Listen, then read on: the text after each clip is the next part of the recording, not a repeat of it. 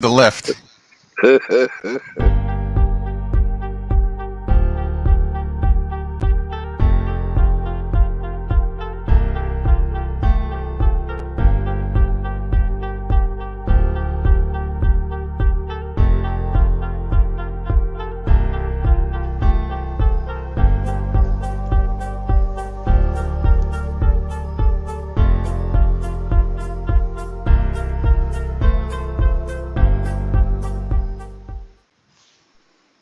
Hello, everybody. Welcome back to Mr. Bill Brown here. Glad to have you out here. And a good evening to you in my time. Today, we have something very, very special, which I'm not going to say anything right now. I got fired today. Snowman is the host. He bought 51 of my shares for 51 cents. So I'm got kicked out of a job. I heard that. And so Frosty is the host today. If you want to outbid him by 2 cents per share, please do. But anyway, we have a good content today, very good content today. Something that a lot of Americans are not aware of. I was not aware of it, and Frosty was not aware of it. Frosty's the one that picked out this video, and we worked hard on this, and we nitpicked it and everything else, and we came to a decision. We're screwed. But again, we'll show you what we're talking about in just a short. So, hold on there. We have a guest here. Okay, so without further ado, we're going to start this right now and get this thing going because this is going to be a big controversy with all these people here. So hang on, and here we go here. Y'all ready? Spaghetti. Okay. Meatball. Put your meatball. Put your gloves on because it's going to be a good one. And I just lost everything. It's over. I looked Yeah, at what you know, that was this mouse, fascinating. no, this mouse is so doggone touchy. I just can't believe it. You know. Like, damn, I still have popcorn left. Yeah. Hi, y'all. Yeah. Hello, So, Jane. Howdy. Hey, Dave. How are you? All right, here we go. Eat your heart out, people.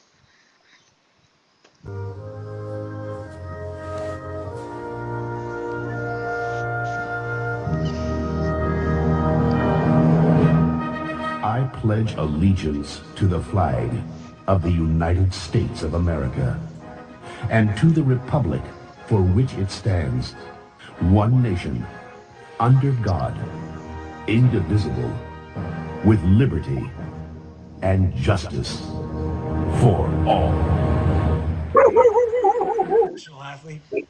I'm going to answer that for you right now. The best job in America, drum roll please, is obviously being a politician. I mean, come on, man.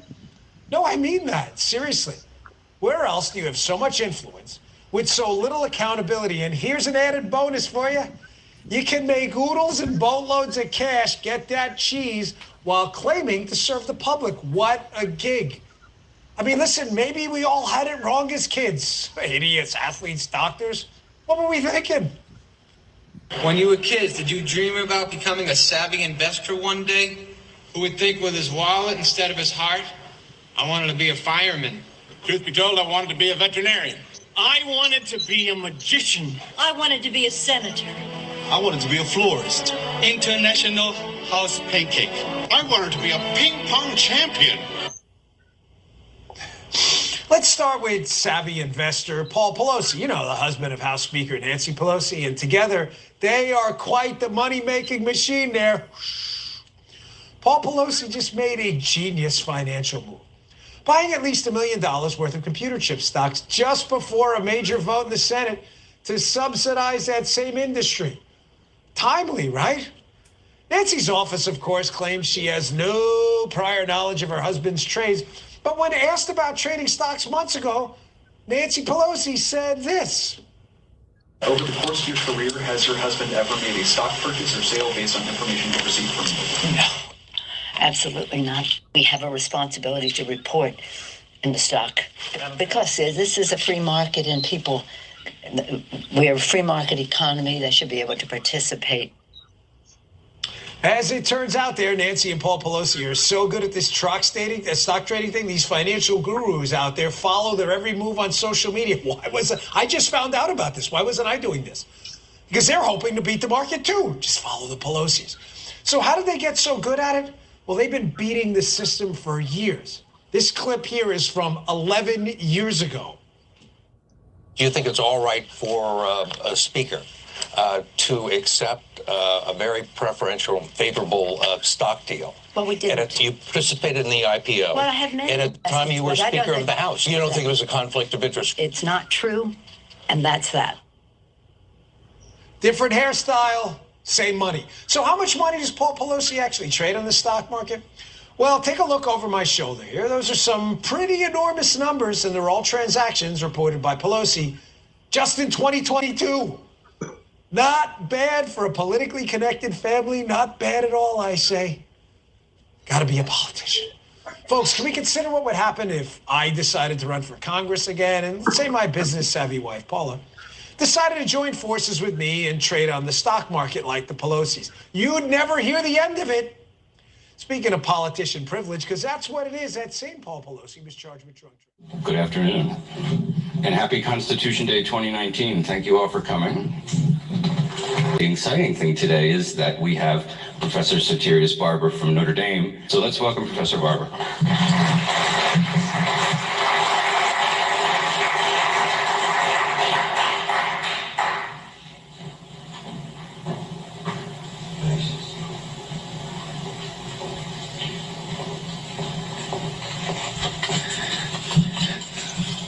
Well, let me start by thanking Professor Justin Wirt for that flattering introduction and for inviting me here. I want also to thank Ms. Amber Murray for making the arrangements, and thanks to all of you for turning out. My remarks today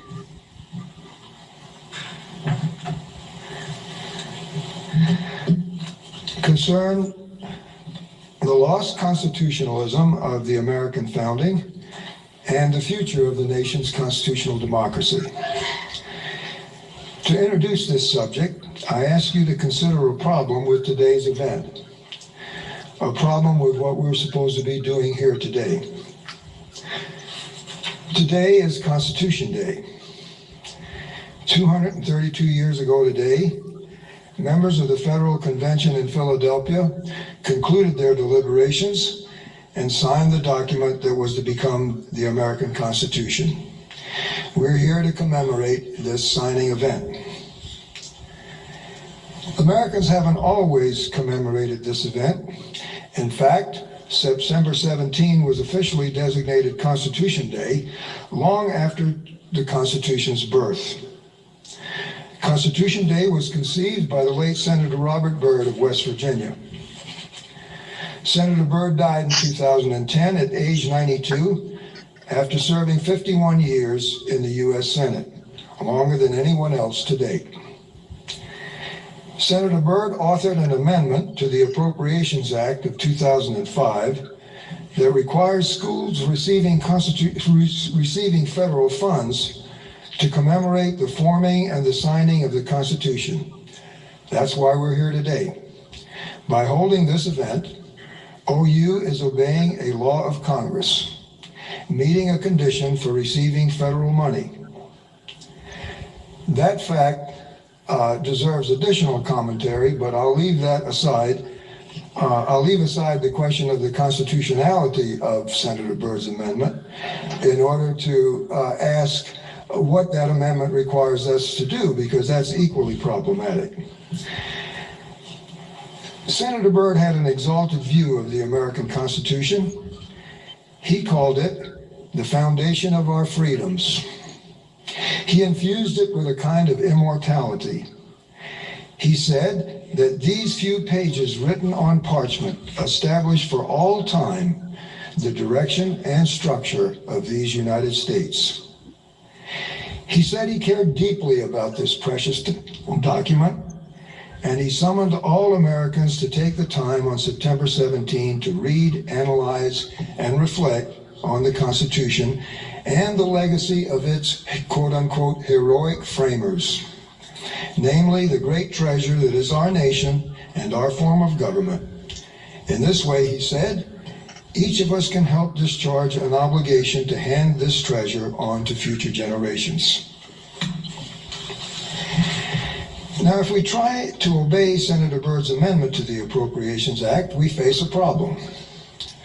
For the amendment asks us to do incompatible things. Senator Byrd wanted us to commemorate not just the Constitution's founding, a series of events that including the signing ceremony of September 17, 1787, he also wanted us to commemorate what the founding ordained and established, namely the Constitution of 1788. But celebrating the founding of the Constitution is different from celebrating the constitutional document. The difference is an important difference. It's not a mere academic matter. It involves contrasting perspectives on the Constitution. It involves different relationships to the Constitution. It involves different attitudes toward the Constitution. And ultimately, it supposes and envisions different kinds of people.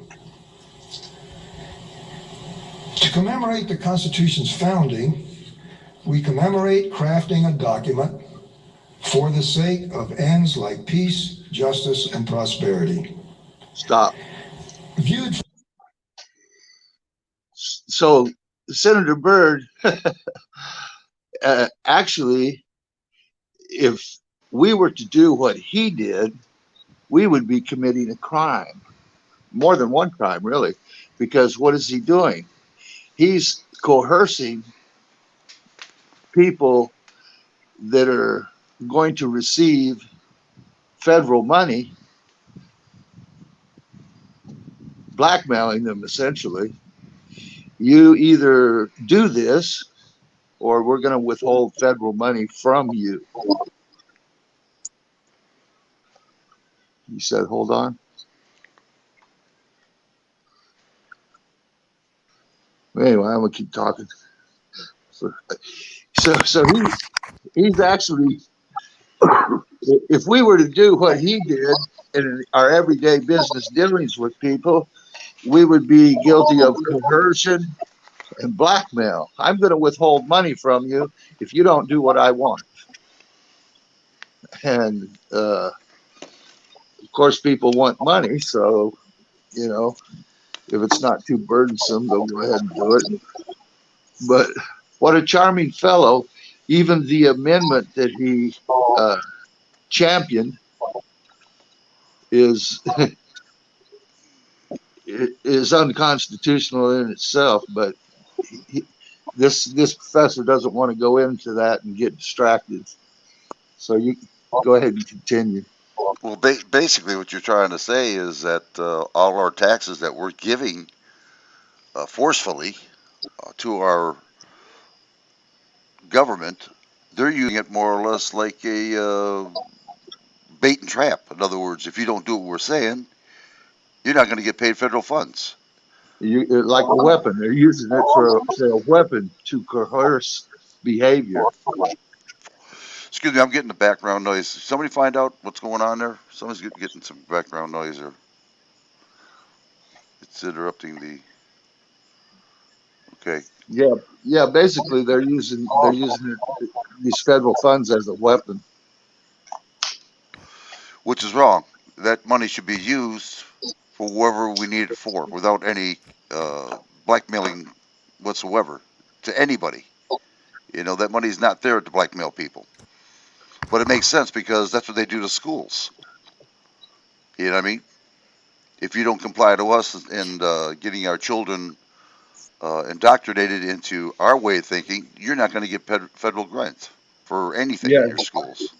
Yeah, it's SOP, standard operating procedure, for how the federal government does things criminally. If we did them. Yeah, exactly. If we did that to the government, we'd be in jail. But yet they can do it to us. Anything to add, anybody, before we start? Yeah, just go ahead, Pulley. Go ahead. I think for every student, it's like $35,000 or $37,000 a year for schooling, and they have the worst scoring around the world, around the country for sure. But yeah, I just wanted to, when you touched on the finances, it's the unions. They all get their money except the kids. None of it goes really to them. So anyway. And behind the scenes, it's I'm going to give you this money, but you got to vote for me too. Well, yeah, and usually senators are fairly cheap to bribe, it seems, but never proven. So I'm going to touch on what Paul Billy said. I agree with what he said. And the reason is because today I was looking up a local school district in my area to see what the superintendent makes. Back in 2018, this person made $143,000, but yet our school can't afford the basic things, essentials for our students. And our kids are coming out pretty much as dumb as rocks, not knowing nothing. I don't understand. I just don't understand. Like, is this really, does someone who is running a school district and our kids are coming out uneducated really deserve $143,000? No, Yeah, it's a but waste of money. an uneducated populace is easier to control. Oh yeah, absolutely. Because if you want to eat, you'll do what they say. Yes, easily manipulated, easy to control. And they touch on education and how it relates to this Constitution later on too. You're going to see that. Guru, did you have something to say? Yeah, just real quick. You mentioned the word weapon. Just to elaborate real quick on that, when you take back and look at the whole picture more from an overview, an overlook, it becomes real crystal clear that government itself is a weapon. That's all I'll say about that. Oh yeah, I would agree with that. Sure would. Yep. And it's not a weapon Agreed. against other governments. It's a weapon to shield elitist-minded individuals to protect them from us. Yep. Yeah, I have to agree. The jackbooted soldiers they have wearing badges, running around protecting them. And I call them tax collectors because that seems to be what they do. Exactly, that's spot on too. It's pretty bad when your children have to go to. How many times in my lifetime, we don't have enough money for toilet paper, or we don't have enough money for crayons or books. We got to shut down our athletic department, football, band, just to make sure that everybody gives them more money, our taxes, just to turn around and say, hey, you don't listen to us, you're not getting paid that federal grant. Here we're thinking they're getting without any stipulation, It's supposed to be there for when they need it. But they're not using it. They're using it for a blackmail type of deal. You know what I mean? Listen to me, or that's something like the mafia would do. I'll break your legs. That sounds like usury. If anybody knows what that word means, I'd like to be educated on it because I know Jesus talks highly against it. Yeah, it's a little bit different than what we're talking about. Usury is Okay. completely different subject. It sounds like it would be appropriate because the word is usury, Right. but we're being used. There's no question about that. We're being taken to the bank. I don't want to sidetrack what we're talking about. Okay, everybody done now? Well, I'll start. Here we go. Say it again when you're ready to stop. Okay. From the founding, the ends sought by the Constitution are external to and superior to both the constitutional document and the government that the document establishes. The idea of ends superior to law is, or at least was, integral to American constitutional thought. Thomas Jefferson expressed it in the Declaration of Independence. Alexander Hamilton expressed it in the first number of the Federalist Papers. And of course, the framers recorded it in the preamble to the Constitution of the United States. The preamble declares that the Constitution establishes a government for the sake of ends like union, the common defense, the general welfare, and the blessings of liberty. This is far from empty or innocuous language. In fact, one can doubt that on reflections, many Americans would choose this language today. I can add to that that very few professional students of the Constitution would choose this language today. 6 justices of the United States Supreme Court effectively rejected this language in 1989. The case was DeShaney versus Winnebago.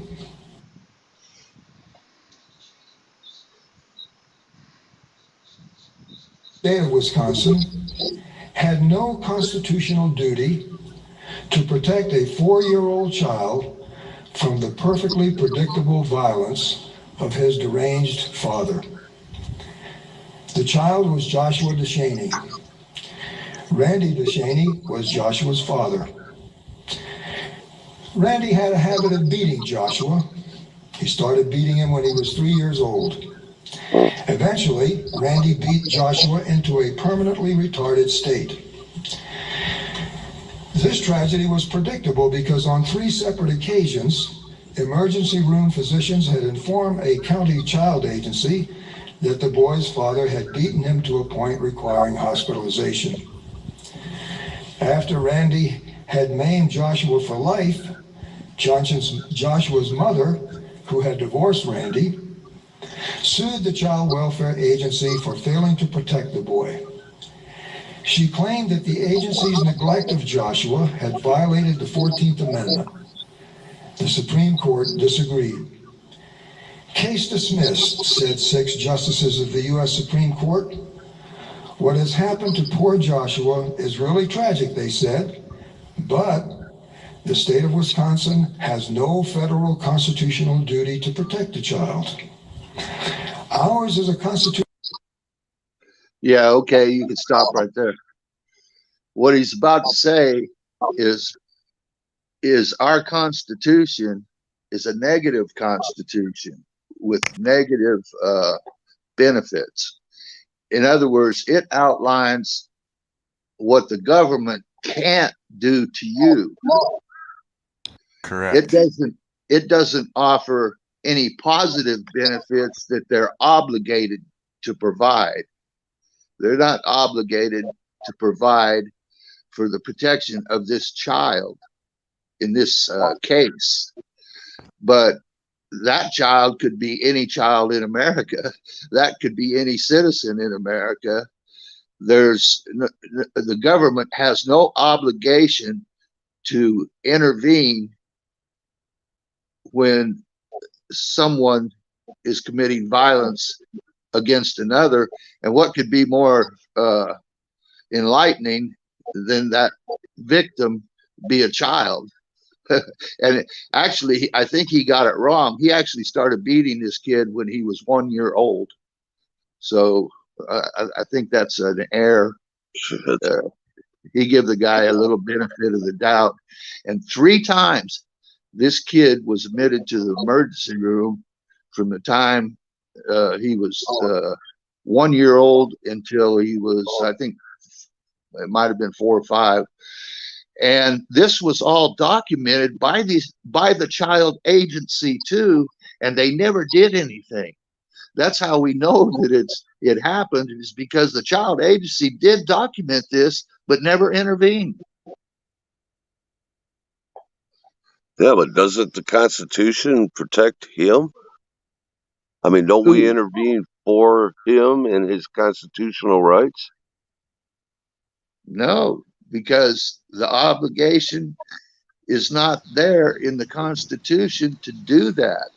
Now, through the goodwill, and most people would intervene, and the government could intervene if they so chose to. But if they didn't choose to, then they don't have to because they're not obligated to. And that's why that's what these justices are saying. And that's why this woman loses her case, because there's nothing in the Constitution that obligates the government to intervene.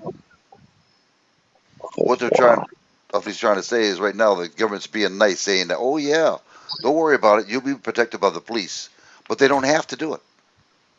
They don't have to do it at all.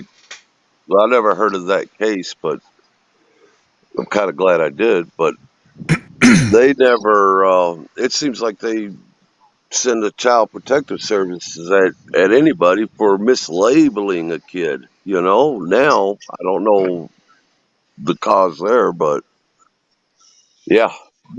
Yeah, see, I can't believe and they'll beat tell a child you, like that and do nothing. and if you watch those interactions between parents and the child agency and the police will tell you that you have to, on a welfare check, you have to produce your children. And in some cases, they get to take your children off and interview them. See, they're not obligated to do that, but they tell you they are. When they kidnap your kids, to interview them without you being present, they're actually not obligated to do this. There's nothing in the Constitution that obligates them to do it. Now, the reason why the court system went like this against the child is because they didn't want to get sued. Yeah, they would open up all kinds of lawsuits coming in from inaction of government employees, like police, child welfare, any number of things. So I'm sure that was one consideration.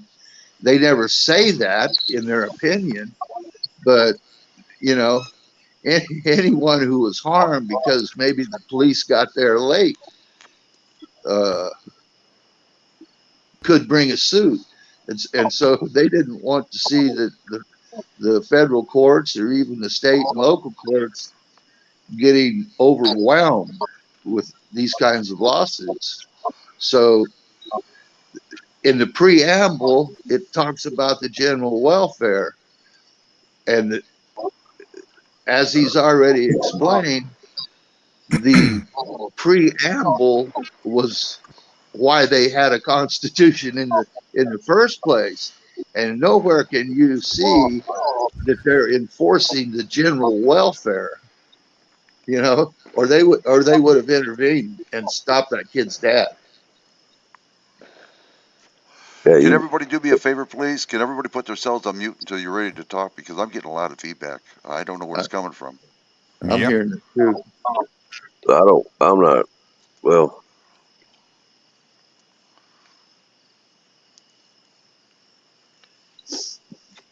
So unless anybody's got to say, we could just move on. Does anybody else have anything to say before I start, though? One quick thing about the obligation factor. Even if it did state in there that there was some kind of obligation, truth be told, on both sides of the fence, for anybody when it comes to obligation and contract, nobody is ever obligated to be operating under contract 24 hours a day, 7 days a week. So it's always based on the specific time that they're performing a function. So even if they had an oath or whatever it was, they don't have to tell anybody at any given time whether or not they are operating under that oath. Neither does anybody else. Again, like you told us before, the United States is a corporation. It's a business. That's right. That's exactly what it is. American people. Nothing. That's right. It's just a business. That's right. Yeah, it has everything to do with anybody who chooses to participate, and that's it. Just like any other business.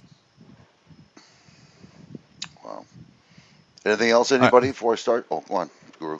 I mean, just a little bit further to that. Yeah, go on. just to ask the question to yourselves: are you obligated to be an American citizen 24 hours a day, 7 days a week? is there anything that actually obligates you to that, other than a belief, something that's actually substantial, factual? Food for thought. Anybody else? I'm gonna say no.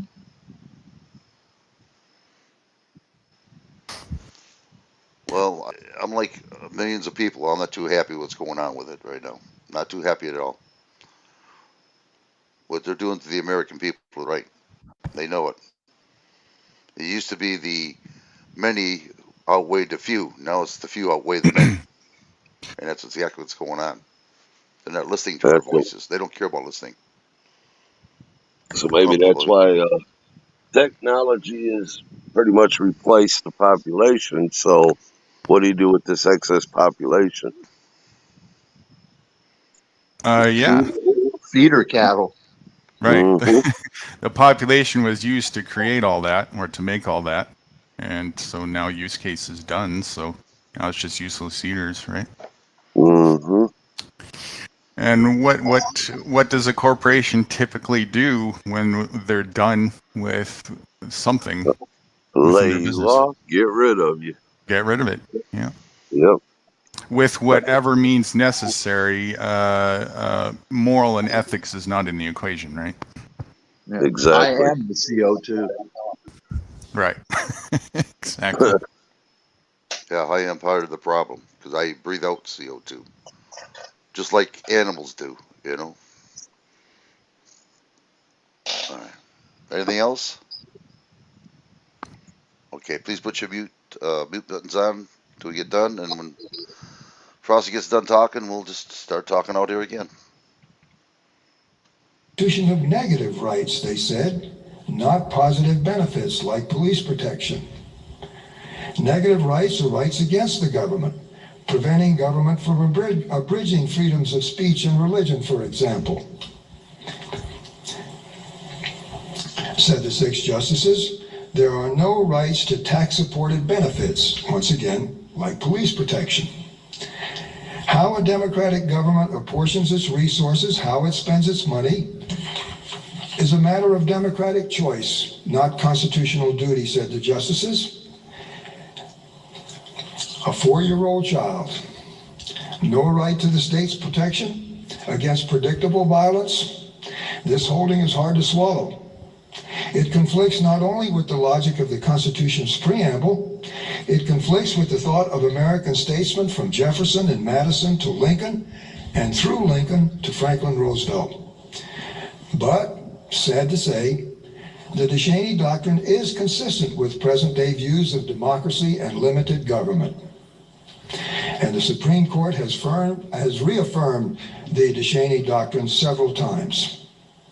Our constitutional rights are rights against our governments, not rights to governmental benefits, not even the benefit of police protection. Or so goes the constitutional thinking that currently controls the federal judiciary. Let me emphasize again that the Constitution says something different. Without mentioning anything about rights against the government, the Constitution's preamble lists good things like liberty's blessings, the general welfare, and the common defense. It implies that government is needed for the actual enjoyment of these good things, and it dedicates the national government to their pursuit.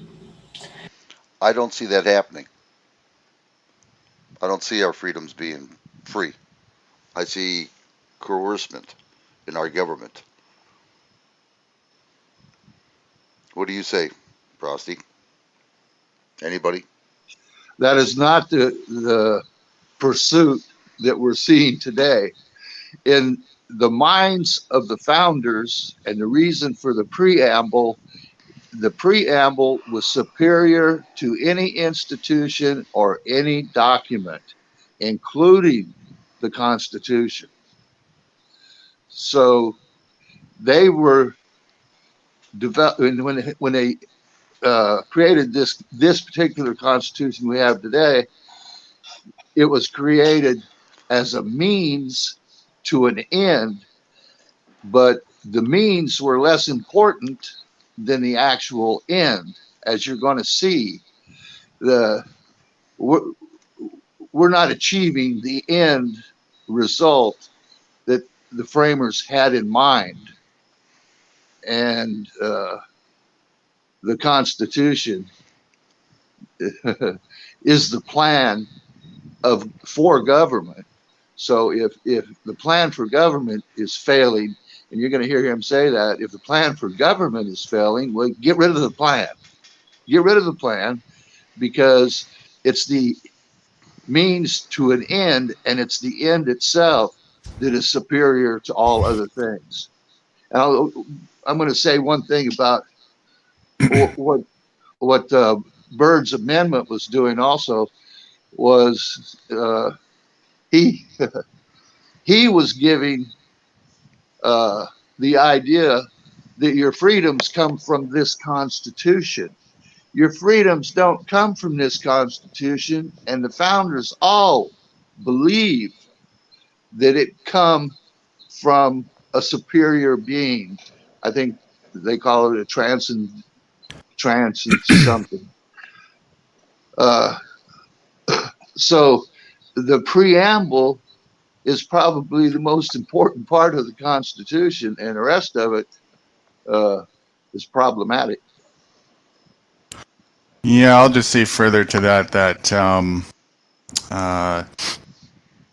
by design, the workings of that system and that function of the Constitution and the corporate government that's in place is not failing at all.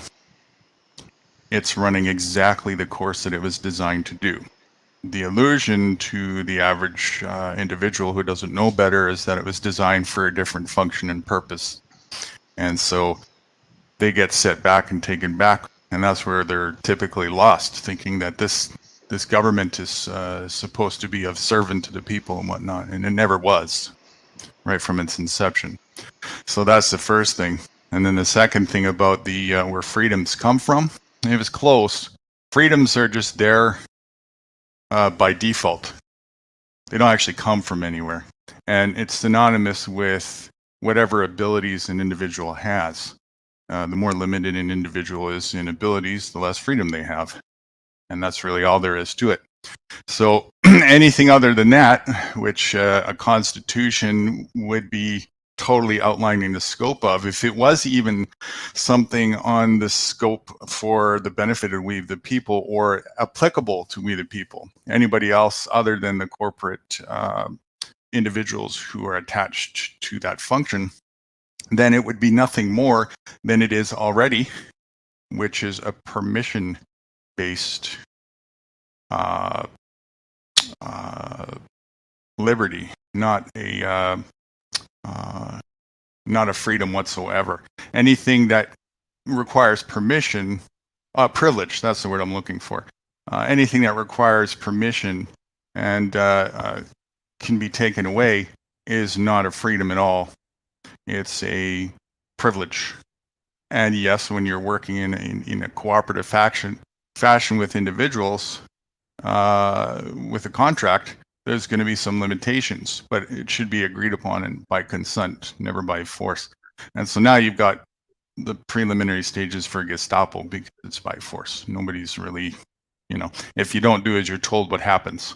You end up in a cage, perhaps under the threat of violence. And if that's the case, then you don't have freedom at all. You're actually in a cage before you start, right from the get-go. Yeah, I've heard you say that while it's working exactly as it was designed. I would take issue with that a little bit. It's depending on who you're talking about as one of the designers and depending on the time period, because some of them had good intentions and saw that preamble as the basically guide for how this written document should be enacted. Mm-hmm. Some of them genuinely did believe that. And but it depends on which founder you're talking about, and it depends on which time period you're talking about, because some of them flip-flopped a little bit. But to say it's working as it was designed, it's working in the minds of people today, how they think it was designed, and it's whether they actually believe it or not, it's for their benefit to make it operate today the way it is operating. It's to their benefit, it's not to our benefit. Right. Let me try and clarify what I mean specifically, because you're correct. Definitely, there would have been some different levels of people with different intentions, just like there is in any different corporation or company when it's being created. What's important to understand is, regardless of those, the design itself is a corporate design, and a corporate design by default is not in conjunction, in harmony with cooperative function. So right from the get-go, it sets the stage for dysfunctionality and also harm and loss for anybody who participates. Yeah, you're right about that, because back in the founders' time, they were used to dealing with charters, and charters were basically a contract from the king. Right. So you could say it is a contract for sure. Yeah. So that was that kind of design was something they were familiar with, and they incorporated that a lot into this document and into the structure of this document, because because that was the current thinking back in that time period.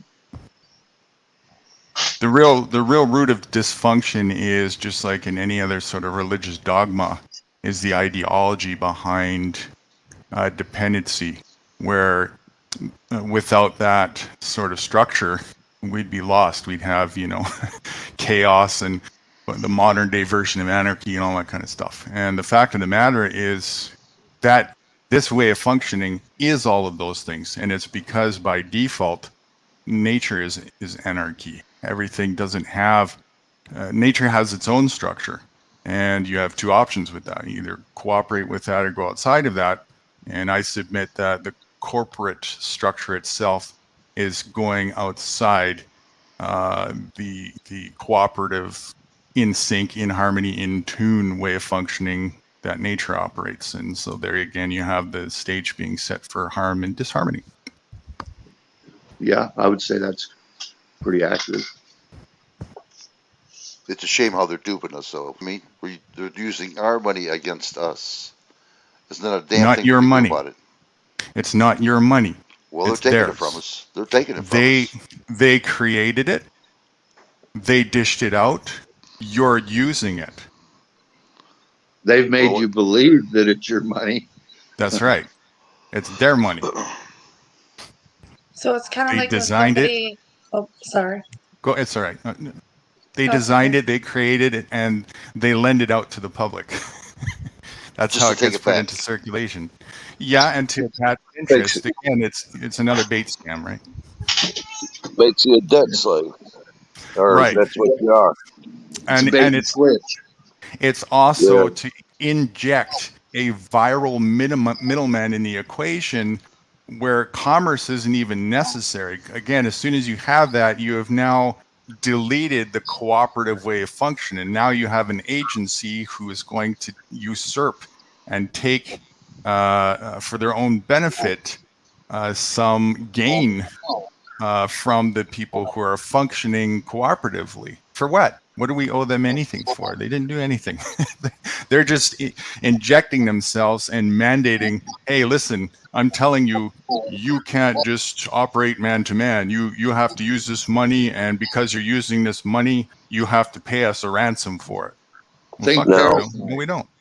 Think parasite. They're just parasites. Yeah, I was just going to say, now that kind of sounds like usury. Hey, you got it. You got it. Hit the nail on the head. I knew we'd learn that part of that. I was hoping. I'll go back on mute here. Mary Jane wanted to say something there.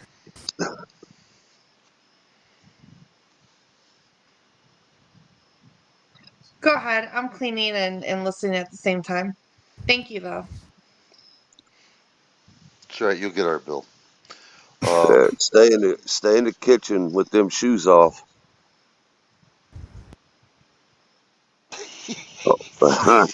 Yeah. Oh, you're lucky in that one. I felt cold shoulder from here. Go to hell.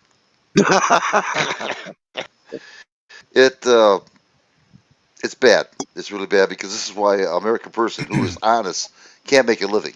You have to be a crook, an actual crook, just to make money.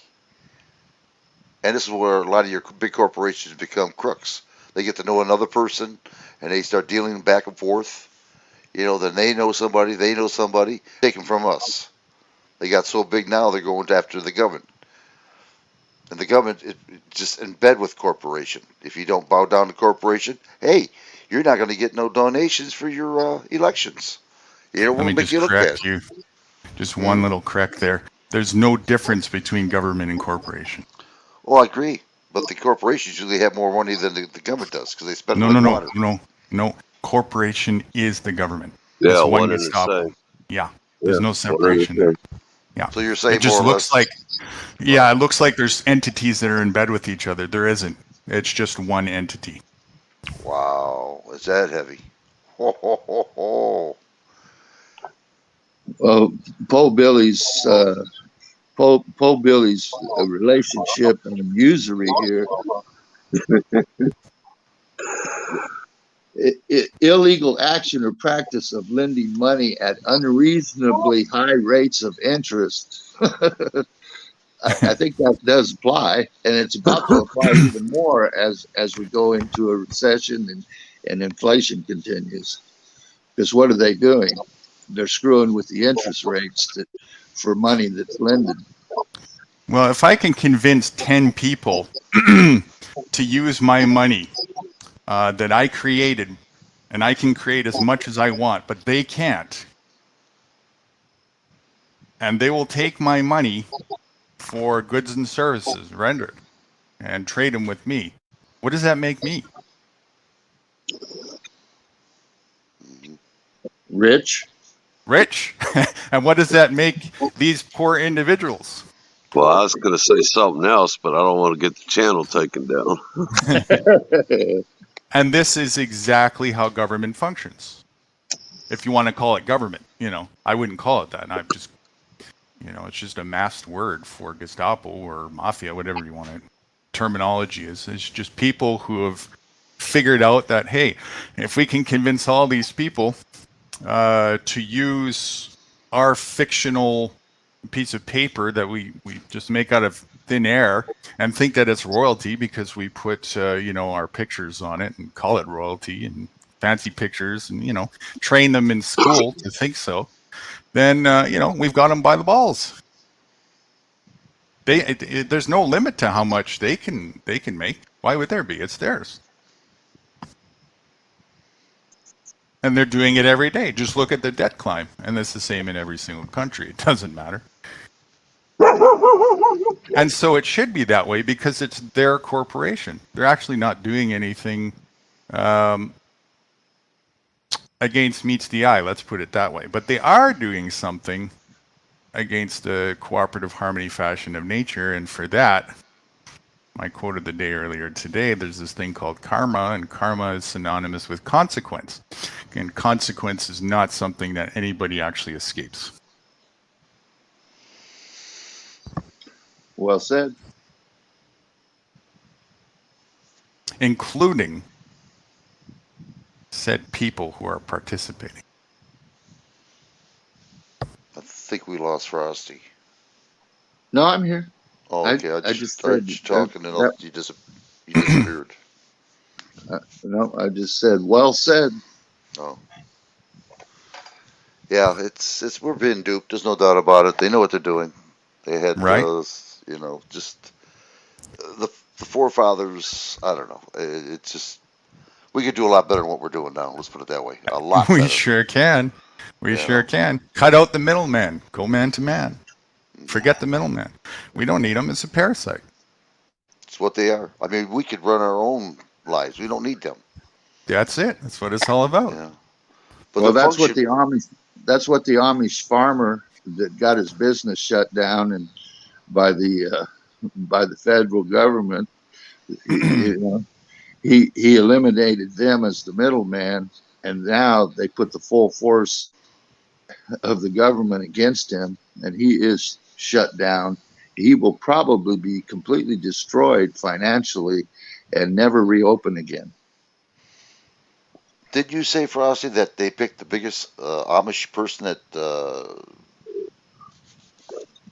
Yeah, had the according money? to the information I was able to receive, he had the largest membership operation of its kind in the country, and that's what got the attention of these federal people to begin with. And they just went in and said, well, you're no different than a retail store the way you're operating. And the Amish farmer made some mistakes. He did. But to crush him like that, they're doing it to make him an example and discourage anyone that wants to go out and be self-sufficient on the land. Yeah, So, that's it. you know, anyone who is doing that currently or contemplating doing that should know full well with their eyes wide open what the result could be, because they want to make him the example, you know. Right, but I'll also give you another example is like Waco. Look what they did to Waco with all the military, or the ATF and the FBI. Oh What yeah, they happened? brought in If tanks. you agree with them or not, whatever their case is, but they were self-contained. They maintained. They didn't hardly go into town. Well, that Koresh did, but that's another thing. He went into town 3 times a week, so they only wanted him, so they waited for him to be around all of the kids. Just like Ruby Ridge, Randy Weaver sat up there and maintained, lived, didn't need nothing outside the world, but they couldn't have that catching on, because if that caught on and we started waking up to this, what we're talking about now, where do you think it would be right now? There probably would not be a government. But, you know, they stumped that out, shot the kid in the back and the dog and the mother, and, you know. And hit it. Yeah, well, Talked no, about they it. didn't hide it. They No, I didn't mean, hide it, what you I mean know, by but hiding it, what I mean is they talked about it and all of a sudden just disappeared. yeah, they do that all the time. Hmm. It's a blimp on the radar. If you didn't catch it, you don't never hear about it. So yeah, I can. But anyway, that's so they have the boot on the back of your neck now, right now. So if I decide to say screw, I disconnect from outside, disconnect the power, everything, and don't need anything from outside of these 4 walls, they're coming to my house. So I'm not safe no matter where I go. And that's what people struggle with, because they're looking for some solution to that. And there is some answers to it, but ultimately, at the end of the day, we're mortal. Oh yeah, we're gonna meet the maker. There's no doubt, and so will they, the ones that are doing this. It's coming down to a head. I'll tell you that now. Something's going to give, and I have As a I feeling. say, oh, sorry. Go on. No, go ahead. Go on. No, go on. All right. They tested. I just said, as I say, everyone has their turn. Right. Yeah, they tested the waters about a week or 2 ago. That's all the news was saying. Civil War, revolution. That's all they kept saying. All the same talking points. Yeah, they're Try trying to see what to they can gin up the public. They're trying to gin up the fear, gin up the public. Right. For, Now you've got these young black kids doing videos in their car talking about shooting Whitey, kill Whitey, blah, blah, blah, all that hate rhetoric. And now what happened? Memphis happened, amongst others. But Memphis was the latest that I can remember. And now that's catching on. There's copycat crap going on right now in this country, and people are oblivious to it. Right. Let's take an objective overview again. to discern why. Why is it that this is going on at this given time? Any ideas? Because our government is allowing it. They want No. this. They do We're want it, talking- yes. I'd say because they're having a harder time controlling it. Maybe. War generally follows a pandemic. That's true. Now, why do they want that? Why are they propagandizing everybody like they usually do to make this happen? What's the goal here? To rely on the government. To create more anarchy and more violence so they can crack down and control more. I'd like to say that maybe thin out the herd. There you go. There you go. Both of you are totally correct, but the ultimate thing is the easiest way to call a herd is to get the herd to call itself. So back to that example that I gave you, if I'm the quote unquote ruler, or the guy who's creating all the money, and I'm getting you to do business with each other with it, and I'm I decide I rule the roost because of that. At some point, if I decide my objective is over, whatever that may be, I can use that same tool, that same system, just me against the herd. It's going to be a pretty difficult challenge here. And why would I bother with that when I've got everybody under my thumb and I can just get everybody to do the dirty work for me? Right. Stay them ivory towers and let the surf begin. Right. I mean, look at it this way. If you have 7.8 billion people and you even proclaim that you have a genocidal agenda to reduce it down to, I don't know what the real number is, but I've seen as low as 500 million or whatnot. Let's say it's even 1/10 of that or whatever. How are you going to accomplish that when you're just a small group of people? The only way you can accomplish that is with a lot of people doing that work, cooperating to do that for some incentive reason, and money, of course, is the number one when it comes to that. Yeah, I was just going to mention, like in Pakistan now, or about 3 days, maybe 4 days back, they got the estimated number of about 10,000 people died over a flood in Pakistan. Who would have thought, right? And then some flooding also in South Korea, if I'm not mistaken. So, I mean, yeah, it ain't going to be hard for them to bring this population down. And I mean, another invisible killer. Yeah, what do you think? And then all these, I'd like to say more, but yeah, I'm gonna get out of here. Well, apparently they don't need us anymore. Now they got the robots going to take our jobs. They're trying to eliminate everything. There's not going to be any school teachers, really, eventually.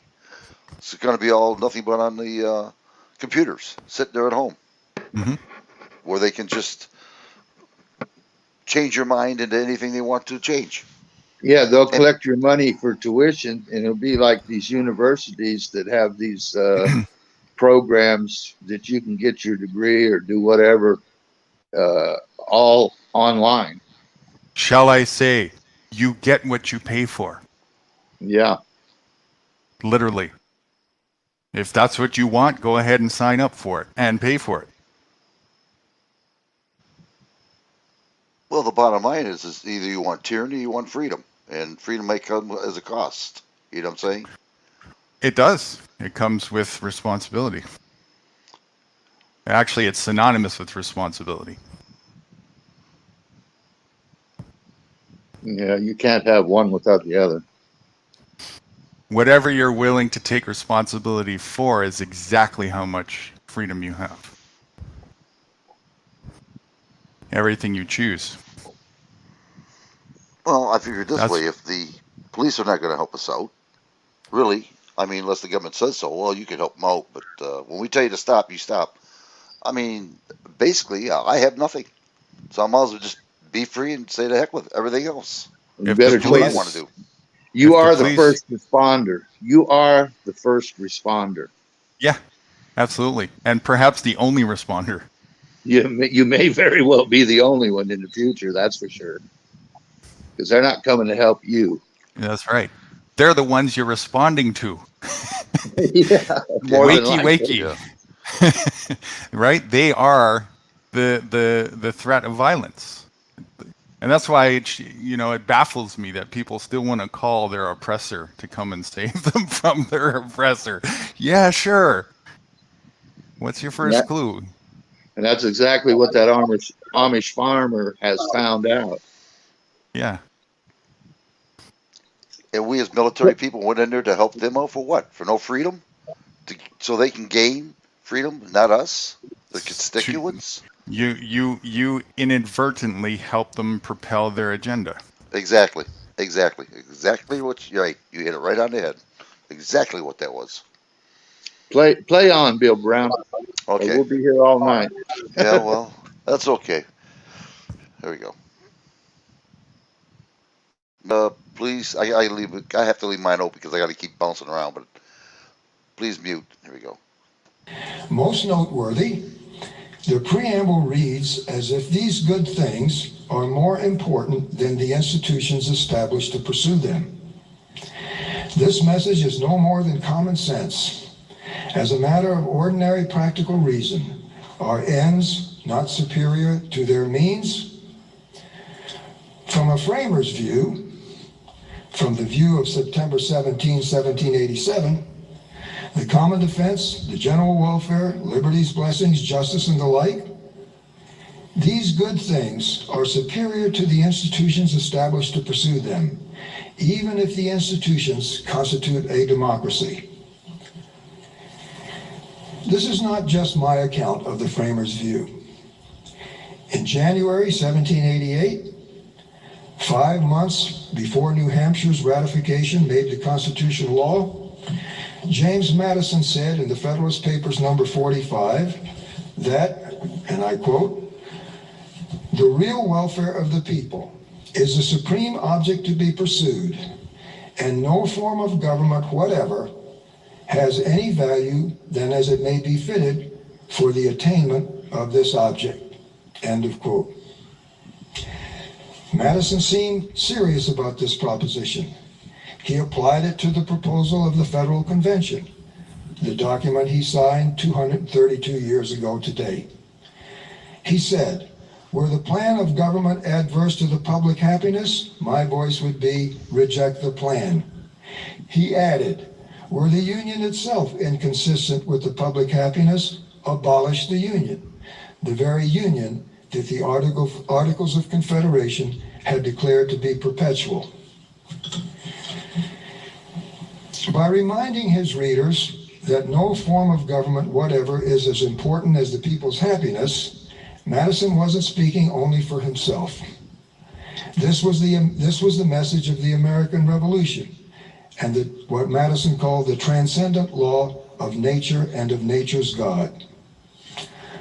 All this conflicts with the DeShaney Doctrine.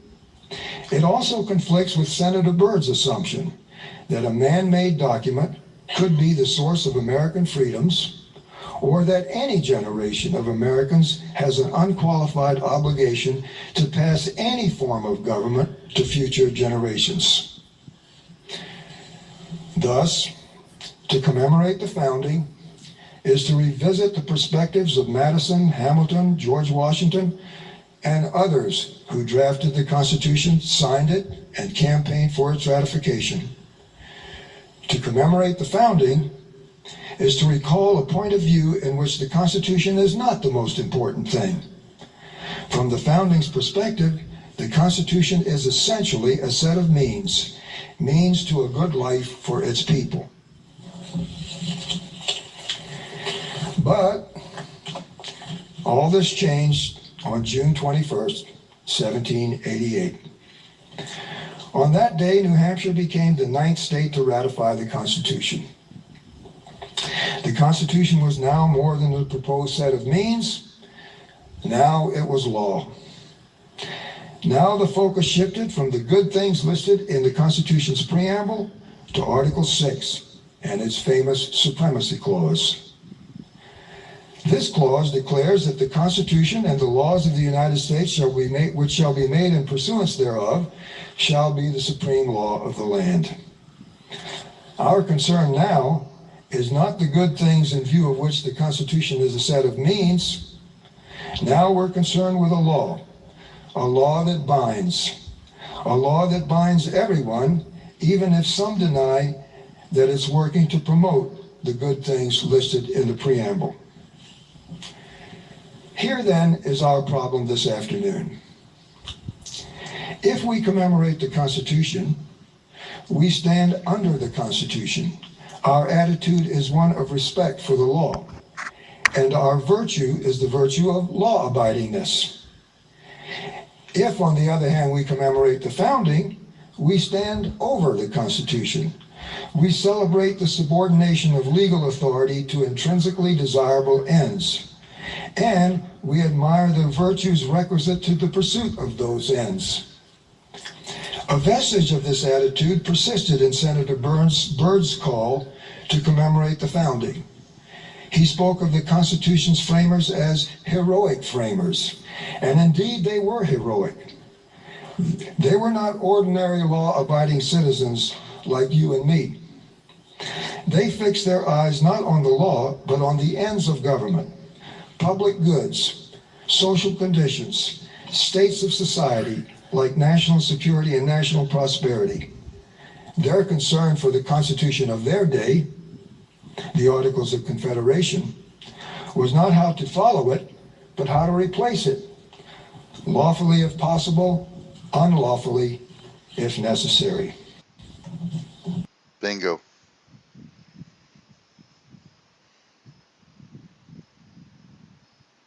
Anything to say there, Frosty? Yeah, I had my mic on, didn't realize it, or off. But yeah, the original Constitution was the Articles of Confederacy, is what it was called. But as he said, they were not fixated on following it. If it wasn't working, they're going to replace it. And that's what they did. They replaced it with the Constitution that we currently have. Now, he's going to go on to explain here how that happens and how they break the law of the day. In their day, they had to break the law in order to bring this new Constitution, the one we have today, into being. Well, if you break the law, you're committing a criminal act, obviously. So that's exactly what they did, because the Constitution was a plan for government and how it should be structured and operate. And if it's not operating as designed to produce the benefits desired, then you have to break the law in order to correct it. And that's exactly what they did. And he's going to go on and explain that. That's all I have to say about that, I guess. Anybody else? It's interesting how they would have had that view. Thing about it is, we've had many discussions about the word law. And so if I use the correct semantics and to get a better understanding, what we're really saying is we have to break the rules. But here's the other kicker. It's not a crime to break your own rules. And No, it's also only valid by consent. Any rules, the first inception, the second inception. Otherwise, like even the word rule is the problem. You either have two things. You have contract or you have rule. One or the other. And if you have contract, everything's fine. That's cooperative. If you have rule, unless rule means basically by force, you know. If it's rule by consent, then it's not rule. It's contract. Well, keeping in mind that these people were the leaders of the day, and nowhere, I mean, leadership is a complete study all in its own, and nowhere do you find in leadership that the leaders get to break their own rules. I mean, they tell you quite the opposite, that you should set the example and lead by example. You shouldn't do something that, Let me use an example. Let's say I make a brick and mortar company. It's an ice cream shop, and my rule is 7 o'clock we close. Can I break my own rule and stay open till 8? Yeah, you can. Of course I can. And am I a criminal for doing so? No. well, And can I? if your rule is considered law, and I mean, this is where you get the semantics back and forth, because if you break a law, then you're a criminal. So Define law you, then. You have to yeah, define law. okay. So this is where we get into semantics and get into the weeds, because so what is law? It's Right. whatever somebody says it is, right? Exactly. I propose that Well, there is no such thing even. It's a fiction. Other than the only real law and the real authority is nature. Sorry to cut you off. Please finish. no. That was perfectly spot on. Yeah, well, wasn't that all put in place in, I think, 1787 in Philadelphia? Yeah, that's And when they. out of the 13 states, Rhode Island didn't even bother to show up. I don't know about the other 12. I'm just Yeah, trying to draw. he's going to explain that they had a certain rule or law that all the states, in order to amend the Constitution, I believe, all or the Articles of Confederacy, they all had to agree to it. You couldn't just have partial participation of states. You had to have all the states participate. But they even broke that law in order to get the new Constitution into effect. And So, because it's their corporation, they absolutely can. and they did. And they did. Yeah, But I you think they did. But you I couldn't think they did conduct for your some of affairs the other today. You couldn't conduct your affairs today like that without being thrown in jail. That's the thing I'm trying to make. The point I'm trying to make. They were extraordinary individuals in that regard, because you're operating on two different standards: their standards and the ones they allow you to have based on their rules. Which I submit both of them are still theirs. Yeah. And that's the whole point of the matter. Because it's their corporation. I hate that name, corporation. That is a bunch of bullshit. I'm seriously, I do. I hate that name. This is not a corporation. It's supposed to help the American people without a corporation. It's what Here's we the want kicker, to though. do. You see how you just said American people? Yeah. You see, Well, you're lying Well, to just to- yourself when you say that. And what you are by default is you're a man or a woman, and then you have options. And one option is to operate in capacity. Capacity means position, if you so wish. In any capacity that you want. By default, you have the ability to do so. That's a law. That's not something that I made up or man made up. And so if you operate as through the contractual agreement of a American citizen, that's a franchise of America, then of course you have the contractual obligations to go along with that. It's a stupid capacity position to operate through, because if you look at it for what it is, it's synonymous with captive and prisoner of war or feudal serf. And basically that's what they were saying in the Federalist Papers, that it is the natural law of men, the natural law that gives men their rights. That's Nature itself. Yeah, and that's exactly it. Nature itself. And I submit that if we're going to use this word law in a logical function for the way that it is, law itself can't be broken. Only rules can be broken. Well, whatever in nature happens in nature happens because it's the law. It's the law of nature. there's a lot of talk today about hypocrisy, but you can see at the very founding of the Constitution all the hypocrisy that was created in order to do it. That's what they call it, the rule of law. The rule of law. That's right. Yeah, the rule. The rule of law. In other words, the descendant of law, the fiction of law, law incorporated.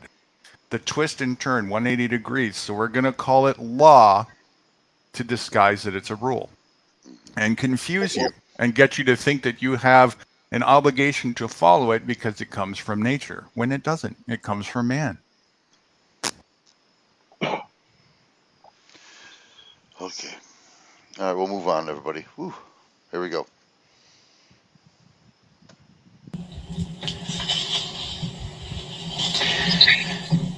The founding generation replaced its original Constitution because it wasn't working. When I say the Constitution wasn't working, what I mean is that the government that the Constitution established, the original Constitution established wasn't working. The government wasn't working. The Confederation Congress was not working to secure America's credit abroad, a vital element of national security. It wasn't working to open the Mississippi River to American shipping. It wasn't working to maintain a stable currency and the confidence of investors. It wasn't working to prevent domestic disorders like Shays' Rebellion and economic conflict among the states that could eventuate in civil war and even a return to foreign domination, a concern of the age. So, America's founding fathers disestablished their first Constitution, and to do so, they had to act outside the law of their day. You all know the story. Amending the Articles of Confederation required unanimous consent of the 13 states. This requirement made amendments practically impossible, so the framers ignored it. In convention 232 years ago today, they signed a new constitutional proposal. This proposed constitution would go into effect upon ratification by only 9 of the 13 states and only among the states that were ratifying the Constitution. The framers then sent the proposal constitution to the Confederation Congress to be forwarded to the state legislatures and ultimately to state ratifying conventions. These ratifying conventions represented not the state governments, but the states' electorates. And the convention eventually adopted the new constitution in the name not of the state governments, but in the name of their constituents. All this was accomplished not just against the law of the Union, but outside the laws of the 13 states. They broke the law. They broke the freaking law right there. They should have never even changed it. It's their corporation.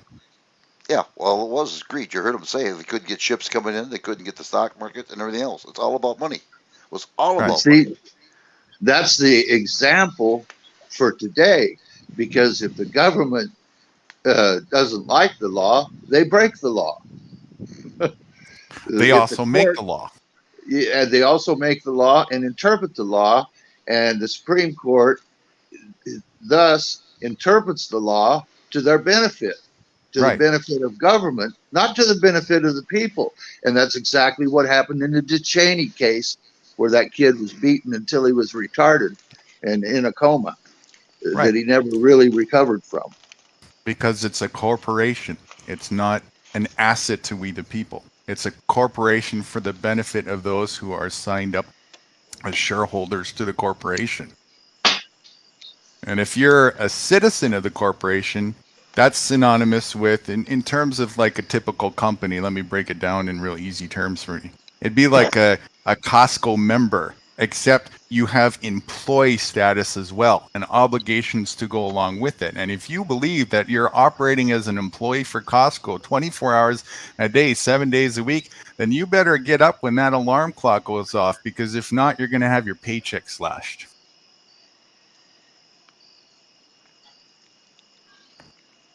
Or you could just quit being a frickin' employee 24 hours a day, 7 days a week. Here's another way to look at it. Let's say you want to sign up for a baseball team or a hockey team. Before you signed up for that team, we'll call it, I don't know, Team Norwood. Before you signed up to be a team member on Team Norwood, were you a Norwoodite? No. What were you? You were just a man or a woman.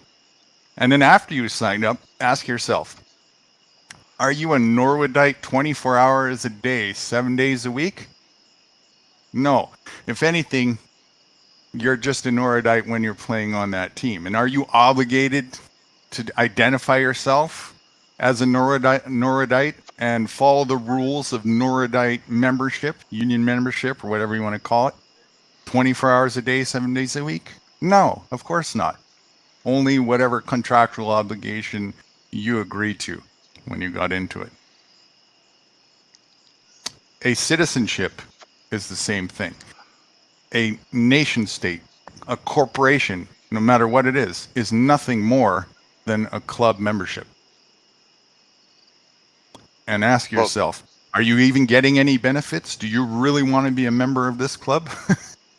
So your position, and applying it back to the Constitution, your position is one under the Constitution, especially in this situation. Correct. Especially in this situation here today, where they're deciding whether they should commemorate Correct. The Constitution or commemorate the founding of it. If you commemorate the founding of it, you are in a superior position to the Constitution, based on the preamble design, which is basically the design of nature. Is what they're saying.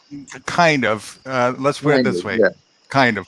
So again, as your default state is you and nature, and there's no extra contracts by default. It's just we are existing, man and nature. There's the land is here, the water, the sky, so on and so forth. Now back to the previous example. If you decide in this arena, we decide as a group we're going to have teams play against each other in a sport. Well, that sport is going to have a league, and that league you can say synonymous with a corporate league. It's a corporate way of functioning. And in that league, we're going to have a board of directors, and we're going to have a commissioner. We're going to have rules. And so you go and you play in this league. While you're playing in league, your capacity as a player, you're a member. You signed up and you probably paid some membership dues, some taxes. Now, the question is, are you obligated to play in that league 24 hours a day, 7 days a week? Or is your default the default and it remains the same, and you can withdraw your consent to participate at any given time, because by default, your default can never be taken away? Yeah, so you can quit at any time you decide to. Of course you can. Because you're a free man. Right, or woman, and so or whatever. So there's your freedom. Your freedom is by default. So, and now you can, because by default, if you want to, go in and out of contracts, leagues, if you want, as much as you want, as long as other people are consensual to that, of course. All the time. You can go whatever suits your purpose, for your benefit. You are the sole decider for that. And if you're not aware of that, then the only thing that's going to happen to you is other people who are aware of that are going to take advantage of you. And tell me that isn't exactly what's going on with most of the people right now. Oh yeah. Well, absolutely. Like a corporation, let's say, well, I can't say the name, but let's say you're working for a company, all right? Yeah. And you walk in there and they give you all kind of benefits. Oh, yeah, you get this, you get that. But then if you're in a union and they bargain with the company and the union, and they make a law under contract saying, well, your benefits are going to be taken away, you're screwed. That's it. You are. So, but you're only screwed for as long as you decide to, to go participate with them, right? So at any given time, you have the ultimate say and say, "Fuck this, I'm out." Just the way the government is. Just the way the government is right now. Now, here's what's going on where it's wrong. What the government wants to do to anybody who figures this out is they want to say, no, you can't be in your default capacity. You have to come and play in our turf no matter what. And that's by force. That's no longer consensual. So now that's an act of tyranny and war. And now it becomes a responsible obligation or a duty, if you will, for the man in the default capacity to respond to that. And however responsibility, however far you're willing to go with your responsibleness when it comes to that, is how much freedom you maintain in your default position. But this is what the government doesn't want, because if you do that, they lose power. They lose money. They lose the tyranny over you. They lose you as an employee. They lose you as a staff member. They use you as a slave. They lose the ability to coerce you. To control you, to coerce you, to usurp energy, your attention, your focus. All for what? A narcissistic prop-up of fictional celebrity status, if you will. I'm a president. You're all going to eat crickets. You're all going to eat crickets. You hear me? Yeah. I'm a president because I have 800 million naive slaves that are bowing their attention to me. But not legitimately, because they don't know any better. So it's not, what kind of bullshit is that? So it kind of just gets me as well with this whole like royalty going on right now, that there's still, with everything that's gone on in the last 2 years, that anybody is even paying attention to that is exactly a showcase of how asleep people still really are. Later on, I'll show you my latest video other than this one. With that one. Yeah. Sure. Well, you see it, Frosty? What? Did you see my latest video on that? No, I looked. I didn't find it. You didn't find it? Really? Yeah, maybe I made a mistake, but I'll look again. Don't get excited. I'll look again and see what. Well, because I wanted to see that. Oh yeah, I know I had to get some people are not too happy. I'll bet you 2-1, but it's legit. Yeah, it's out there. It's out there. So it's called Celebrities Are Paid Performers. Go on. So that's a great way of looking at things from overview as well, is look at America and Canada or whatnot as more like that. Team America, Team Canada. Now that might sound great. Oh yeah, I want to be a part of that team or whatnot. No, you don't. Especially when your capacity is breadcrumb janitor level, even below janitor level. You don't want to be a part of that. You don't want the crumbs that they give you in exchange for what they usurp. It may look fun for a little while to go on the battlefield and kill each other, because that's what they're doing, right? Really, it's a sports team. The only difference is it's not hockey, it's war. It's literally all out in the battlefield, man versus man out there in command of their team commanders. You're ultimately the bottom feeder. Exactly. And you even put uniforms on. And celebrate. Right. And you have a flag, just like other teams, right? That's all it is. Now, just like any other team, if you look at it from the any National Hockey League or whatever you want to call it, any type of sports league, there's a commissioner at the top, and there's a commission at the top, and all those guys there are sitting there watching everybody else battle it out, having a great time, cheering each other, doing cheers to each other with their expensive wines at your expense while you're on the battlefield killing each other. Yeah, they're earning millions of dollars to sit back in the chair. They're actually like the people in the stands at the Roman Colosseum. Right. And you're the gladiator on the field. Right. Yeah, and they write the rules. Yeah, one day of war makes more money than 1 year of peace. So, right? of course, they're sipping the finest wines. Right. It makes a ton of money. And they write the rules. Guess what? Just like any other league, they write the rules for both for the whole league.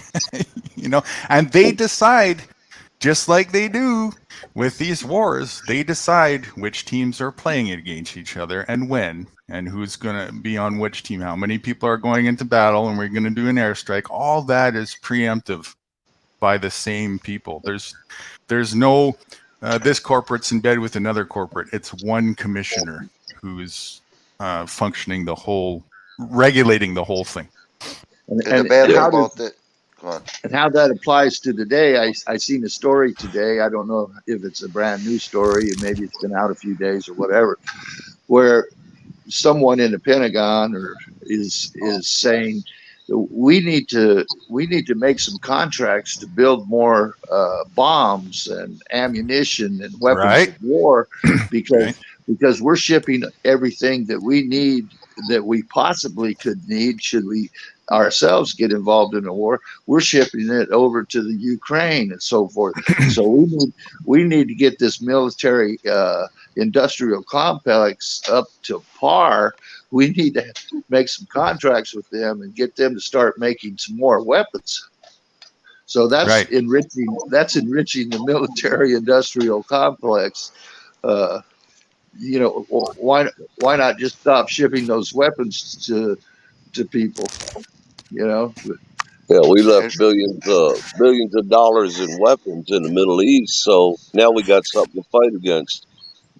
Yeah, we got to gin up the money making machine for the elites now, and get these contracts in place and start making these bombs. But don't worry, you bottom feeders. Don't worry. We got it handled. You eat the bugs, you know, and they eat the meat, you know. Don't worry about it. You know, just you got to suffer. You got to suffer through this now. We won't, though, but you have to, because we're a corporation. And you're part of that corporation. If you want to listen to us, bugs. And we're looking for a few bullet stoppers too, by the way. So, we need some shields. Please sign up. Please sign up. But you get a uniform with it. You'll get a uniform for our corporation. Oh, I'll tell you, you look snazzy when you become a bullet shield. You'll even get some medallions and stuff, you know. I want freedom by default.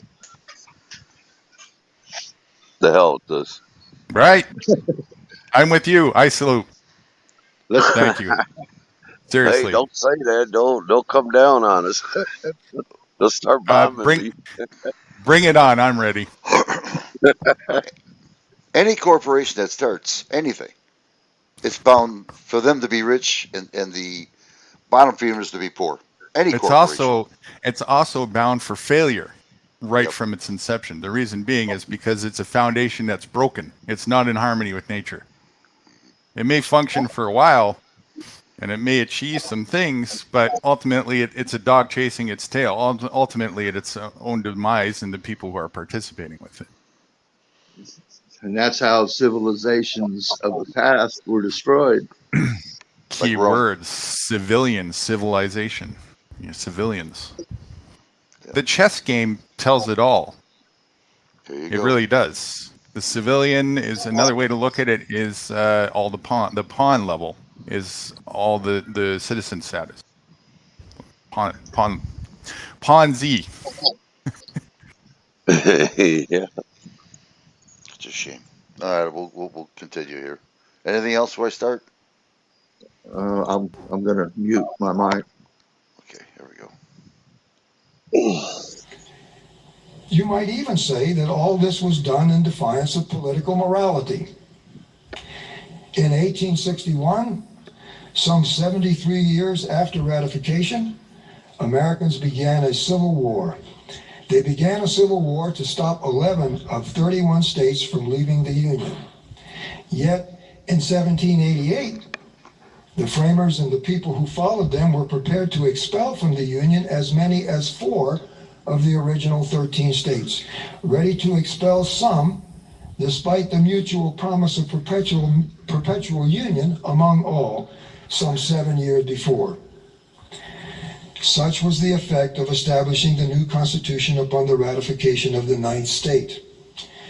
This event simultaneously dissolved the old Union and excluded from the new Union, perhaps temporarily, perhaps not, those states that had yet to ratify the new Constitution. Paradox thus marks today's proceedings. We celebrate a law that claims to be supreme law at the same time that we celebrate an act that violated the laws of this day, of its day. Were Senator Byrd here this afternoon, he might disagree. He might say that we can celebrate both the founding and the Constitution without conflict because the act of founding our present Constitution was performed with sufficient wisdom to eliminate the need for further founding acts. Senator Byrd wouldn't have to mean the impossible. He wouldn't have to mean that the framers created a perfect Constitution, for the Constitution itself implies otherwise by allowing for amendments via Article 5, which prescribes ways to amend the Constitution, a provision that a perfect Constitution wouldn't need. But Senator Byrd's response would assume at least two things. First, that Article 5 is adequate to any reform that the American people might need, and second, that like the founding generation, all generations of Americans would have what it takes, the wisdom and the political unity, to effect reforms that they in fact did need. Only if Senator Byrd believed these things could he envision a secure, equitable, and free nation stretching into an indefinite future in accordance with the provisions of a founding act. Only if we believe both in the adequacy of Article 5 and in our continuing ability as a nation to reform our institutions could we celebrate both the founding and the Constitution in a manner free of conflict. Yet who can look at the present shape of American politics and say either that Americans can still accomplish major institutional reform, or they can realistically hope for reform through the procedures of Article 5? Maybe some of us can, but I doubt that most of us can, and therefore I deny that we can do on this day what Senator Byrd wanted us to do. If we're serious about what we're doing here this afternoon, we must choose between commemorating the founding and commemorating the Constitution. We cannot, in reason, commemorate both. Not at the same time, anyway. Now, I'm going to step out on a limb and propose that we commemorate the founding. I propose that we recall its principles and its virtues with admiration and as object lessons for the country's present situation. Though what I'm proposing is almost surely an exercise in wishful thinking, I propose it nonetheless. My reasons begin with the public opinion polls. Public trust in the U.S. government has declined more or less steadily over the past 60 years, from around 73% in December of 1958 to around 17% at the end of last March. By contrast, public support for the U.S. Constitution has remained consistently higher than public support for the national government. When support for the government dipped to 15% in 2010, unqualified support for the Constitution stood at 74%. Yet support for the Constitution has begun to wane. From 2010 to 2012, it dropped 5 points to 69%. And today it stands at around 50 points, a drop of 24% in 9 years. These are crude figures. They fall far short of proof that the Constitution is failing, but they do support an important hypothesis. They suggest that the public's attitude toward the national government will eventually affect public attitudes toward the Constitution. If Americans continue to believe that their government isn't working, they'll eventually believe that the Constitution isn't working. This is as it was under the Articles of Confederation and as it should be under our present Constitution. And it's not working. It's not working at all. They're not following the Constitution. They're breaking their rules, their laws. It's a corporation. They can do whatever they want to do. But they're lying to the American people. What? It's exactly what the founders did originally. They broke their own laws. And they're doing that regularly today. They're committing crimes that if we did the same act in the same way that they're doing it, we would be held accountable and put in jail for. But do you see them going to jail on an assembly line doing the perp walk? No. Why is that? Because it's their own laws. They can get away with it. And they know it. And because they are the authority. He who authorizes the book writes the rules. That's right. And that's exactly what Dan Bongino at the first part of your video was saying. It's the best job in the country is to be a politician, because you can enrich yourself, do whatever the hell you want, never held accountable. Just one thing. Jobs are for slaves. So it don't matter what side of that corporate capacity you're on. It may look rosy. More grass is greener on the other side, you know. But at the end of the day, you're still a plantation slave. Your default is what you want to recognize, and operating from your default. That is where everything is golden by default. That's where you have full terrain to be your own author, your own authority. And you write the rules as you see fit. And you don't have to ask for permission for nobody, just like they don't. They're operating in the default. That's the thing. You have to recognize that. They saw, okay, we have anarchy by default. Anarchy is just a default state of nature. So let's see what we can do about this. Some people had an egotistical idea. Let's try and rule over other people. Let's see if they're stupid enough to fall for it. So they came up with a scam called a corporation. And it worked. Well, yeah, but they're not telling the truth either. They don't tell people everything they do. Well, you don't honestly expect your serial killer murderer to tell its victim its plot and plan against its victim, do you? No, I understand that. But what I'm saying is people are being duped. If they found out the real story of how the government's duping these people like me, like now it's too late for me, but not for the younger ones, they should get out of there. But the government just sits there and with the help of the news media, lying like a son of a gun. You know, just pushing out that propaganda. And if people really found out the truth, they wouldn't go with the government. You would think so. There's another factor in the equation, though. Fear.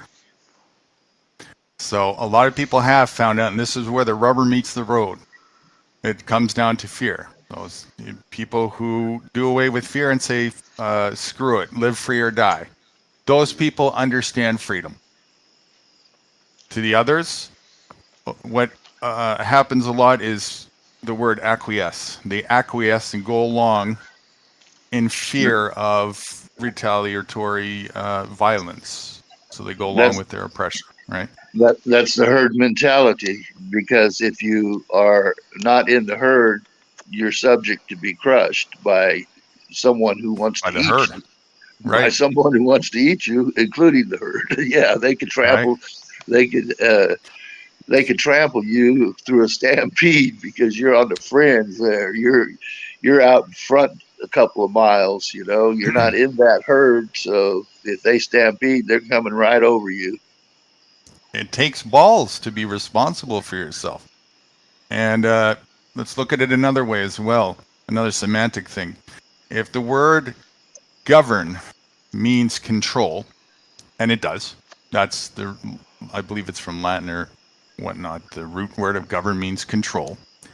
Then what this is about is it's about, do you have control over yourself? Do you have self-control? And if you don't have self-control, then you're leaving yourself vulnerable and susceptible for your mind to be controlled, which is what government is. Govern means control. Mente is Latin for mind. Your mind is controlled by others who take advantage of your naivety and ignorance and lack of control of yourself.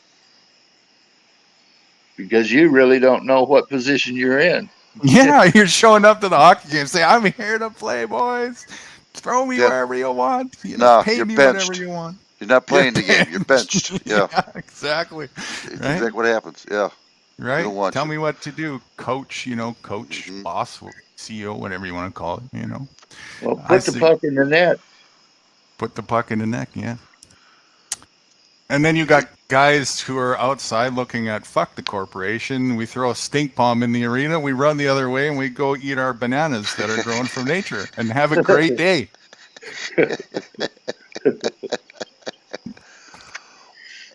You know what it is? Seriously, we used to be that way, our forefathers, but we got domesticated. We got so used to depending on the government, going to grocery stores, driving our cars, having a home. It's and you work your ass off for it. Where you can go anywhere, hopefully, find a piece of land and just build your own home. A government, lucky to a get government a day off big so enough. you can go enjoy that game. A government big enough to give you everything you want is big enough to take everything you have. That's not my quote. That's somebody else's, but it certainly fits. No, Can you repeat it again? A government big enough to give you everything you want is big enough to take everything you have. Right. And an individual naive enough to think government gives it anything at all is gullible enough to have the consequence of everything they thought they had taken away. Yeah, exactly. Well, Billy, do you want to say something? All I know is the governor is on a truck to control speed. That's the word, control. Right. Oh, that's my 2 cents. That's all I've been thinking about. Sorry. I'm Anyway, going to vote for Poe Billy. I'll make him governor. That's a good point, Paul Billy. It is. It's spot on. Wow. Listen to this. All right. You need to be in a leadership position. Now don't waffle on your responsibility here. I want no one following me.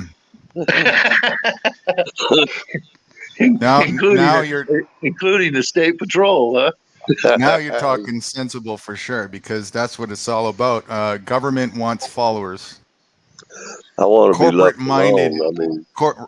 Corporate-minded individuals want followers and worshipers and loyals and all this kind of stuff, And everybody behind freedom-minded individuals want. You leave me alone, I leave you alone until we choose to cooperate together for the benefit of each other. There you go. Well said. Yeah. Okay. All set? Anything else? I'm back on mute. Okay, here we go. For the Constitution is more than a collection of restraints on government. The Constitution is primarily a plan of government. And if the government isn't working, the plan isn't working. As trust and confidence in the government continue to decline, we can expect more of what we're seeing now, decline in support for the plan of the government.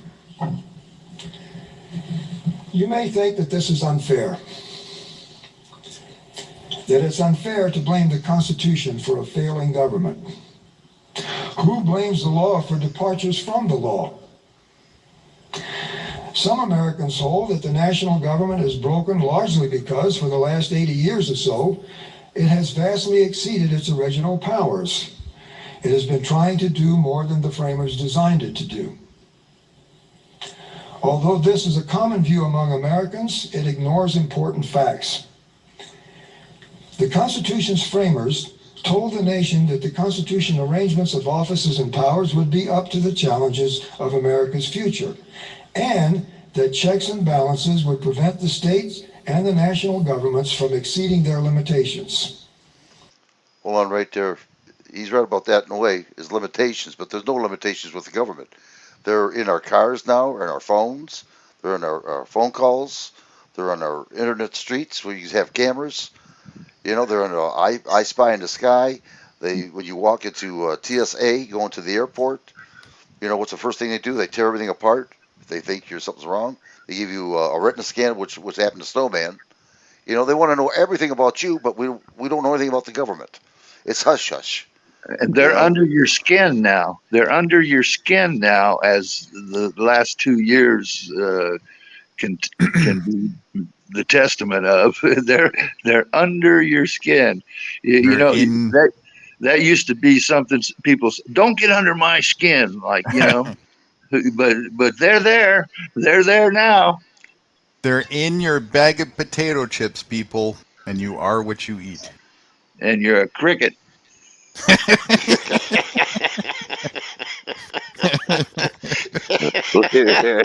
Leave my crickets alone. Yeah, Poe Billy's got a whole farm of them. He settled them. Yeah, I told them they're safe here, government free zone. Government free zone, but it is true. They're getting into. So who's ruling? Who's ruling for the world domination here? It sounds like it's got to funnel down to one guy eventually. No, it's a group. They're in collusion together because it takes a group to get that many participants. Those couple hundred people that meet at Davos or it's going to be the World Economic Forum. The highest you can go in the forefront of the public eye is 13 families who own and operate the United Nations. And above that, there are at least 33 levels of other operatives who control those 13 families that I know of. After that, it's a question mark. And I would, 33. I would put a lot of money that that's probably the beginning of at least 2 times more 33 levels. We've been hearing a lot about that lately, 33, that number. Yeah, it pops up all the time on the movies and TV, you know. But you could say that has a meaning to a lot of different things too, you know. Yeah. But all of these people have zero amount of power other than what people give to them by obedience or consent, one of the two. Well, like they're you said, nothing without that. People are fearful. You know, they want their groceries, they want their cars, they want their homes. You know, they want the heat. You know, it's a button, there's the heat there. You know, to cook something, just turn on the knob. You know, that's all being taken away. The heat. Yeah, and it's like I just saw on UK has got a game show, and one of the prizes you spin the wheel, and one of the prizes is they'll pay your utility bills for 4 months. What kind of shit is what are the people being put through? Utility bills.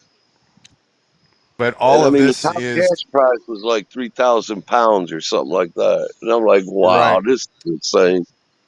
It is insane, the lunacy behind it. But, you know, again, what's more insane, the proposition from the scammer or the millions of people who continuously fall for the scam and beg for it? Yeah, and, you know, we outnumbered them 100 to 1. I mean, that's a conservative number. Literally millions to 1, perhaps. Well, yeah. Well, like so, that you know, sideshow state secretary or press secretary for Biden, she said 10,000 million jobs have been created under him. 10,000 million jobs. So is there that many people on the planet? see what we're, even our leaders are people we should, that, the point I'm trying to make. Yeah. Yeah, the American dream isn't what we thought it was, is it? It's a fucking nightmare. It's a nightmare. Yeah. Oh, man. And you don't want it. Get out of it. Let it go. Realize what it is and secede yourself. Take responsibility for yourself. That's right. That's all what it comes down to is secede all of your stakes in it and learn to be self-responsible and then ally with others who want to do the same, who have the same understanding, and everything starts to fall into place from there. I knew a guy that like literally had nothing whatsoever. He worked for us back in the day when I was working, but he seemed to be the freest guy out of all of us. He had nothing, no contact, no, because he was an alcoholic, so had nothing. But he seemed free, maybe not in his mind, but outside of when he wanted to come and go, do as he pleases, things like that. He was. Right. He didn't have anything, so he didn't have anything to lose. What could be more free? Well, right. He had nothing to worry about. So yeah, he seemed Freedom is when you let go of fear and just live. Yeah, I was like, why am I working? When he did get arrested, he did sometimes, this guy that was free, they just let him go because he had nothing. They couldn't take nothing out of him. He's a liability, right? Yeah, exactly. And that's what a good responsible corporation will do. They'll identify a liability and get rid of it. Yeah, they don't want to take you in and spend money feeding you and housing you. Right. They'd rather have you out on the street and not be that liability. So there's your first clue. If you want to be repelled by Gestapo Corporation, make yourself loud and clear known to be a liability. I have no money on paper. I have nothing. I'm a poor person. What do you want from me? Little old me is so. Feed me and house me. So yeah, exactly. We had to make it look good for public, so we kept him for a little while, and then eventually, when no one looked, they let him out the back door. Right, just to keep the facade going. We have to give some semblance of legitimacy. Otherwise, they'll lose all credibility. Yeah, just like that guy in Memphis. He only spent 11 months out of 3 years. So, and nothing's going to be done about it because that ain't the first time, and we've heard this. It ain't the first story we've heard. Right. It's over and over, nothing's done. Right. Yeah. See what the corporate I don't want to. The wrong word is education. They call you education system or school system. Again, it's Education Incorporated or School Incorporated, right? But what that does is it atrophies your abilities. It takes away your confidence. It takes away your self-esteem. It takes away your mental focus, your mental capacity.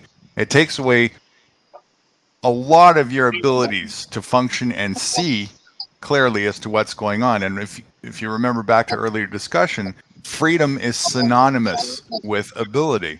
So the more limited in ability you are, the more you have to turn to something else to supplement for that lack of ability. And there, hence, the slavery begins. And they set the stage, don't they? Right and ready, you come to us for a loan, for money, for all these things. We're here to help. You come to us, we'll give you everything you need. You're just going to have your ass and hemorrhoids handed up to you the whole way through. No, I'm here to help. And if you have any problem, we'll pack it up for you, so you don't have no problems with it later on. Yeah, we'll pack it real good for you, including your hemorrhoids. We'll pack them. You got a few more years of work in you. Get back over there. That's what the schools teach you. They teach you to answer to a bell, show up on time, and lunch hour, take your lunch, and then when you're out, you're doing the same damn thing, except now you're getting paid for it to survive under their rule. Right. And the crumb they give you is a big, long-running infomercial of Preparation H while you're running on that treadmill, and you never get to reach for it because it's staring at you through a television box. And your ass is burning every step of the way. Right? Yeah. Tell me, this is the American dream. Where do I sign? I gotta sign up. Oh, I love that. I love Preparation H. Oh, give it to me. I'm going to Tijuana. Wow. I'm gonna get the donkey experience.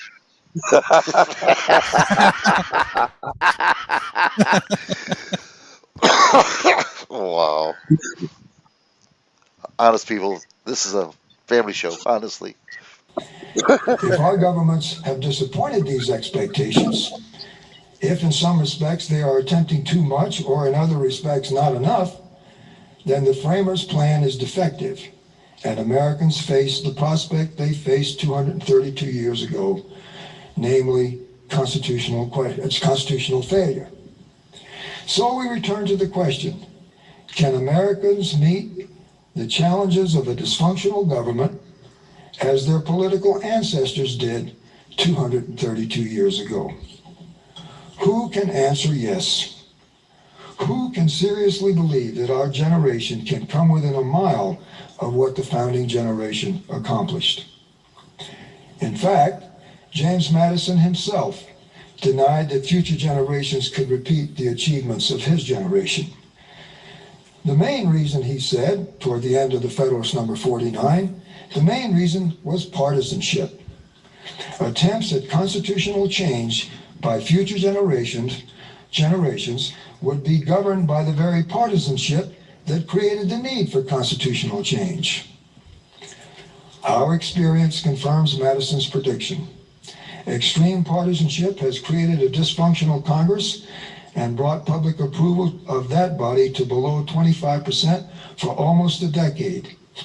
The last report that I saw had public approval of Congress at 17%. Yet blind partisanship in Congress reflects divisions among the broader public, the very divisions that rule out changing things like partisan gerrymandering, a seriously malapportioned Senate and Electoral College, dark money in politics, and other pathologies. But alas, partisanship isn't the only reason we can't do what the framers did. Another reason is not what divides Americans, but what to a large extent unites them. Beliefs about constitutional government that are broadly shared among Americans, liberals as well as conservatives. Due to these broadly shared beliefs and attitudes, changing the Electoral College and the Senate's apportionment, dismantling the role of money in politics, and other structural reforms would probably accomplish little by way of good government, by way of the kind of government that Americans could support. And this brings us back to the DeShaney case. The prevailing view of constitutional government is what the Supreme Court implied in the DeShaney case. This view separates the Constitution from its ends. It holds that the Constitution's chief purpose is not a desirable state of society, but a desirable governmental arrangement, a system of federated democracies. This system enables electoral majorities to pursue whatever ends they want, except as restrained by negative rights and the structural boundaries between the branches and the levels of the nation's governments. On the whole, the Constitution is seen as a mechanism for aggregating private preferences, hence the decision in the DeShaney case. The state of Wisconsin had a federal constitutional duty to avoid specified private harms, like abridging speech or punishing people without fair trials. It had no federal constitution to do good beyond maintaining a system for registering private preferences in the formation of public policy. As long as the state played no active role in what happened to poor Joshua, it had no federal constitutional duty to protect him from his father, though it would have been good had the state done so. The majority in Joshua's case, the 6 justices, included 1 liberal justice and 2 or 3 moderate conservatives. This lineup placed the decision in the juridical mainstream. Nonetheless, to repeat, the framers had a different view of the Constitution. Their Constitution also served an aggregating function, to be sure. It aggregated private preferences and brought them to bear on the formation of public policy. But the framers' Constitution served a more important function than aggregating private preferences. The highest function of the framers' Constitution was education, elevation, if you will. Not just gathering public preferences, but elevating public preferences. Indoctrination to colleges, schools, to your kids, to become slaves to your government. There's no reason in the world they couldn't help that little child out. They preferred not to. But anyway, any of the other time, go on. That's what it's become, but that's not what the design was. And this is where I depart a little bit from what New Guru says, as it's working as it was designed. Well, these designers were the founders, and it really wasn't designed that way in their mind, but it actually structurally put together the way it was put together. It led to where we are currently, and people in government today are perfectly satisfied with it, with the design and the position they're in now, because they flipped it on its head. Because they're making money. They're the rulers over us. They don't listen to our votes. They don't listen to our cries, our hearing. You don't see anything on Fox News or anything like that, any kind of a news, fake news, I should say, that they actually go up to an average person in the ghetto saying, what is your complaint with the government? You never hear anything. You see commercials, beautiful setting, nice ocean front, beautiful homes. You don't see anybody, who needs help. Windows are all broken out, screens torn out, dogs over half dead. You don't see that.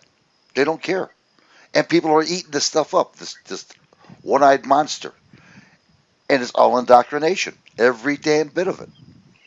And they're enjoying it. And what does the news media do when they have their little programs on CNN or Fox? They don't bring in that person that needs that help for the most part. They bring in somebody in their own industry, another reporter, to express his views. You want to buy a book? They call them crisis actors. Yeah. If you guys believe that or not, but And how are you going to get educated? How are you going to get educated with the news media that is lying to you? And I'm not just saying CNN is lying, but Fox News is lying. The whole damn media structure is lying to you. So how are you going to ever get actually educated? Because education is a search for the truth. And they're not giving you, no one's giving you the truth. The politicians aren't giving you the truth. They're lying to you all the time. And the media, news media, is doing the same thing. Well, the best news coverage was One American News, and they kicked them out on TV. They contract ran out and kicked them out. They were the best of all of them. And they were telling the truth. They kicked them out. Well, Russian TV was off the air in 5 days after that war in Ukraine started, and I mean, that was another side of the story, I guess, is why they got rid of them. But you can't even pay extra to add them to the channel, so go figure who controls the narrative. Well, I submit, just for observation, to just contemplate. Go start a television station on your own and see what happens. Without an FCC license? Or Correct. Just, okay. Oh, yeah, okay. Can I That's borrow some money? Can I borrow some money off you? You're stepping on the ultimate turf of your oppressor, right? Mm-hmm. And so why back to that thing where you just said without a license right there, you see how it's like the idea is ingrained into the mind, right? To that in order to operate and do that, you would need permission. Right. That's right. That's right. So from who? Obviously somebody who's controlling the narrative. And what does the FCC do? It censors. It regulates. It makes sure that you don't say something that is too against the narrative of the agenda. Yeah, that's its purpose. Right, and we all thought we had free speech, right? Constitutional speech, you know. And you do by default, not because of Constitution. You do by default. If you meet me man to man, we can say whatever we want to each other having a coffee. By default, doesn't matter what a piece of paper says or whatnot. If you're going to use a platform that's owned and operated by other individuals, you damn right you're going to be regulated. Well, there was a lady when Paul Billy and I went to. I gotta say, I'm pretty defective. I'm just pretty defective. There was a lady who would go on. Oh, I'm sorry. I'm just thinking of how much freer I feel right now. But anyway. Anyway, Paul Billy and I went to Menards. It's a big hardware place. It's got everything in there, from little groceries to you name it, tools, doors, wood, whatever. We went in there to get something. When we got done, we went to the cash register. We don't like to go to the self-serve where you do it yourself and put a card in there. We like to go to people who are actually working at the registers. So we went up to this register, and this lady had her head bowed down looking at the countertop where all the groceries lay on. And she was really bummed out. I could tell just the way her actions were. And we started talking, and I had mentioned that Paul Billy lives by the Mackinac Bridge. And she says, "Oh, he lives under the bridge, eh?" And then she stopped, and she realized what she said. And she was scared to death. And I says, "Don't worry about it. We're from the old school. We don't believe in this woke bullshit. Talk freely." And she did. Once she found out how we were, she talked freely. But she was scared to death after she thought we were going to go to her boss, say, "Hey, you know what that lady said? Said that we lived underneath a bridge, cause trouble and lose their job," which is bullshit. Right. This is what I'm saying about people being. You just can't talk to anybody anymore because they're scared of talking. Right. And remember, be that way.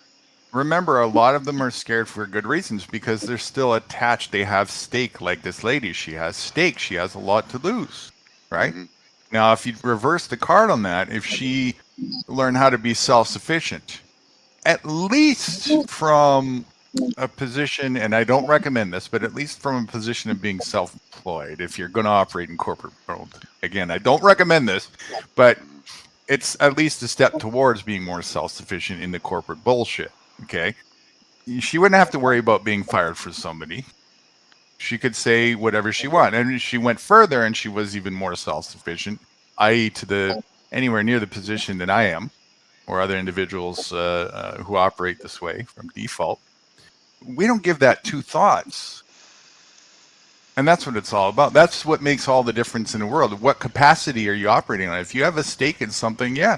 So people are inadvertently censoring themselves because they have dependency in the arena or the corporation that censors them.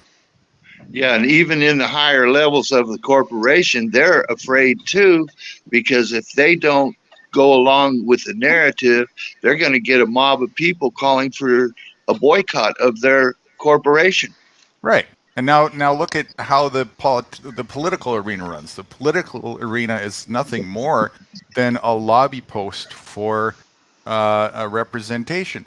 So he who has the most money can throw money at other people to write bullshit regulations on their behalf, and it's just a money game racket is all it is. People, little businesses or whatnot, pinning little regulations against each other for fun, and who can have the better scorecard at the end of the day. That's all that's going on there. But those politicians, the last thing they're thinking about is freedom of speech. Fuck you. It's freedom of give us the amount of money and we'll write the regulation for you. So you tell us what to do. We'll take a $1.7 million paycheck to write that regulation for you. Whatever it is you want, sure.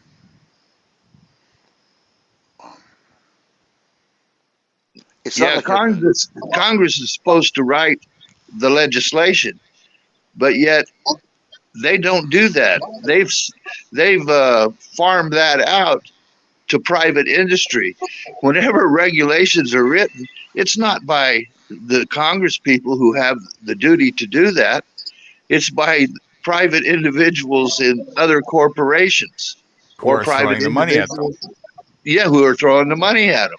They just write their own rules, and the politician is there to rubber stamp it, receive his check, and then push it on the population. That's right. So if I'm Monsanto and I want you to rubber stamp, organic industry accepts what the hell is that poison that they're famous for? I forget off the top of my head. Roundup. There we go. Organic is now, it's mandated. Now all organic food has to have Roundup at it. And I'm Monsanto, and my shareholder positions are the 13 families, and the funding that comes from them are unlimited because they're the ones that create the funding. Then guess who gets to dictate what goes on? Exactly. And the bad thing about it is it's fake about the First Amendment, right for religion, right for freedom of speech. It's all bullshit. They're taking it away now. And people don't see it. I got to step away for a minute. Okay. I think it was John D. Rockefeller, who is one of those 13 families. Rockefellers are one of them, one of the 13 families. I believe it was him who said, give me a control of a nation's money supply and I care not who writes its laws.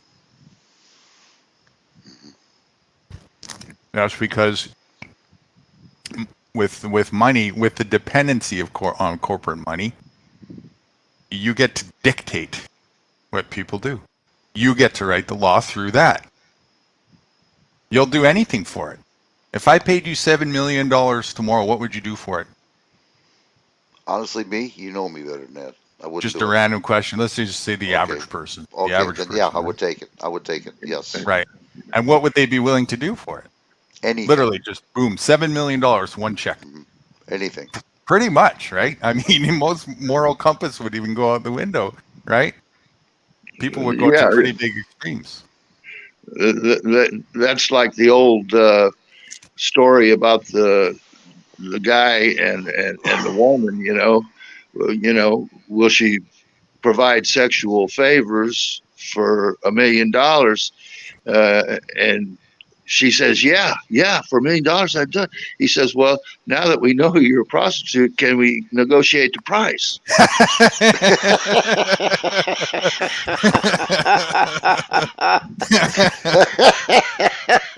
Wow.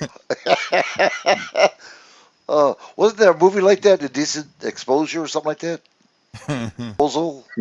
Yeah. What was that movie? Robert Redford, Indecent Proposal or whatever. Yeah. And, is that the one with, what's her name? Demi Moore or whatever? Demi Moore, that's it. Yep, that's who it was. Yep. Demi Moore. Yeah, I remember that. All right, we'll start off. There we go. Raising the public up from its unreflective inclinations and prejudgments to an appreciation of its true interest. Hear Alexander Hamilton on this point. In the second paragraph of the Federalist number 71, if I had to pick one paragraph of the Federalist number 71 as the most important paragraph, even more important than the Federalist number 10, any paragraph in the Federalist number 10, I would pick this paragraph. This paragraph would be either number 1 or number 2. I'll read either number 1 or number 2 in a minute. In the Federalist number 71, Hamilton described how he expected the American presidency to work.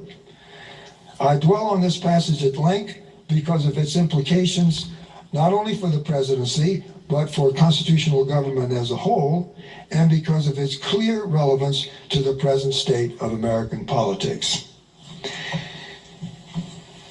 Hamilton says in this paragraph that people who see the president as the pliant servant of either Congress or the American public entertain very crude notions of both the purposes of government and the true means for promoting the public happiness.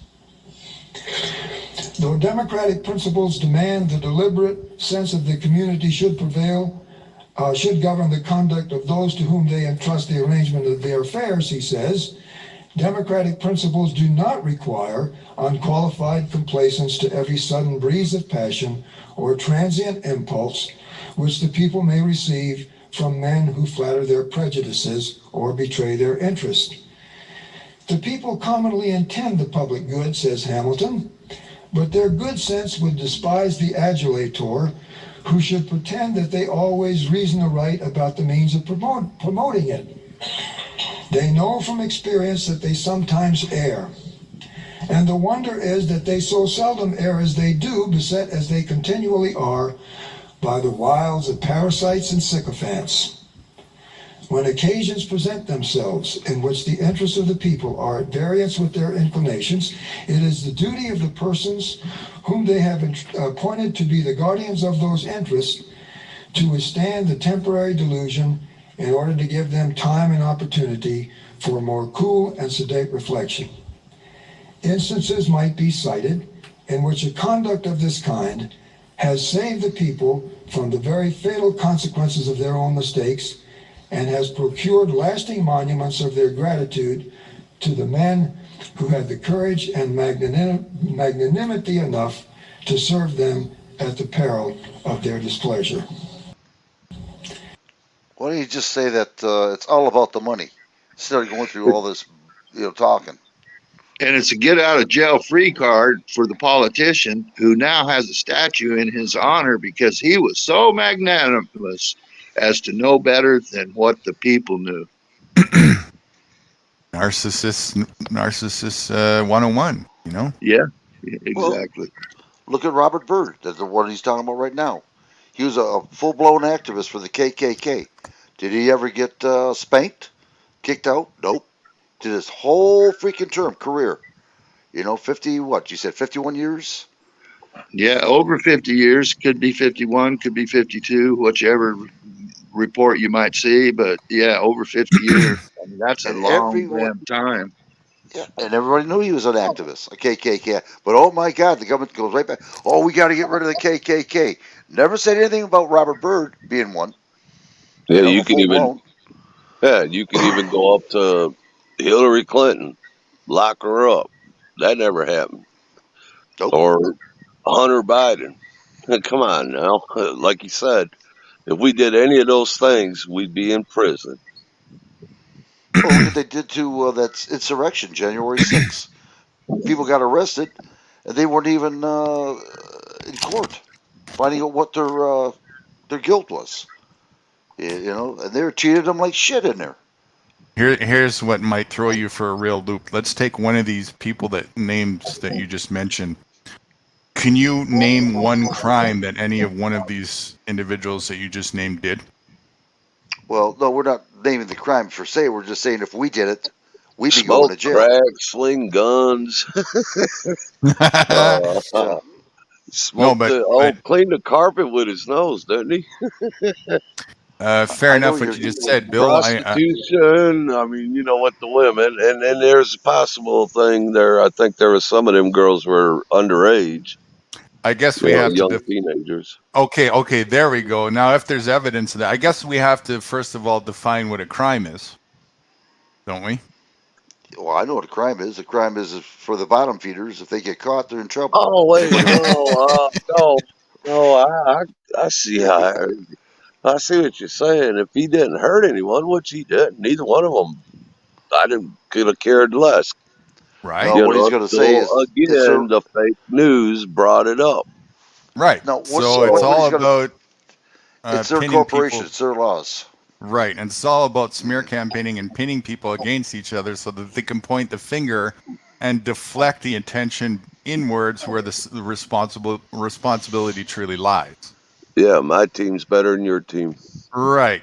You did this, you did that, it's your fault. You need to be held accountable, but there's nobody around but me to hold them accountable, but I'm not going to because I'm too much of a pussy to even think about that. So let me just go back to my job and have beer and football and complain on Sundays after I repent on Wednesdays, you know. And I'll invite you over to dinner, on Wednesday. And bring a hooker with you, will you please? Yeah. Feed them Roman circus, feed them cake, and give them entertainment. Didn't I tell you that Barbara's #1 client is the American government? Ooh, she's good. I mean, it's not $20 for no reason. You're in the barrel again, Paul Billy. I have to wait till you come back up again. Sounding good. Well, Barbara is not showing the wear that she's endured. She's got some privilege, you know. She's got some entitlement to some of them special hormones and stuff. She's got superpowers, is what she's got. Yes. She's got endurance. Really? How am I sounding? You sound like Paul Billy. Yep. I think I'm going to play it through the tunnel instead. Screw it.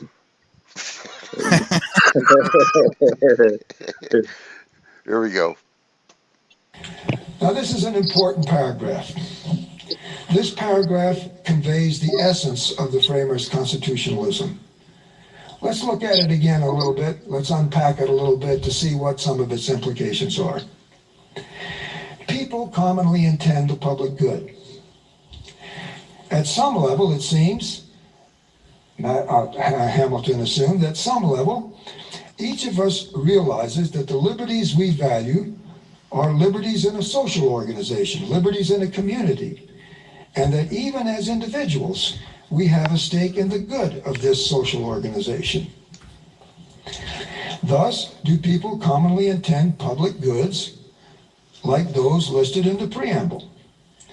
Yet people commonly know, you and I, according to Hamilton, commonly know that sometimes what they think they want turns out to be other than what they really want. To meet this problem, people establish a government that they can entrust to promote their interest against their inclinations if need be. This government has a duty to promote the public's true interest. And where government is electorally accountable, this is a duty to make the public sensible of its true interest. When such turnarounds occur, when such turnarounds in public opinion occur, people build monuments of gratitude to courageous and magnanimous political leaders.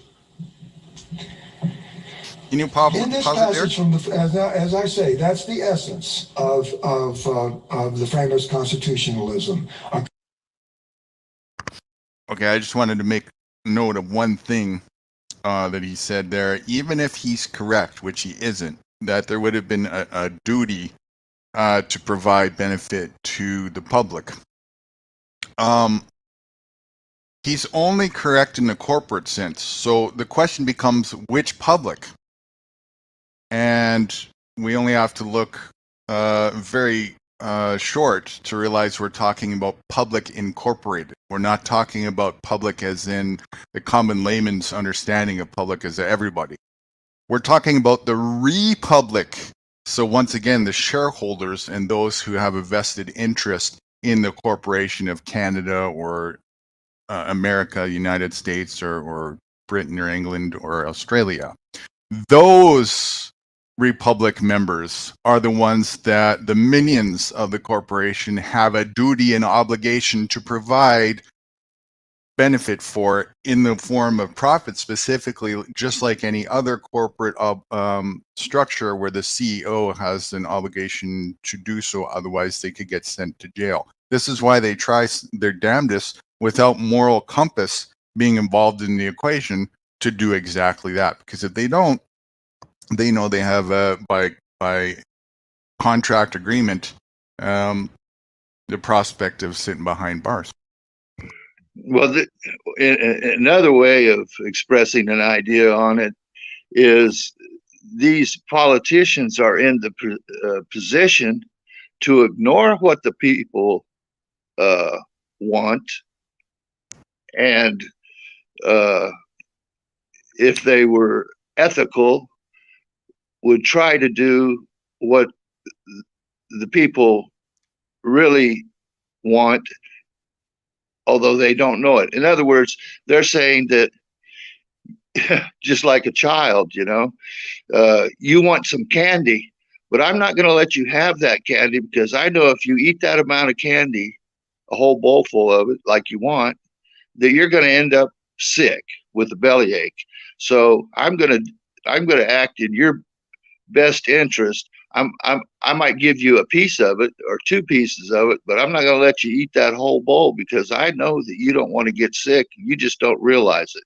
So they're treating the people like they're children. And that's exactly what they're doing. And they go about and do whatever they want. And if this was in the design of the Constitution, this is what they're doing today. They're pushing policies on everyone. Think Green New Deal, think shut down all the gas and go electric and all that. They're pushing that on you because they think that's what you really should have in their estimation, whether you want it or not, whether you object to it or not, whether it hurts you or not. This is what I'm going to do because I'm the government and I'm here to help you. Well, I'm here to tell you what to do. And as a civilian or as a citizen operating, as a man operating under that contract of citizen, then that's where you're screwed, Yeah. And they know that most people don't have the capacity to understand, to remember that they weren't born with that contractual obligation, and that even if they were, which they weren't, no matter what given time you enter in a contract, you always have the default option to withdraw at any given time, even if you signed that you will submit yourself to that contract for the rest of your life. There is a default position that overrides that. You actually lied. You committed perjury by signing that. You can't possibly submit yourself to the will of another 24 hours, 7 days. What happens if you have to go to the bathroom and they say, no, you can't? Default is going to take over at some point. But they don't want people thinking. If people remember that, that's why I'm talking about it so much. People remember that. They remember how how much power they have as a free individual. Well, I know this much. The more you listen to your government, the more empowerable you're going to get into them. You know what I mean? They're going to empower you so much as you won't be able to breathe. I mean, look what we're doing right now. Crickets, anybody? Oh, chocolate crickets, crickets with rice. Hey, we'll have some worms with that, little maggots with it. I mean, this is the deal that's going on right now. They're going to shove that red, white, and blue up your ass so far, you won't know where the sun don't shine anymore. You can keep the emblem, though. Right. And you'll make it sound like a cricket, much louder than any cricket you ever met. Yeah, God mess with my cricket. I'll just say that red, white, and blue never looked much better when it's covered in brown. Is that going in or coming out? Well, it's going in. Them legs are going to really be touching each other. You'll be sounding like where all these world leaders are gathering from time to time, I think their purpose is a one world government. So which doesn't matter what we have. I mean, if what we have or what Australia has. I mean, law-wise or constitutional-wise. You're correct. And back to the example that I was giving earlier about with the league example and the clubs. If you look at it as an overview, it already is that. It is a one world organization. The United Nations, even in its name, it's the nations. The nations are the teams. They're united under the United Nations, playing ball against each other under the rulership of the United Nations Commission, which is again owned and operated by 13 families. It's been like this all along. It's already been a one world government the whole entire time. This is not something that's just about to start. What's about to happen is the next chapter in an old world order. We're turning the page into a new era, the digitalization of mankind into cybernetics. The UN is basically structured the same way as the American government, as far as the federations of states. It's all a corporate conglomerate under an umbrella tree, right? Right, So right, each. right. That's why I use the word franchise, because it is. Canada is a franchise of the United Nations. So is the United States. So is England. So is Australia. So is Russia, and on it goes. And you can look at that umbrella as a franchise all the way down to the citizenry. You as a citizen, if you're operating as a citizen, are a franchise under the corporate of United States or Canada, which is operating as a franchise under the United Nations. So that's why you have regulations to the tits all the way up the chain. You're the bottom pawn when you operate in that capacity. You don't want that, believe me. You don't. You want to operate in your default. Just makes a lot of sense to me now. As I was growing up, like I said, we had standard tools. Now it's metric. We had inches. Now it's centimeters. Now we got gallons. I'm waiting for them to change it to liters. Right. They're just making it one. I don't know. It's bullshit. And they can, because it's their corporation. Now, me and you, if we go and we have our little function, can we decide to use something else? Oh, you damn right we would. Yes. Right. And can we even invent something and decide to use that? Mm-hmm. Of course. Yeah. And that's all they're doing. They're just operating together they're organized. But the way they're doing it though is wrong. You know what I'm saying? They're like for me and Snowman, oh, pledge allegiance to the flag. Didn't even, gotta go in the military, defend your country. It was just a big farce. It's a big scam. But remember, in an evil manner with an evil end inside.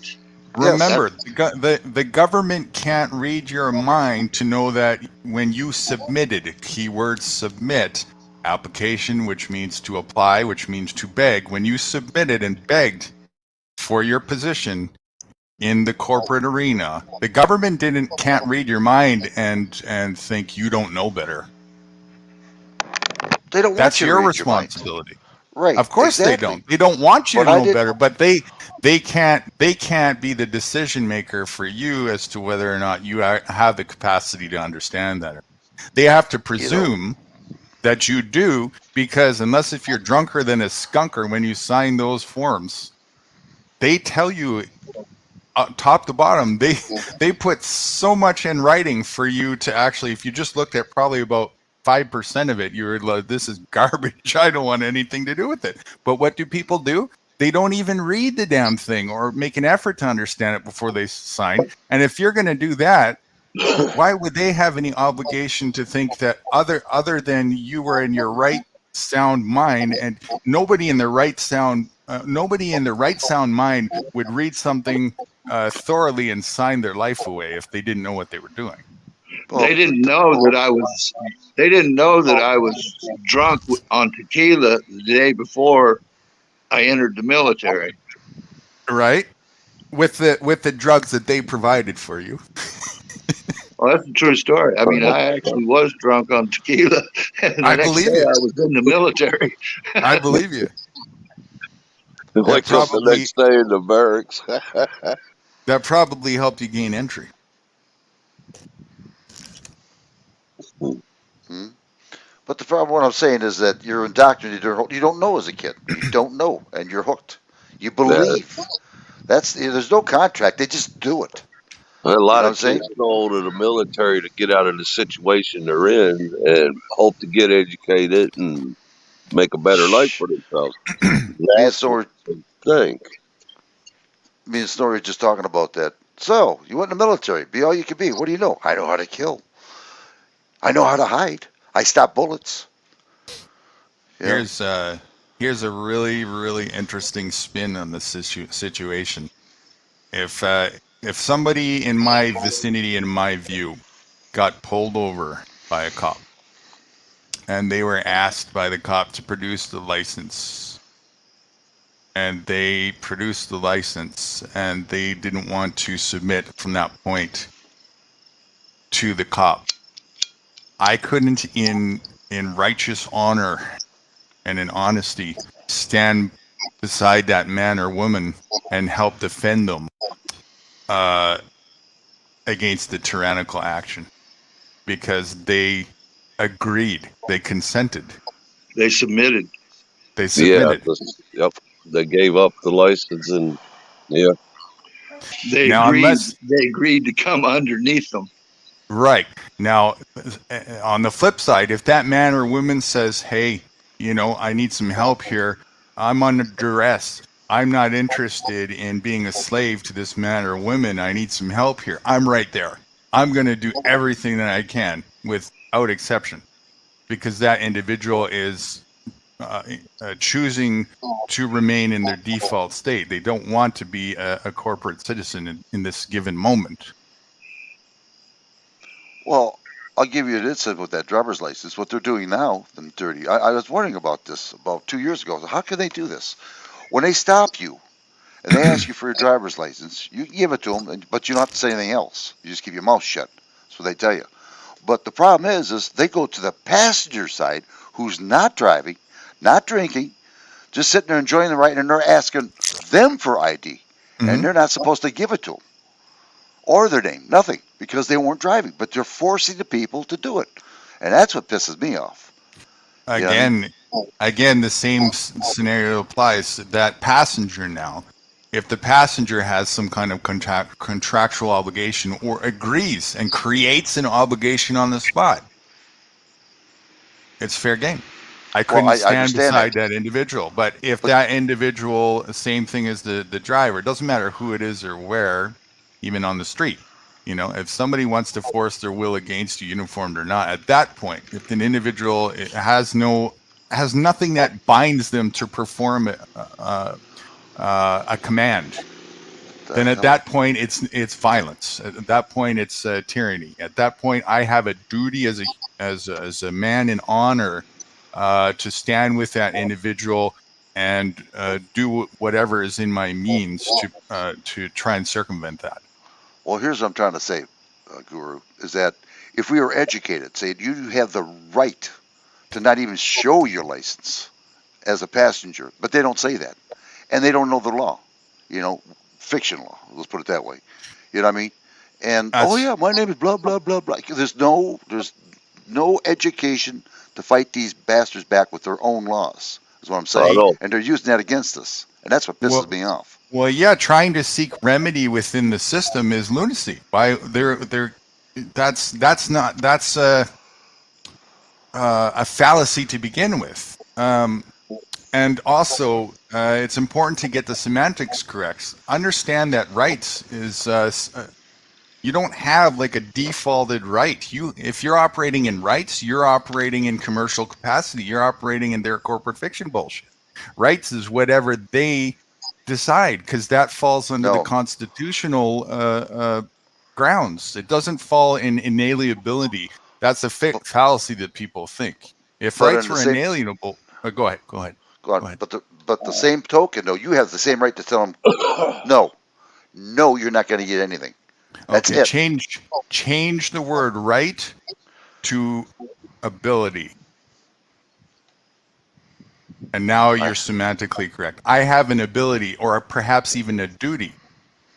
If I think I have a right, then it depends on what my contract says. A right falls under contract. A right is synonymous with privilege, especially when it comes under a constitutional boundary. And That's why. I myself prefer to use the word unalienable, not inalienable. Unalienable, if you break that down, unalienable. That you cannot put a lien against me to produce anything. Which, as well, you don't want to use the word rights after that. No, I'm simply an unalienable individual. Mm-hmm. Yeah, man, right?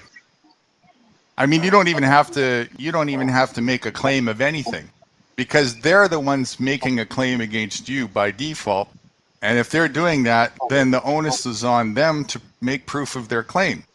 And if they can't do that, then the only thing they have left is forcing you to do something because they said so against your will. And then you have an obligation to respond to that in kind. And you either do or you don't. In other words, just get arrested and see what happens after that. Well, it depends on the individual, and this is where you have to self-determine how far you're willing to go and look at your options. And, I talk about that and perhaps be prepared ahead of it in time. And if you do that, the more prepared you are, the more resistance you can have to tyranny. Tyranny is just a synonym for bully. That's all it is. A uniform bully, same thing. Just somebody who wants to say, you got to do this because I said so, or make you believe that you have some kind of obligation to do something when you don't. You do if you believe you do. Other than that, you don't. Okay. All right, let's continue on. Constitutionalism that turns on the difference between the public's true interests and the public's inclinations. A constitutionalism that supposes that public opinion can be mistaken. And furthermore, that the public is sufficiently aware of this to establish a government to meet this continuing problem. In this passage from the 71st Federalist, Hamilton also identifies the greatest threat to the framers' constitutionalism. That threat is demagoguery. Demagogues tell the public that it's always right about its true interest.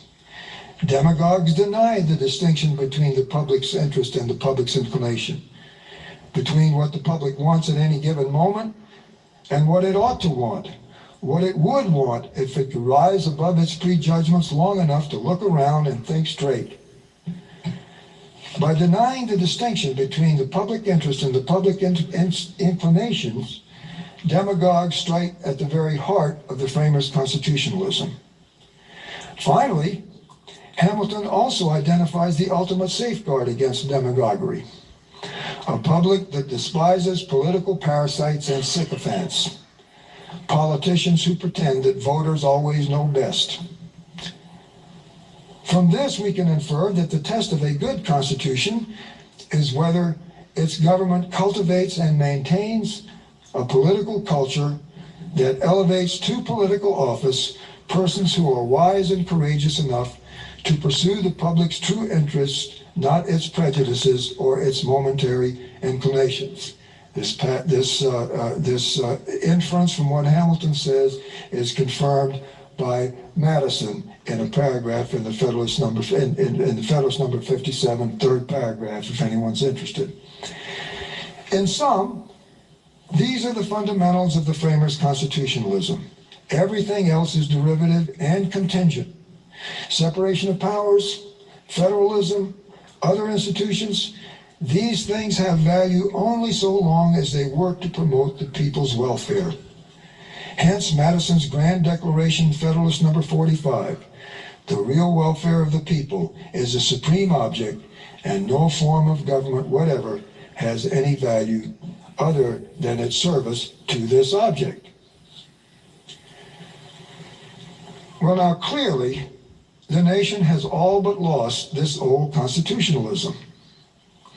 Most Americans, including most constitutional scholars, hold that the Constitution designs a government to reflect public opinion, not shape it or direct it toward the truth. For, according to most constitutional scholars, according to most social scientists. There is no truth, at least about the common good, beyond public opinion. Ours is a constitution of negative rights, it is said, not positive benefits. Liberty from government with no constitutional right to the blessings of liberty in a well-governed society. No constitutional right even to police protection for a 4-year-old child in a situation that the authorities knew to be dangerous. Negative constitutionalists admit that the Constitution preamble lists positive social ends, but they hold that the meaning and the weight of these ends are matters of democratic choice, not constitutional imperative. They hold that at bottom, public policy is and should be what the electorate wants or thinks it wants, not what some deep state bureaucrats or self-righteous academics say the electorate ought to want. This thinking about what's good has affected the new constitutionalist thinking even about what's right. It's affected new constitutionalist thinking about the meaning of constitutional rights. Influential new constitutionalists, William Rehnquist, Robert Bork, maybe even John Roberts, influential new constitutionalists have long held that constitutional rights like free speech and equal protection owe their existence not to what some transcendental source, not to some transcendental source discovered by reasoned judgment, but solely to the fact that once upon a time some popular majority enacted them into law. Accordingly, say the new constitutionalists, the meaning of constitutional rights depend mostly on how the people who enacted them defined or applied them. This understanding of constitutional meaning goes under the name of originalism. Demagoguery finds a home in this new constitutionalism. Because the new constitutionalism recognizes no standard of goodness or rightness beyond public opinion, it has no real basis for condemning the demagogue's manipulation of public opinion. If there is no outside reality for opinions to correspond to, it's not clear either what manipulation of public opinion can mean or why manipulation of public opinion is wrong. Without an outside reality, the soundness of an opinion depends on its staying power, and there's no reason for open-mindedness and moderation. There's no real reason for evidence and logic. No reason for withholding judgment till all the facts are in. No reason to admit a mistake. No reason for any of that stuff. This new constitutionalism is very powerful because powerful forces support it. These forces include academic institutions like value neutrality in the human sciences and academic doctrines that deny the existence of a moral reality and even in the extreme a material reality beyond opinion. More powerful support comes from an economic philosophy committed to liberty against nature through technology and economic growth through the relaxation of moral and aesthetic constraints on consumption. As powerful as the new constitutionalism is, however, its decline is assured by the hard facts of humanity's situation in the world, a world that has proved to be beyond human control. One example should suffice. Global warming looms. If no person on earth acknowledges the facts of global warming, if none endures the sacrifice needed to avoid its worst effects, those effects will still come. A constitutionalism that reduces truth to opinion, scorns moral and intellectual competence as elitism, and promotes self-assertion and self-indulgence over self-criticism and self-restraint, this new constitutionalism has little chance against problems like global warming, unequal opportunity, and advancing oligarchy. I've argued that we should commemorate the American founding, not the Constitution that it founded. I've argued this because the latter is failing the objectives of the former. I've tried to show that the constitutionalism of the founding was a positive constitutionalism, not the negative constitutionalism that prevails today. Another way of putting it, I've tried to show that the constitutionalism is an ends-oriented constitutionalism, not the constitutionalism of rights that prevails today. Now, an argument against my position could begin with an appeal to liberty. It could claim that a government that isn't working may be a problem, but it's not a constitutional problem. And it's not a constitutional problem because it's no threat to liberty. Since constitutional liberty is liberty from government. A government that isn't working, at least you can say about a government that isn't working, is that it isn't working to threaten liberty. Now, lest you think that no one holds this view of liberty and that I'm erecting a straw man, I ask you to read the DeShaney case. For a different view of liberty, once again, consult the Constitution's preamble and the First Federalist. If liberty meant first and foremost liberty from government, as opposed to liberty from private power, no sane person would have established government in the first place. No sane person would have established government for the sake of liberty. Yet the Constitution's preamble says that we are establishing government for the sake of liberty, or to be precise, for the sake of liberty's blessings. And the First Federalist, fifth paragraph, in the First Federalist, fifth paragraph, Alexander Hamilton says that the vigor of government is essential to the security of liberty, and that in a sound and well-informed judgment, their interests can never be separated. Joshua DeShaney's case illustrates Hamilton's point. Though Wisconsin didn't encourage Randy, Joshua's father, though Wisconsin didn't encourage or force Randy to destroy Joshua's chances for a life of reasonable liberty, the state knew that Randy was endangering Joshua's chances for such a life, and that Joshua couldn't stop him. Joshua's chances for a self-directed life, Joshua's chances for a life in liberty, depended on a state that, for whatever reason, got there too late. Though the founders' constitutionalism makes sense and the Constitution of negative liberties makes no sense, returning to the founders' constitutionalism won't be easy. Recognizing an affirmative constitutional to protect children from violence, and you'll soon be talking about a constitutional duty to protect them from undeserved hunger, ignorance, and other threats to their chances for lives of responsible liberty. As I pointed out, powerful forces oppose this idea.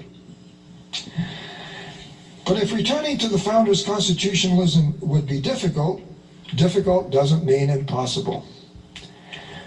A feature of the nation's present political situation may make commemorating the founding a bit more than an exercise in wishful thinking. I refer to our use of the words, our ordinary, everyday use of the words demagogue and demagoguery. Today, people on the left regularly complain about right-wing demagoguery, and people on the right regularly complain about left-wing demagoguery. Charges of demagogue ring across the nation's political landscape. That's regrettable, of course, but there is some reassurance in it. When we complain about demagogues, we make assumptions that the framers shared. These assumptions concern the functions of constitutional government. Complaints about demagoguery assume a difference between what the public thinks it wants and what the public ought to want, namely the public's true interest. I have a round Complaints table about question. demagogues also assume that... Okay, so a little moment ago there, he was talking about going in the direction that things are going versus returning to the original intent of the Constitution. My question, let's make it a roundtable question, is let's presume that the original intent is what this fella is, and what a lot of people think it is in the way he's describing the original Constitution and what it was supposed to be for. Let's go with that narrative. Returning to that, the question is this: switching focus 180 degree and attempting to return to the original Constitution is a step forward, yes or no, and why? Well, currently, I'll go first. Currently, it wouldn't be a step forward. The simple reason is it doesn't matter what kind of government you have if you don't have an ethical and moral population to draw from, to elect and put in positions of leadership. Then it doesn't matter what kind of government you have. You got a crook in there who's going to do whatever the hell he wants, pretty much like today. So there's no possibility today of returning to that thing, to that originalist position. That would be what I would say. All right, who wants to go next? I concur with Rusty 100%. We talked about this before, yeah. I'd like to think, yeah, even if we went back to what the original Constitution, I haven't lived under it to know what it is to say that would be better. I'm saying it probably is, but we're never going to go back. It's never going to happen because it's too far forward or too far advanced for them to allow that to happen. And then this is where my belief in God comes in. And I believe we're reading in the book of Revelation as we speak now. So it's in there. The Bible speaks pretty much a lot about what we're talking about. But I believe you're correct. I believe you're correct in that we have gone for so long, so far past that, there's no possibility of returning. Now, let's say it was possible to return to that. Question is, would you want it to? Well, it would be better than what we have. It would be better than what we have if it was true. It might be bearable for a lot more people, but you know, I get where you're going. You're going back to the default position to be the original position that people should have, and responsibility, self-sufficiency, and all that. And I agree with that too. You are a scholar today. You are a scholar today. Go ahead, Bill. I was going to say, it's just not going to work. I mean, we had it, we lost it because of greedy people. You know, you got to have honest people, and you're never going to have that. You're never going to have honest people. I'd say it would definitely buy us more time, but yeah. Okay, awesome answers. Here's my take on it. Yeah, I like the default though. Yeah, for sure, right? Totally, if it was the way things were operating, it would be like perhaps less violence and so on and so forth. So it'd be a better predisposition. However, because it's the stage setter and the pre-stage setter for dysfunctional, unnatural and unharmonistic way of functioning, this current narrative that's going on right now is a beautiful portrayal to make it really obvious what not to do. And perhaps if it wasn't so obvious, people would be more stuck and set on something as they were more even 20 years ago. I remember hearing my dad once say that, 20 years ago, the level of slavery was more tolerable and acceptable. So there was less of a reason to try and resist against something, So I would submit that it would be totally counterproductive to even consider going back to that. And also, of course, when we add the default in the factor, it's a complete 180 from that anyway. So why would we want to do that? Why would we want to limit in scope the Constitution, even in that capacity, only outlines some liberties. The reality is, by default, you have all liberties by default, based on how much ability you have to function. And so why would we want to outline a box around that and say you can't go outside of that for some? That doesn't make any sense to me. Yeah, I'll make one comment on that, and I'm going to bring up a YouTube channel. This guy has a YouTube channel, and he's a lawyer, a civil rights lawyer, and a supporter of the Second Amendment and so forth. And he goes by the name of what is it? The 4-box dinner. And he says you got 4 boxes that you're operating in. You got if I can remember them, all 4 of them. But anyway, you've got the jury box, you got the ballot box, and then you got the ammunition box. So, I mean, I only listed 3. Yeah, the ammunition box. Can I guess the 4th one? I can't remember what it was, but go ahead.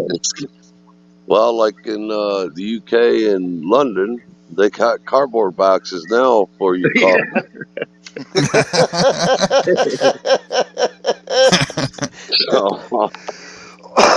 Well, it's better than that flag going up your, you know what? There's quite a bit of that cardboard going up here. Yeah, you're right. Can I have a flag with that with a stick? Slap a sticker on it. But that same guy, he outlines 3 cases just like this DeShaney case where the ruling was made. So don't think it's just the one case that this guy is bringing up constantly. There are numerous cases that are the same, and the ruling was the same. They have no duty to protect you. You're the first responder. Your responsibility is to protect yourself, because nobody's coming to your rescue. Maybe they will in time, but when seconds count, you know what I'm saying? Well, if they're anything like Detroit police, they wait till the shooting's done, then show up. Yeah. It's nothing wrong to have ally, but make sure your ally is your friend. That's the first thing.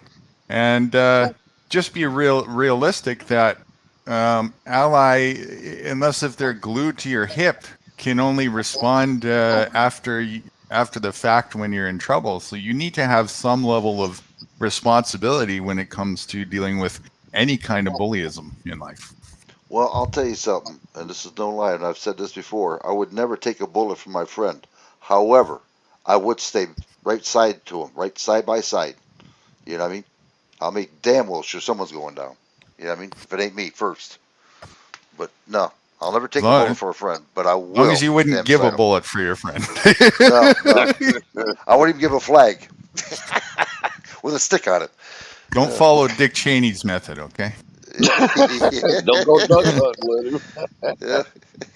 Oh, good. All right. Well, let's get anything more before I start?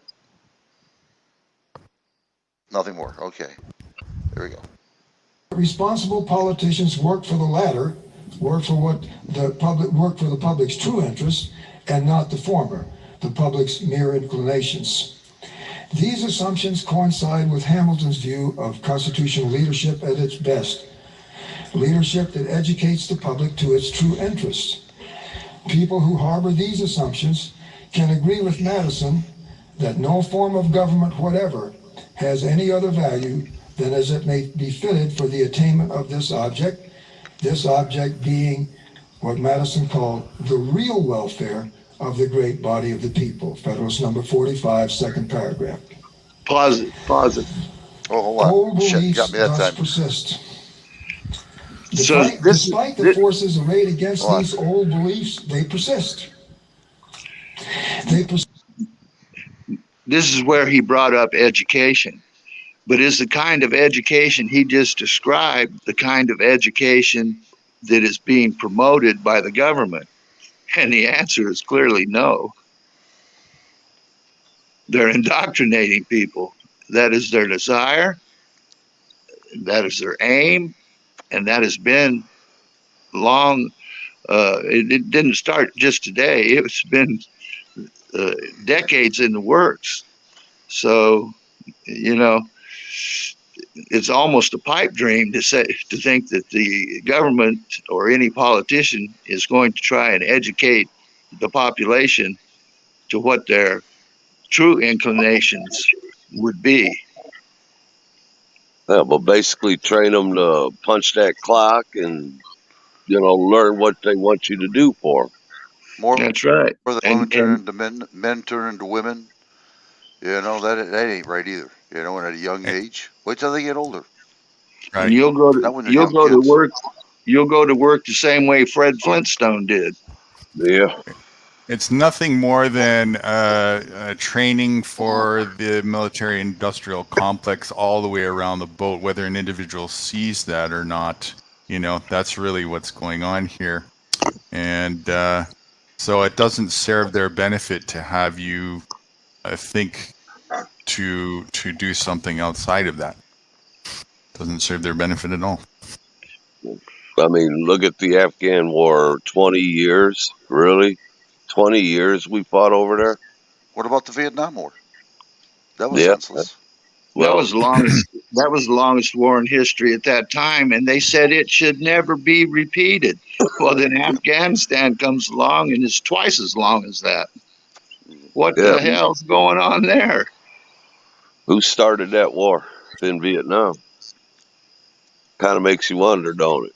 Who's controlling the military machine? The elites are. Mm-hmm. For their own end. Right. For their own benefit. I mean, just common basic sense. If you want peace, you don't go to war.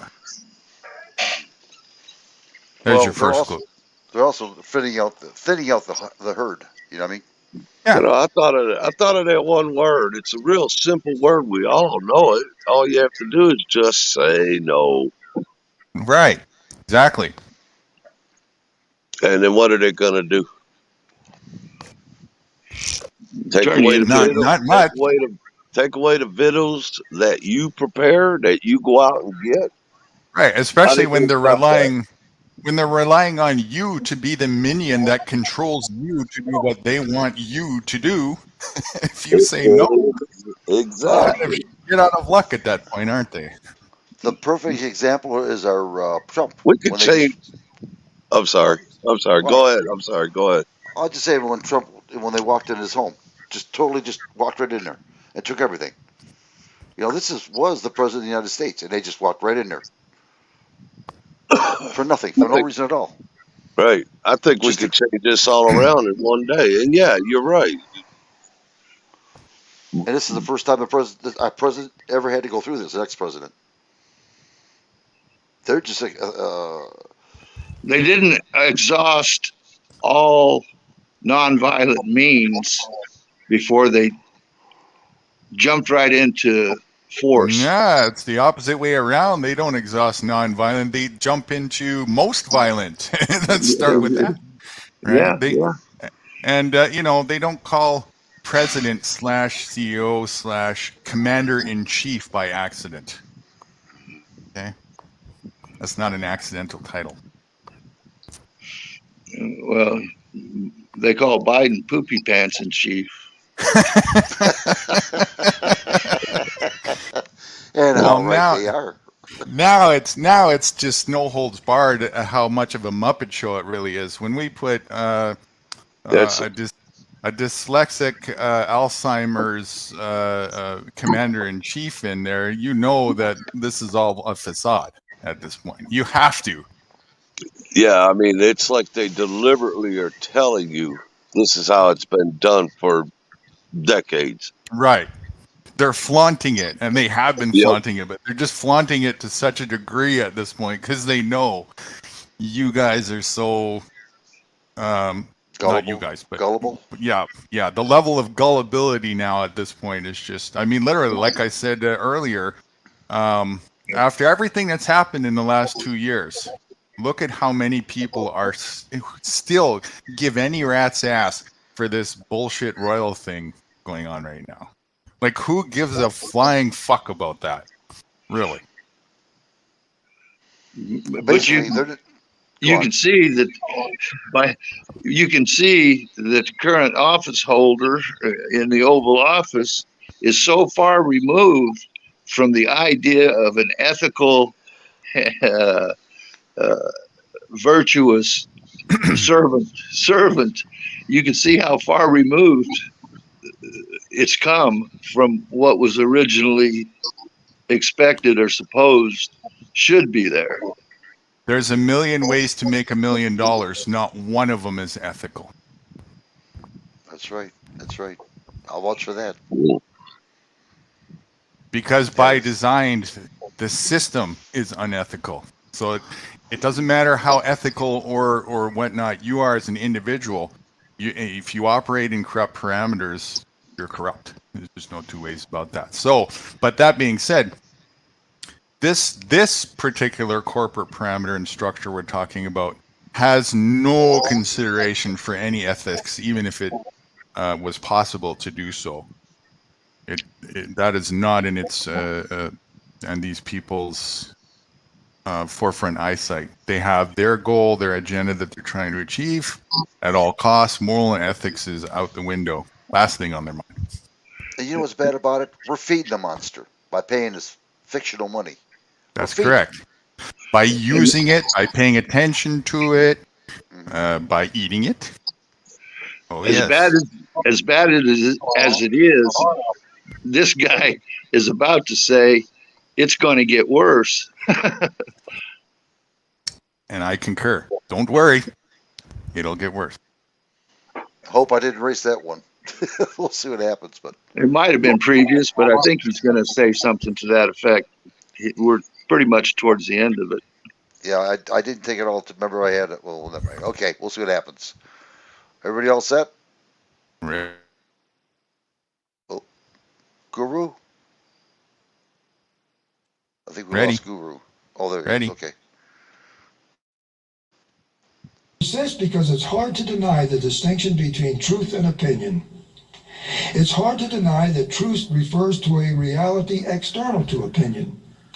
It's hard to deny that this reality has moral as well as material dimensions. And it's hard to deny that we human beings hold truth to be more attractive than opinion. These old beliefs ground the framers' constitutionalism. They persist in the teeth of very powerful forces. This persistence justifies some hope for the nation's future, and that's the reason for commemorating the American founding.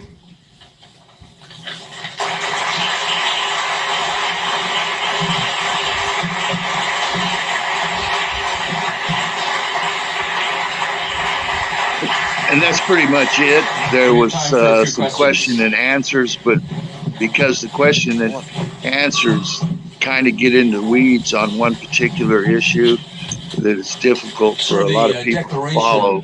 Also speaks of the ends of government, among them life, liberty, and the pursuit of happiness. As I understand Lincoln, he believed that the spirit of the Declaration, particularly the idea that all men are created equal, should direct our understanding of the Constitution. They were related, as he used to speak, as framed to the picture. How would you agree, and how does that fit into your presentation today? I thought of bringing a copy of Lincoln's speeches with me because I should have anticipated. You guys don't want to listen to this. This is just, commentating and everything else, so we're done here. We're done. Oh. I just wondered, did you see the audience, how many empty seats that were in the auditorium? I didn't see that. I can go back and look at it. Well, I'm just saying, it just, it shows Quite a few. Jam-packed. Well, Friday night football, I mean, we got priorities. Yeah. Yeah, Sunday night we got football playing in the church basement. Right. So yeah, you're right. Oh, Distraction. okay. We got this. I think I put down. I think I put your name on it, Frost. I should have on this one. Hold On what? Crisis of the House divided. I think, what was that, 1959? Can you see by the dawn's early light what so proudly we hailed at the twilight's last gleaming, whose broad stripes and bright stars through the perilous fight o'er the ramparts we watched were so gallantly streaming, and the rockets rang where the bombs bursting in air gave proof through the night that our flag was still there. Oh, say does that star-spangled banner yet wave o'er the land of the free The sheep. and the home Of the Slave. slaves. Thank you. No applause. Just money, please. Well, I think that created a lively debate for educational purposes. Very interesting video. Great find. No, that wasn't me. Yeah, that was Frosty. All Frosty. Yeah. I hate you, Frosty. No wonder you took my shares. Oh, I'm enjoying the love. All right, I have one more real fast one here. I want to show you this. This is how I feel. We're in overtime now, so we double charge. Okay, jeez, Po Billy, you hear that? Pay up, Po Billy. Sleep probably. Do you take off? Let's see. Maybe he he's doesn't there. know he's on mute. He's on mute. Hey, you're on mute. He might have stepped away. All right, let's do this fast, and then we'll get back to. I wanted to show you. This is the Queen that you're talking about. Here we go. Okay. Oh, wait a minute. I didn't do that. I did it wrong. Hold on here. I gotta make sure I did this right. God forbid everybody will condemn me. I'm gonna have to quit. I'll be booed. I think you're fired. Why is this thing keep going back to the same frickin' Stay to the left.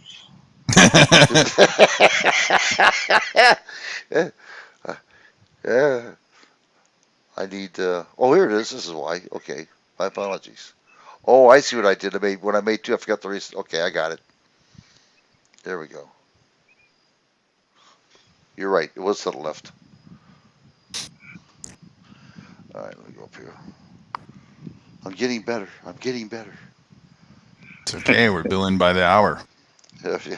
Oh, hi, Frosty. It's your show. You bought the shares. Let's see. I failed to charge admission. I have to kick myself. Just a shout out quick to anybody who's still in the chat. I just saw we got Graham in our presence earlier, and all right, we have. I don't know. I got to get VA prepping up here now. That's right.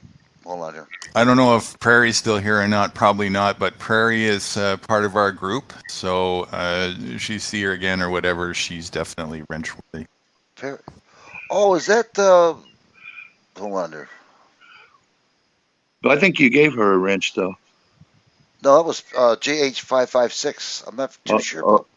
Right. One up Okay. from that, she just said good evening, and she's also in our Google Hangouts room as She well. took off on us. She don't like us no more. Hold on here. Next time I see her, remind me, and I'll give her a wrench. Yeah, will do. You right pretty well, so that's all I care about. Yeah. What was I? Oh yeah, hold on. I got to do this so I don't forget. You know what? I can do this, play this thing, and then you guys can watch this as I'm doing it for Just do Michelle. something.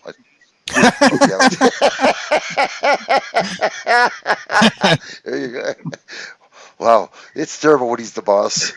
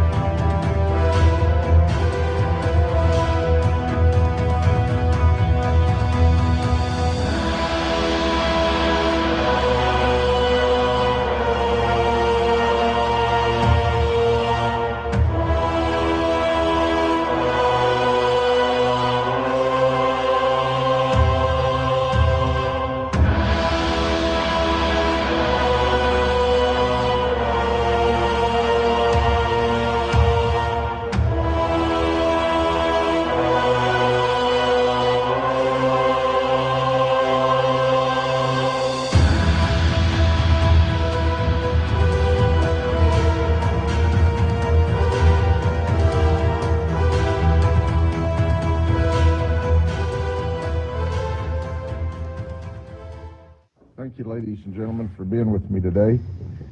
We have to talk about something that's just horribly sad. And I want you to think about this. I want you to understand that each of these blocks represents 1 pound. You awake, Raj? Yeah. We started an investigation where a child was starved to death, died of long-term starvation. This happened in Florida.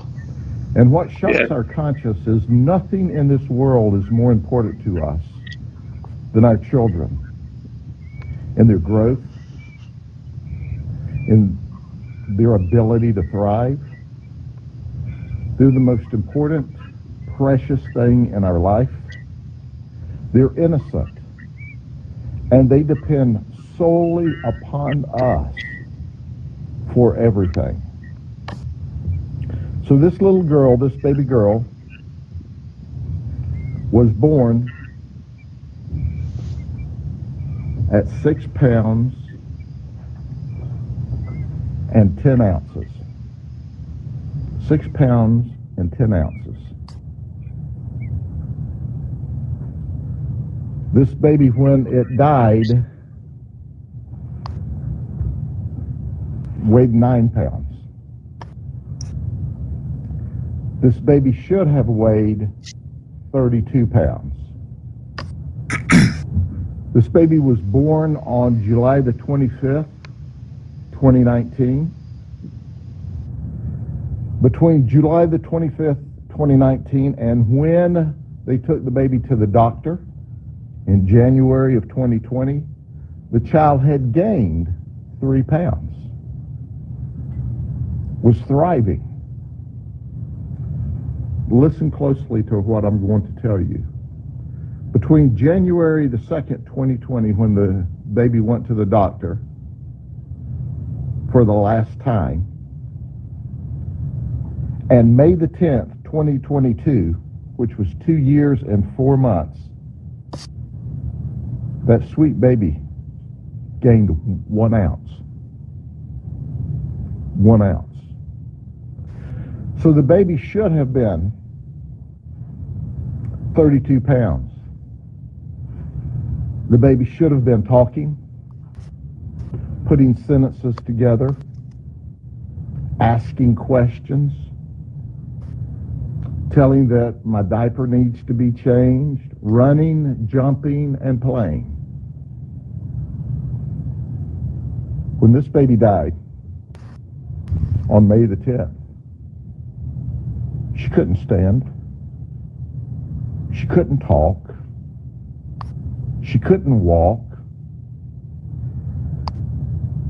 This baby never got to be this big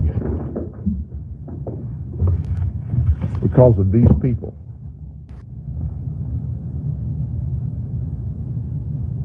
This is mom at 35. This is dad at 57. Allegedly, he was her counselor at church along the way. Oh, he weighed 213 pounds. Rhonda Tillman, mom, weighed 144 pounds. Did I mention to you that she's pregnant? According to what she says, about 4 months pregnant. There was food in the house.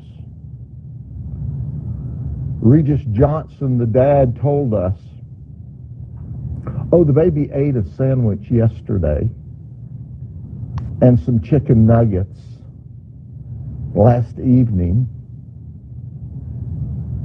and drank. Well, that's just a bald-faced lie. When we did the medical examination, that child had 0 food in her stomach and only slight traces of fecal matter in the intestines. The child suffered long-term starvation. Now, I want to call your attention, for those of you who remember the Sally Struthers commercials where she was raising money for the children that were malnourished malnourished and starving. And you'd see those horrible pictures of those children. Keep in mind, they were still alive. This baby laid in a playpen made out of an inflatable swimming pool and starved absolutely to death.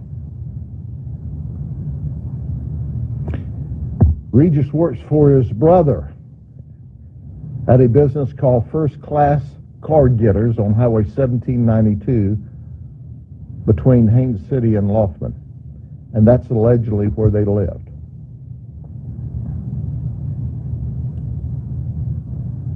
We know that the doctor did the things that he should have. We know that there's investigations underway.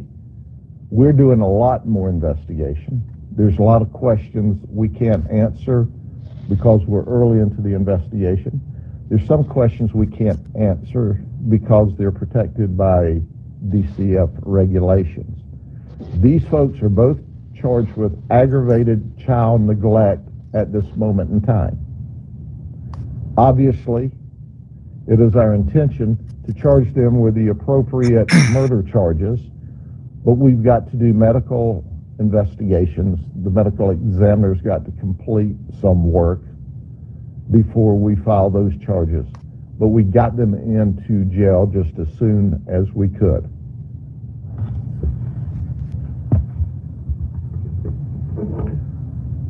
The baby didn't thrive because they wouldn't take her to the doctor. They wouldn't feed her. On this fateful morning, the father of the year called 911 and said that his child wasn't breathing. We talked to mom. She said she'd called 911 before, but they were busy. What? They made admissions. They defended their action. But I want you to understand that this baby, this little girl, this child that should have been thriving, gained 1 ounce in 2 years and 4 months.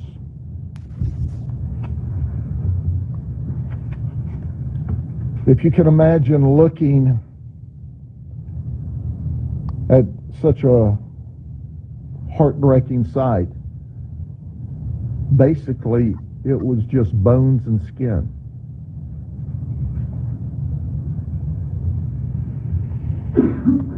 There aren't adequate words to explain our frustration and our sadness, but our folks are going to do a complete and thorough investigation, and we're going to lodge all of the charges that the law allows against this mother and father, against these murderers who starved this child to death. We're going to lodge all the charges that we can, and the investigation's still underway because we have probably the same questions you do. Did no one else see this child in this condition? That's under investigation at this moment in time. This child just didn't get sick and pass. People had to watch this child who should have been up running and playing and talking to mama and dada. And, you know, I've got a 2-year-old grandchild and a 3-year-old grandchild that are thriving and happy and climbing all over us when they're with us. And this child couldn't talk, couldn't walk, couldn't communicate. There aren't adequate words to express my frustration. Are there any questions? What's your message to the community? The message to the community is if you don't want your child take it to a hospital, to a fire station, to anyone, and say, turn my child and I'm done with it. Don't starve the child. Don't starve the baby. It is unbelievable what we saw. Are there other children in the home? There were no other children in the home.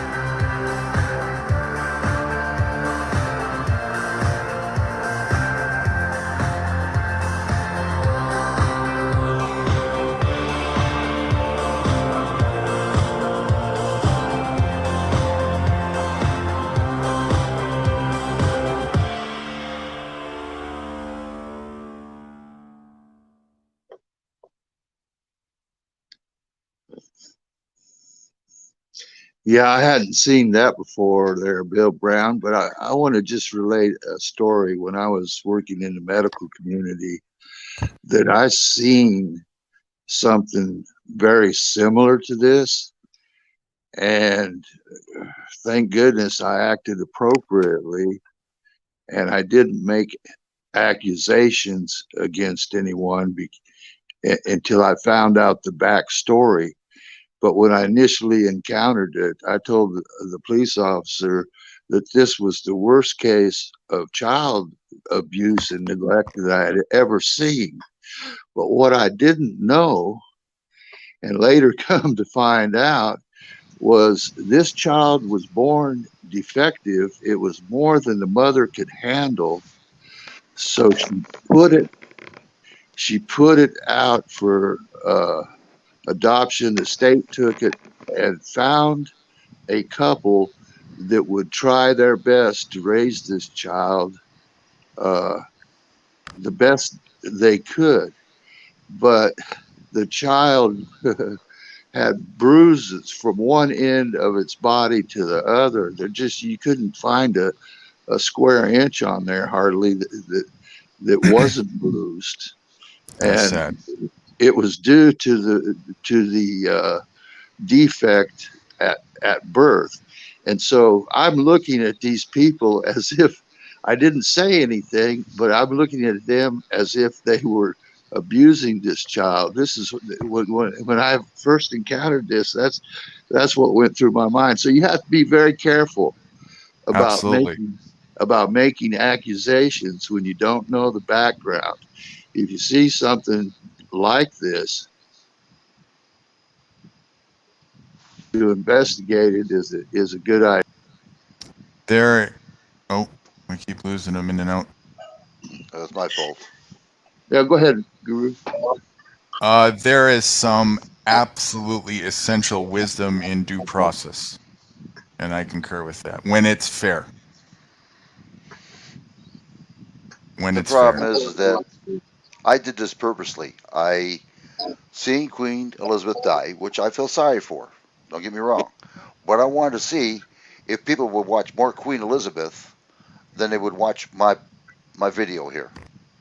Right. And I only got nine people. They didn't even give a damn about this child. Nothing.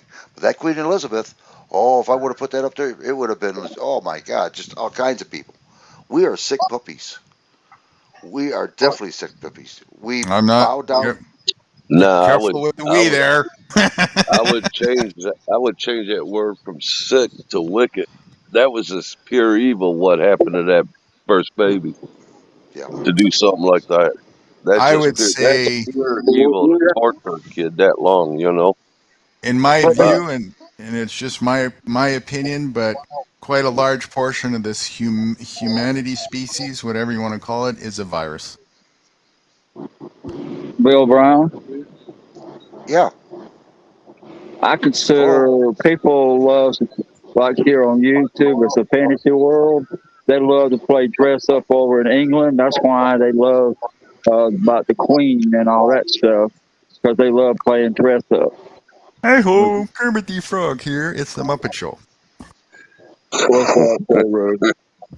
Well, if you like ceremony, the Queen was all about ceremony, and a lot of her functions were ceremonial.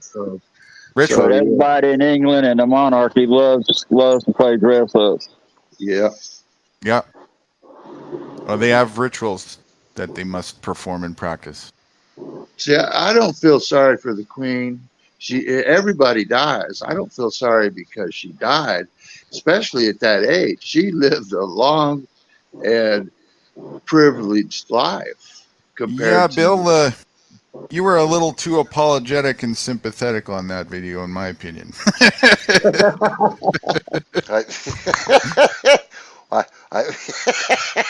the lizards, okay?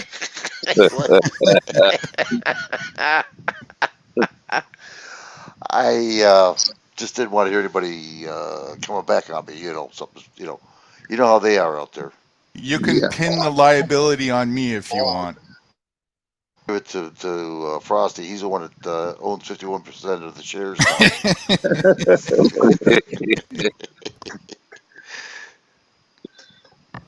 So you're pretending to be sympathetic. Okay, gotcha. Yeah. It's just, we're upside down people. We are. We should help other people. And I'm not saying by giving to these corporations, you know, oh, you see this poor little kid starving, and you give them money to it, they're still starving. You know, look at Ethiopia. They're still starving over there. Look how much money America did, huh? But watch that beautiful black mirror every day that projects them pictures. You got all these poor puppies, poor kitties, blah blah blah. Send all this money to those. You got people doing that, and when's the last time you saw a commercial saying, "Hey, help out these kids"? You know, Well, Sally Struthers was on the air doing that for a very long time, but you don't see her there anymore. I mean, I think none of it. No, yeah, you don't.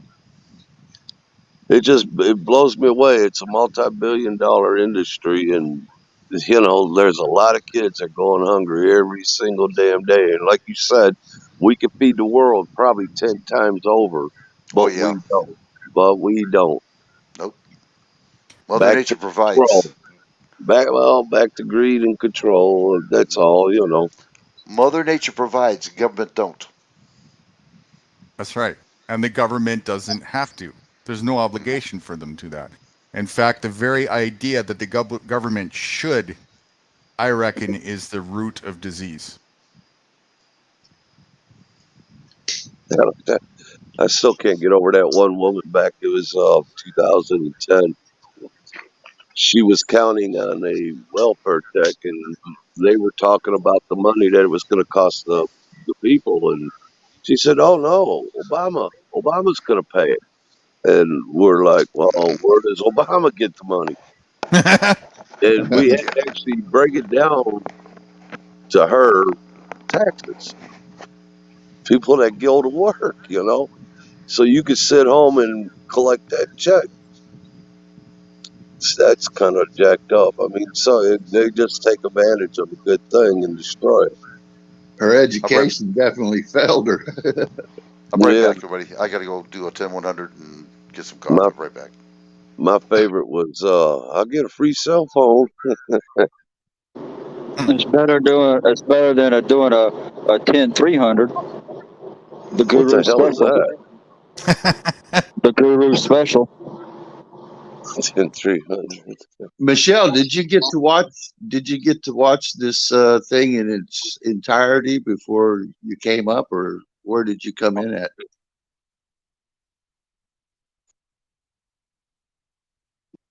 Hello? I can't remember. I don't know. Well, you didn't come in at the beginning then, or you'd have known that. So you came in somewhere. That's okay. If you can't remember, you can't remember. I was just curious. I'm not. I've been trying to catch up on my sleep, the beauty sleep. Lots of it, believe me, that's quiet. Is it working?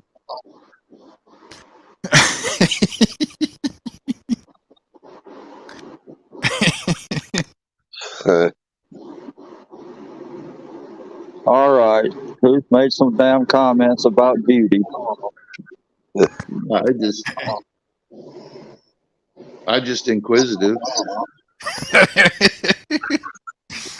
I've been trying to formulate a mud pack. Right? If the answer is yes, we want to know your secrets. Well, those are not. I hate to say this, guys, for the guys. I don't know if there's any women up here yet or not, like there were before, but like Jane. But there's not enough makeup in this damn world to make y'all look pretty. Especially me. No, we have to hit the whole damn farce against your damn face just to get a mud pie started. That still ain't going to do much. Well, it helped with all the cracks and your pores and stuff like that. That's from eating too many crickets. They make a cricket paste. Hey, now. You know, there's nothing wrong with eating grubs and crickets and stuff if you have to. Well, so the more crickets you eat, the more food there'll be for others. Just doing my patriotic duty. Yeah. I want to join this cricket. I'm talking about if you're out there in the bush, sniping in the weeds, then the only thing you got to eat is grubs and crickets, and hunt and fend off the land for yourself like a wild boar or whatever. Rattlesnake meat's good. Yeah, I heard it tastes like chicken. Yep. What does chicken taste like? Rattlesnake? So what? Like the mongoose that ate him. Yeah. I'm telling you, you should just cut to the chase and become a cannibal. Really. No, I talk about surviving off the land. Okay.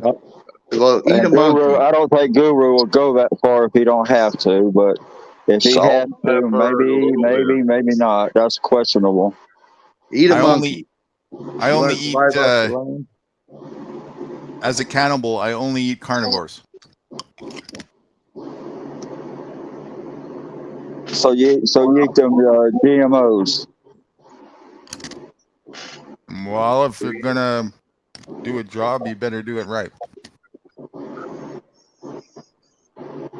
I mean, it's either that or crickets, you know. If we're talking about self-sufficiency, I did come across something there too. It's called the elephant garlic plant. It's quite a bit larger than the regular garlic that you normally buy in the store. All right. And it sells for quite a bit more, and it supposedly has some additional nutrients in it, making it superior to the garlic.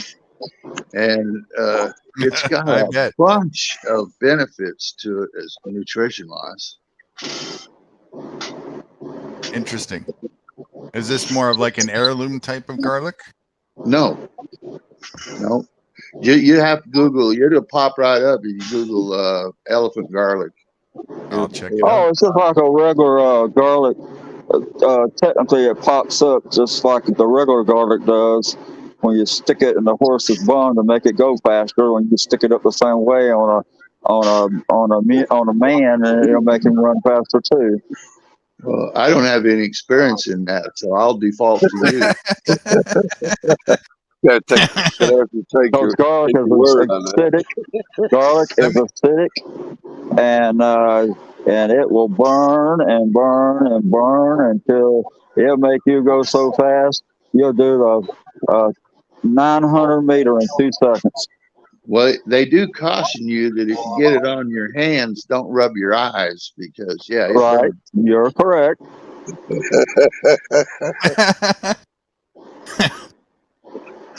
Or any other part of your body that's real sensitive. So don't get your eye too close to that guy's ass trying to find that garlic.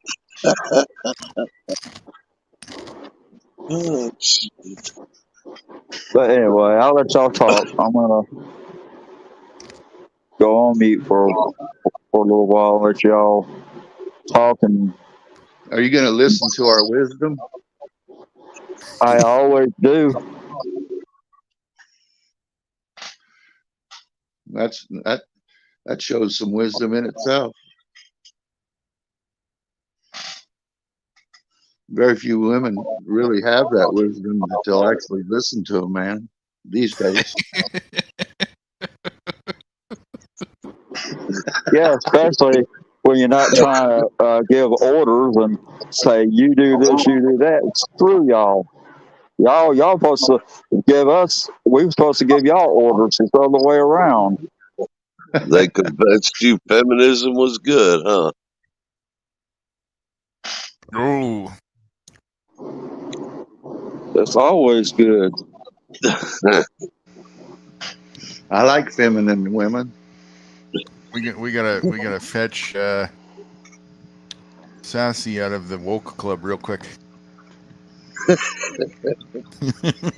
I've always liked feminine women. I was talking to a gay guy the other day. He said he could not stand women, and you bet my ex roommate, huh? Oh, he's down in Florida. Oh, okay. This guy was so against women, he just hated the thought that he came out of that pussy.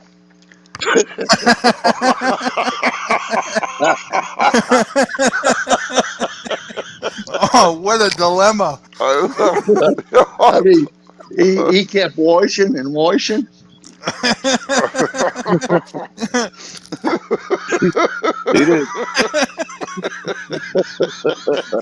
He won't stop showering. His skin's peeling off. What's his problem?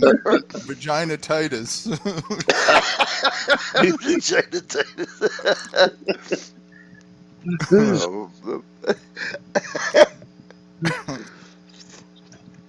Oh, 4 feet first, so when they hit the ground running. Poor guy.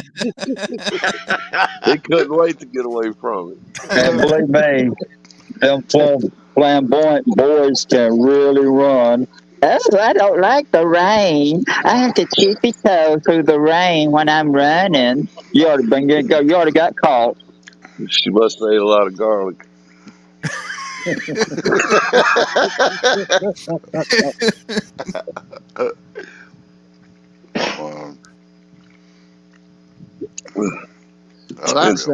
that's something to sleep on, Michelle. Oh, hell no. It's more your speed than mine. More your speed than mine. Oh, my Not for me. Welcome back, Bill Brown. Hello. You old fossil. Hello. How you doing, Michelle? How did that 300 work out for you, that Guru special? The what? The Guru special that you had to cleanse with. Did you put your seatbelt on? I just want to make sure that's the 300. Didn't help me out at all. When I put the seatbelt on, I broke the toilet. Too much pressure. Oh, you like someone to push and plunge, huh? Oh, well, I think Guru can handle that too. He's a man of all kinds of aspects of life. You know, this is a family channel, you know.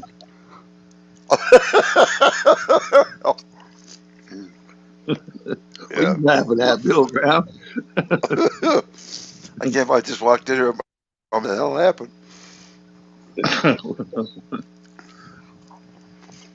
No, but I appreciate your help there, Frosty, for the video. Thank you. And show me and tell me what's going on a little bit about it, because I did get lost in translation. Yeah, sometimes it's hard to listen to these elites when they talk. It's a different language they are speaking. They're not speaking the common everyday language that a lot of people are used to. So you got to kind of listen, and you got to kind of, you know, watch it maybe more than once to get the idea of what they're talking about sometimes. So, Well, I'll tell you the truth, I thought he was selling something. I was going to use my charge card. yeah, I was going to buy some Liberty. I was. It's, yeah. I don't know. Like everybody else has said here, it's doomed to fail. It is, too. Argument is doomed to fail. So is the United States. It's going by. And that was his opinion, too. That was his opinion. It is doomed to failure. Yep. And that's where I would beg to differ, because it's succeeding absolutely to the T. Wonderfully. But it's gonna fail. What it's failing. It's right. failing people's expectations because they don't know what the hell they have. Right. It's failing anybody who thinks that it's there to serve them. Right. Exactly.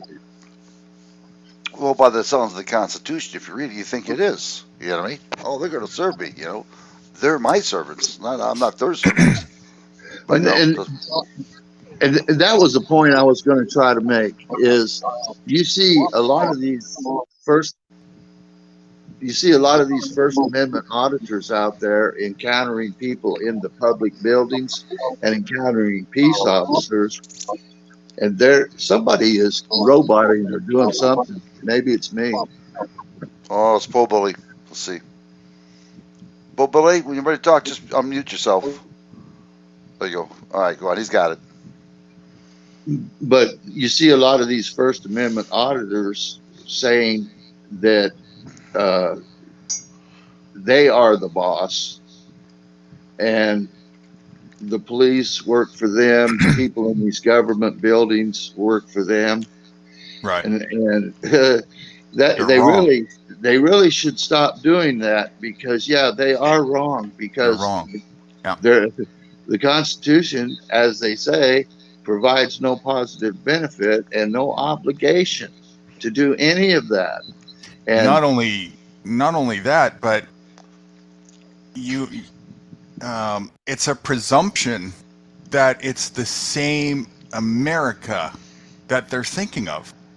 This is a totally separate entity, and that separate entity has the ability to cloak itself and re-identify itself and rewrite its rules anytime it wants. Let me say something. Which Constitution are you talking about? The one the founding fathers put forth, or the ones the Congress just had rewritten to better themselves? Or And the all New World Order. Or Well, all they're 787 million other ones that get switched back and forth every minute of the day. well, they did the same with both. I mean, they tried one, it didn't work, it wasn't working, so they had to break the law in order to get rid of it and bring in another one, which is perfectly reasonable if the ends are important and not the means to an end. And they felt that the end result was more important than the means to the end. So, you know, there is some logic there. But if you promote the idea that we should be now getting rid of this one in any way other than a peaceful civil disobedient kind of way, you're on the fast track to be a target and end up in a courtroom. Right. Right. It really is the wrong path to, you know, go enter into somebody else's house and say, I'm here to command you. It really is. And that's what they're doing without the awareness of that, you know. Absolutely. Absolutely. Imagine somebody coming into your house, walking right in your front door because you failed to secure it, baby. Right. Or back in the day, a lot of front doors were left unlocked and without any issues. But somebody walks into your front door and tells you, "Get the hell off the couch so I can sit down." If it really put it like this, all they see is a green light, blue light, or a red light, and that's it. If it really was public domain, there would be no locks on the door. There would be no regulations in the building. It would operate as open space just like it does on the sidewalk. Your first clue that it's private is that there's a lock on the door. And there's other things called secure access area and restricted access area. The moment there's anything like that, it's no longer public domain. It's no longer transparent. I think it is. That's your first clue that it's not a shared public space by default. It's if anything, the question would be: is it usurped? Is it usurped by de facto Gestapo? That's a debatable argument. Either way, though, it's actually counterproductive to try and go head-to-head with that. That being said, I do commend them for wanting to shine a light on the corruption that's going on to show people that there's something wrong. Oh, I agree. I agree. Right. But especially again, if it helps to mitigate violence. I agree, yeah. But if I were to stand with these individuals, I could not go and command entry into the building and say, I'm here as your boss, because I'm not.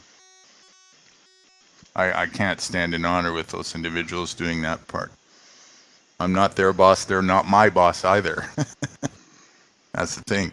Nobody's anybody's bosses unless there's consent when it comes to that. These people who are working there are no more or less obligated to be your employee as you are theirs at any given moment. So it's either a consensual mutual agreement that's going on or one by force, one of the two. You can tell that when you go to DMV. Next. Well, good day to you too. Where's your money? Take your picture over here. Smile. Right. I would propose, what the hell are you doing signing up there, begging for a permit, begging for permission? Mm-hmm. Right? Well, I got to get my handicap spot. Doesn't that just say it all?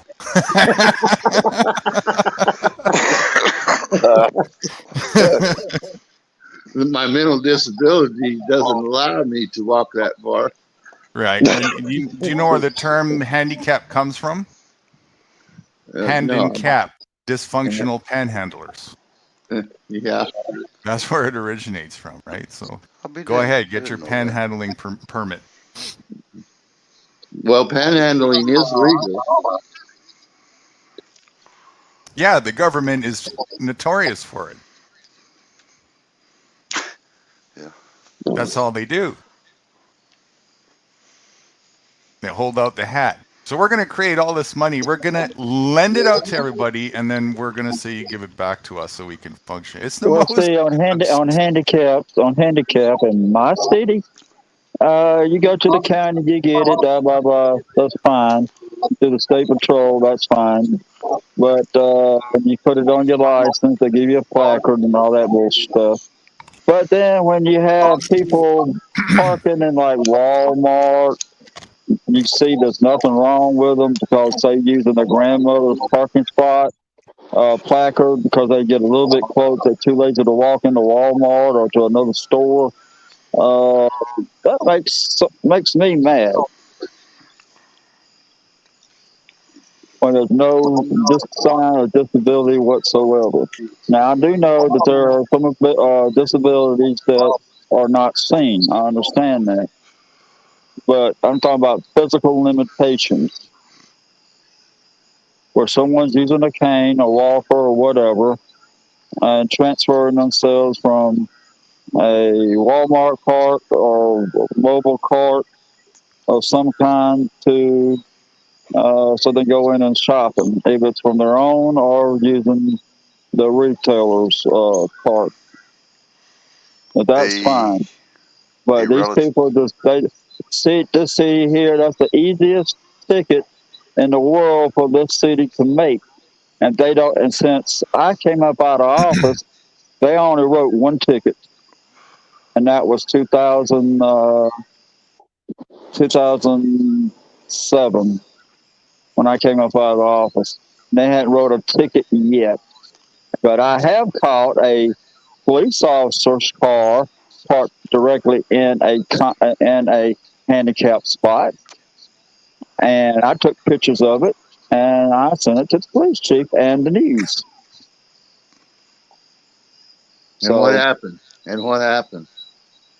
The officer supposedly got written up, bad story against the city, of course, and told the TV reporter that since I came up out of office, they only wrote one ticket in all these years, and here they out here getting people for speeding up and down the road for traffic violations to earn their little, how should I say, their court money for the corporation. And all they got to do is have someone sit, officer, off-duty cop that works in uniform and in a police car when they're off duty, which is also a violation because it holds the city in liability standpoint if that cop uses his nightclub and breaks someone's arm, leg, lungs, whatever, because they thought they were stealing something. And like they did in Atlanta about 3 or 4 years ago. So with Atlanta PD. So now you're going off on a tangent. It's hard to follow your point, but well, I'm sorry, I shut up then. No, don't shut up. I'm just saying you're going off on a tangent. No, not really, because it proves that some cities don't give a crap about handicapped people or handicapped spots. Well, that is the point. And then I just happened to catch one of them in their one of their own cops in a handicap, and they just didn't like it. Well, I don't know what the fine is, but here it's $250. So it's 500. It's 500 in the city. That's what it is in Michigan. Yep, all over. Yeah. So it is a significant amount of money that they're just choosing not to collect for violations. Which My son-in-law's relative. which ends up going to serve so much of we the people, doesn't it? Right? Oh Such a yeah, benefit. yeah. You know, it just, well, my son-in-law's sister-in-law got it. She had a handicap sticker. They stopped her. The person in question who was handicapped wasn't there. She received $500 fine. That was like about a month ago. Yeah. Yep. What a joke. I have an interesting, another roundtable question to ask. Back to the Constitution stuff. Oh no, sorry. Well, okay. Let's say things were being operated the way they were supposedly intended to, and the government was not a Gestapo as it is right now. The government was actually a servant of we the people. Who the hell would, in their right mind, would work for the government? No one, because it would be so small you could flush it down the bathtub. And what would, in Why would addition you to work for that, right? And in addition to that, what would be the point of working as a servant when the individual who is doing that could just be a freelancer and do as they pleased on their own time without a watchdog of we the people breathing down their neck? Would it make any sense for anybody to take on a position of servant to the public? Well, if they could abuse their authority and had a desire, and Again, had a that's- desire to that's live in that way. Right, that's the current. I'm just saying if it wasn't that way, if it was, the way that it was set out to, supposedly set out and designed, and things Yeah. were functioning that way. Yeah. I submit and propose that even by default there, the obviousness that there would not just be no need for government, but it wouldn't happen because nobody would have any incentive to do so.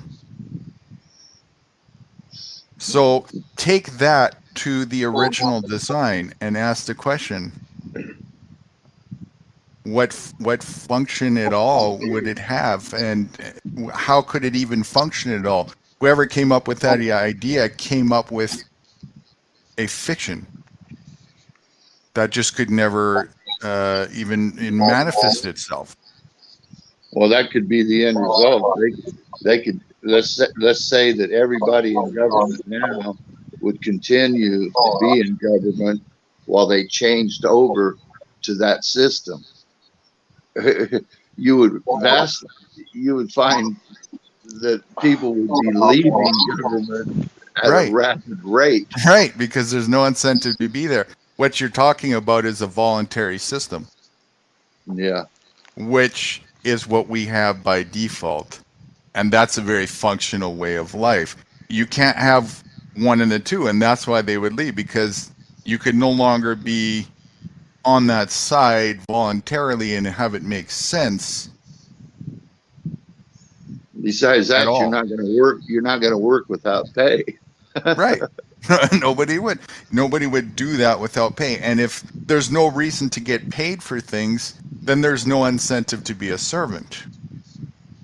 So this whole idea of servantry and servitude right from the get-go, again, right there is your clue that even the original intended design is a scam. That's a fallacy.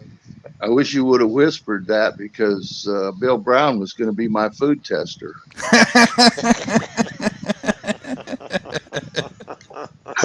I'm sorry to have. I'm laughing down.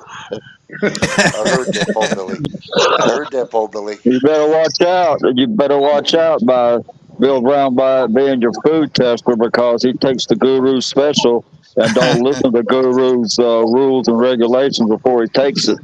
I'm So sending you some free samples of cricket gum tomorrow, okay? Don't worry not about it. me. Send it to Bill Brown. Send it to Bill Brown. Oh man. I Hey, wonder how well cricket gum. I wonder how well cricket gum would sell. I'm just trying to figure, going back that far, I mean, where would we be coming from in that time and era to where we would even think of needing a government? So we are, in a way, a tribal people. So we work Now, to help each other, and eventually there's got to be a chief. well, yeah, but here's where you look at nature for your example. It doesn't have to be one chief. Nature is fluid, and that's the problem with the corporate way of life, is it stagnatizes the fluidity of nature. So for example, let's say we have a certain function. You might have a better skill than I do for that particular function. It just becomes obvious who the one is going to step up. If you're taller than I am, you're going to reach for the higher apples on the tree, and I'm going to be the one holding the basket that you put them in, and I'm going to bring them to the rest of the tribe, you know. And then tomorrow it's something else. So the chief, or the position of that leadership, if you want to call it that, it's more just whatever works type of thing for the particular objective that's being sought to be accomplished, you know. One thing I wanted to bring up, we didn't see it in that video we showed tonight, but the guy did explain at one point, or mention at one point, not only is the government not obligated to provide you police protection, but they are not obligated to use the military in the national defense. They have zero obligation at all by default for anything. That's correct. So the invasion, as it's been termed, across our southern border, you don't see them using the military to stop an invasion.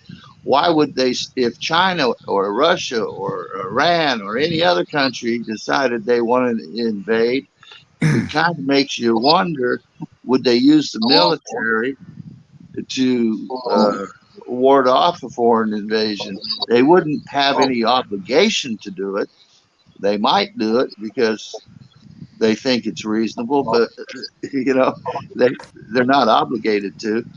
Because it's the same commission that's controlling it all, it won't matter anyway. They won't even be concerned about that.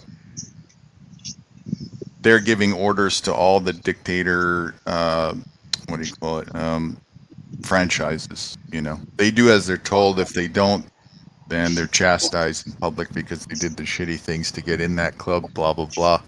You know, the thing runs like a well-oiled machine. Well, I'll tell you what, when America goes down, and it will, I'm going to sit up there in the tallest building, have my crickets, bowl of crickets, and eat it, and have some chewing cricket gum, and just watch it.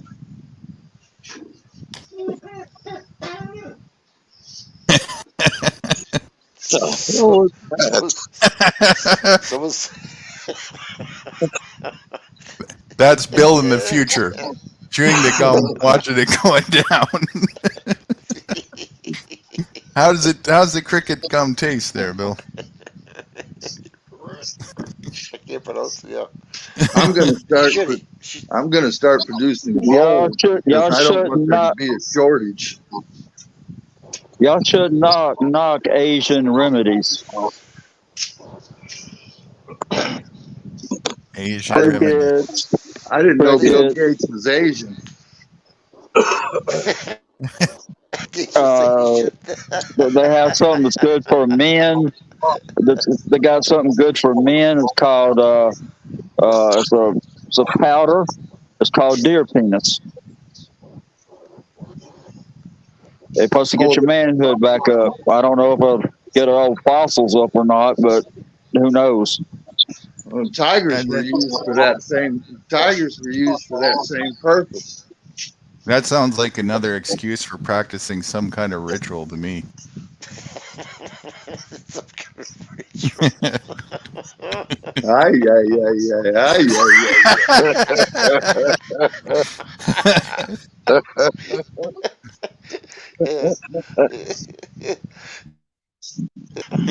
Oh, Ay, ay, ay, ay, ay, ay, ay, ay, ay. ay, ay, ay, ay, Keep it in time. Keep it in time. Yeah. all together now. At this rate, I'm going to be selling a lot of that gum. We got to go into production. We got to get some goddamn crickets. We do.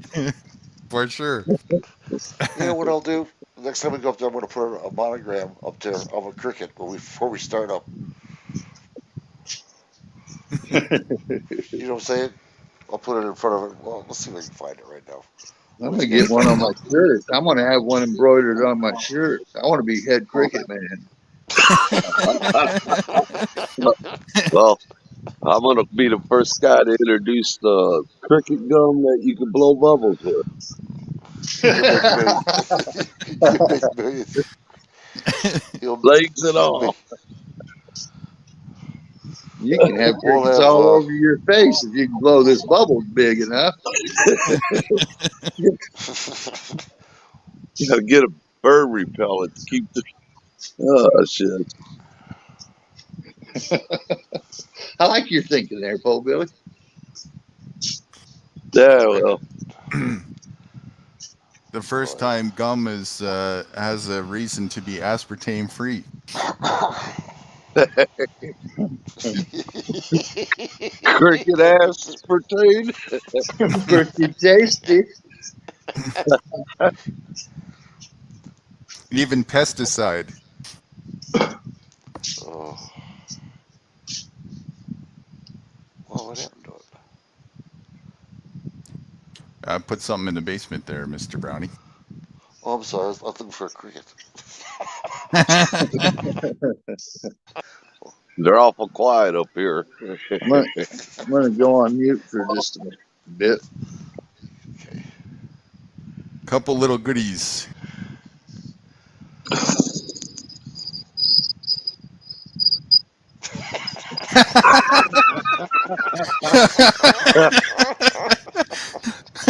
Who let the crickets out?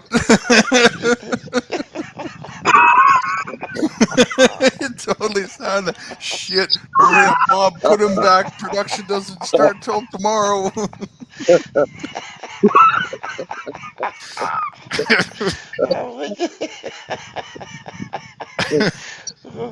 Oh, that's too much. Oh.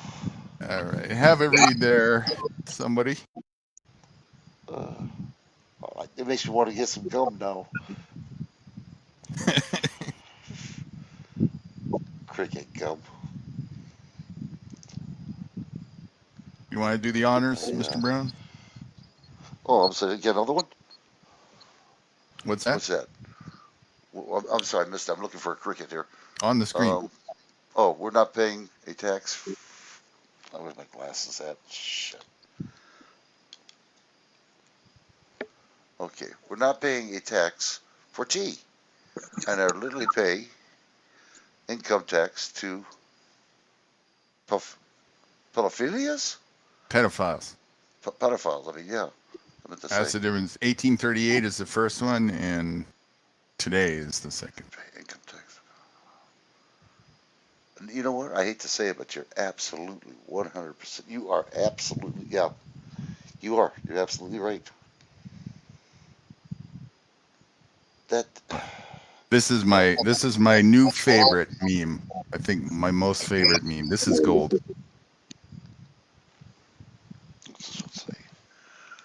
Look like. Let me get this thing bigger. Somebody got to enlarge it, or I need better glasses. How's If that? I go larger, it'll probably go I out of got the it. screen. You got it? Looks like the pandemic was bullshit all this time. We know. Tell you, I couldn't have known. They just announced it on TV.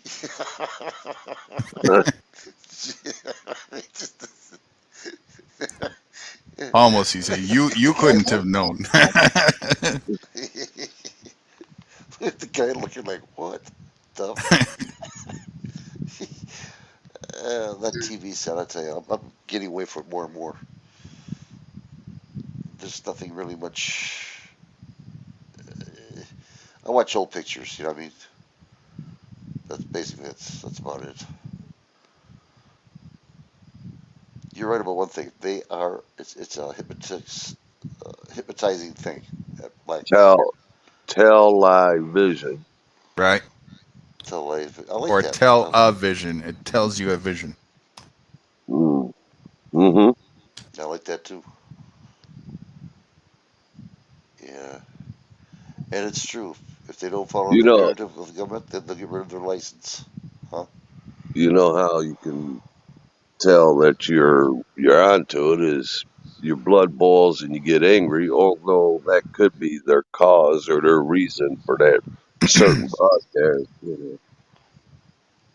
So I tend to get pissed off. I don't watch it. I do have background noise. Easier to cope, I guess. I want to tell you something right now, Guru. Michelle, don't believe him. I heard him watch Debbie Does Dallas. Forwards and backwards. Yeah, he did reverse it. Instead of going, ooh, ooh, ooh, oh, ooh, oh, ooh. It went. I heard that shit. Oh. He was his own background noise.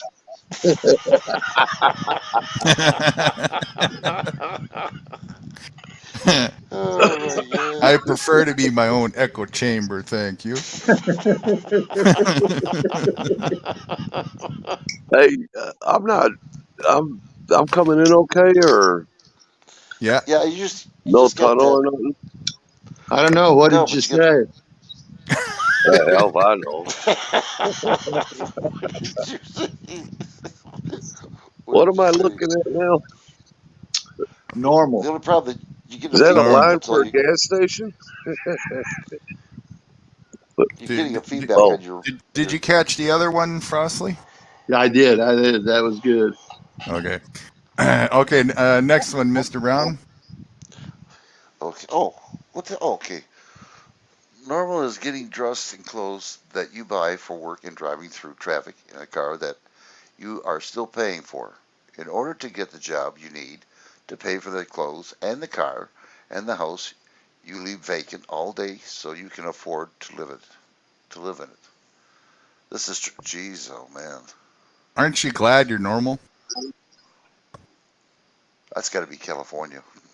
Wouldn't a cardboard box be more economical? Tell me after petrol ain't a crime. after seeing that video Mr. Brown had up, said something about the cardboard box. I forgot to fill in the rest of that. Those boxes that I mentioned earlier were used in hospitals. They'd put you on that box as a bed, and then if you passed away, they just fold it up so they don't have to touch you. You know, get the. Well, don't forget D was working for a cremation place. They had a guy in a box, just a cardboard box. You know, that was yeah. They do that. That's how they shove it into the furnace. Yep. Yeah, you should see how quick that cardboard box goes up. Yeah. This way, they're not going to mix the ashes of the box with the person, because somebody might pick up that box, or they might just get it mailed to them in the mail.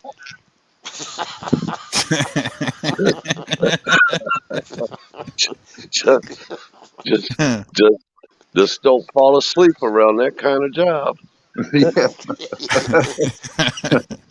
Don't be mistaken. Don't be mistaken for the customer and not the employee. You haven't learned to be self-efficient in life. You are disdained for slavery, and you deserve it. New Guru quote of the day. One more time there. Get your Band-Aids out. This one might sting a little bit. Okay. Ouch. You haven't learned to be self-efficient in life. You are destined for slavery, and you deserve it. Oh yeah. I read good too. New guru quote of the day. I've been looking into a lot of sustainable self-sufficiency, sustainable practices for on the farm and stuff like that. And just as a point of note, I did find a farm producing things close to me in my area, and there's some websites that do that will hook you up with whatever's closest to you, or they can whether you choose to. Maybe it'll be an hour away from you. In my case, I think it's probably, I don't know, maybe 45 minutes or something like that, where I could go to, purchase those kinds of products from people who are doing things, farming in the right way, not a monoculture type. Right. And I've looked around at various farms that have websites that are producing things. Some of them are fairly reasonable on some products, but generally and overall, it's going to be more expensive than what you're going to get in a local grocery store. But it's going to be healthier, and you know what you're getting, and that's the market they've created, and they seem to be mostly pretty successful. Absolutely. If you're looking at it from a business aspect, it's insane how well it is. But just from sort of veering from the business part of the equation, as you mentioned, the health factor, all the way around, it's an investment that is priceless because, first of all, if you don't have your health, you don't have nothing. And self-sufficiency is holistically centered around health. Right. And if they're feeding you all these poisons they're putting in processed foods, and anything in a box or a can in your grocery store is probably not something you should be buying. Exactly.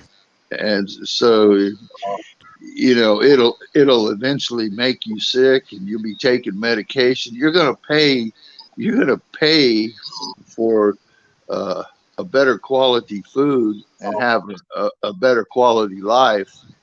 Eventually, you're going to pay more for being sick and being on medication and going to the doctors and having insurance and all that stuff. That's right. If you can live as healthy as you can for as long as you can, well, you're far better off paying a little more for your food. Right. As soon as you start to, get into this, it becomes real clear that this is really all about reversing disease. The whole function way of life, the whole corporate way of life is the fast track pursuit towards disease and premature death. Self-sufficiency is the fast track in the opposite direction. It's cooperation with nature, where nature identifies you as an asset, and vice versa, holistically. When nature knows that you're an asset, it doesn't want to kill you.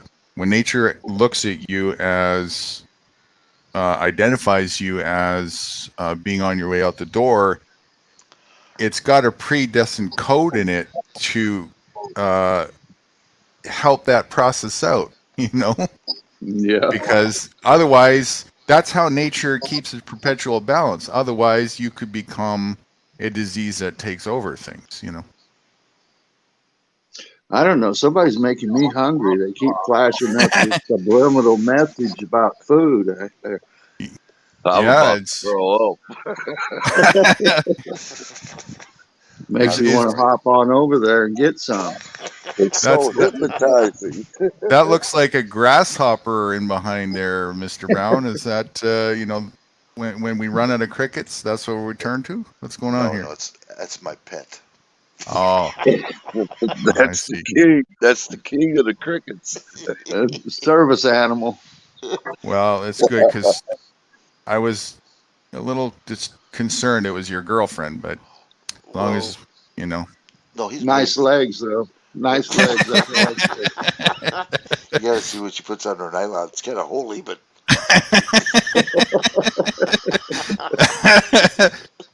What kind of makeup she wear? well, I don't know what kind of makeup. I know she chews cricket gum.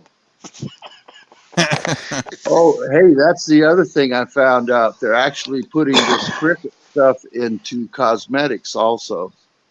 Are you kidding me? No, I'm not kidding you. I can guess the reason why is probably because of the amount of parasitic factor in there. Honey, go to the restroom and, put a little pancake on, huh? Can you fix your mandibles a little better? Can you go to the bathroom? Okay, 2 left. Here's the second last one. Saying identify as is the same as saying I pretend to be. Change my. Oh, that's oh, what the hell's his name? The guy. Help me out here. I don't know. He got his box of crickets. Popebilly knows From who it He-Man. is. Well, yeah, it's He-Man, but I mean, there's another guy that says change my mind. He has a podcast. What is that, Popebilly? That's Steven Crowder. Right, there it is. Bingo. Steven Crowder. Yeah, he does that. He goes to college and he said, change my mind. He's a gatekeeper. Conservative. Yeah. Though he gets some big shit in there, boy, I tell you. So there's no exception to this. Now, I want you to put in the blank there, I identify as American. Okay. I identify as American. Is the same as saying? Same as saying, I pretend to be American. Yeah, like same. Yeah, I pretend to be American. Yeah. Free. Because I it's a pretend to be free. fiction. Because it's a fiction, not because I pretend to be free. Because American is a corporate fiction. It's a made-up thing, just like a hockey team. It's a fiction. Your default. That's why I said to you earlier. If you identify with being anything along these lines, then you're lying to yourself. If you say I'm American, you're lying to yourself. No, you're not. If you say I'm Canadian, no, you're not. You're not. By Now, default, you are. Go ahead, Frosty. If I say I'm a male, is that a mistake? To me, it wouldn't be. I mean, if you want to get real technical about it, you're a human with male genitalia, or you're a man. Look at it that way. Oh my God, you got a disease. You got genitalia on you. And I don't know how you're ever going to walk with that.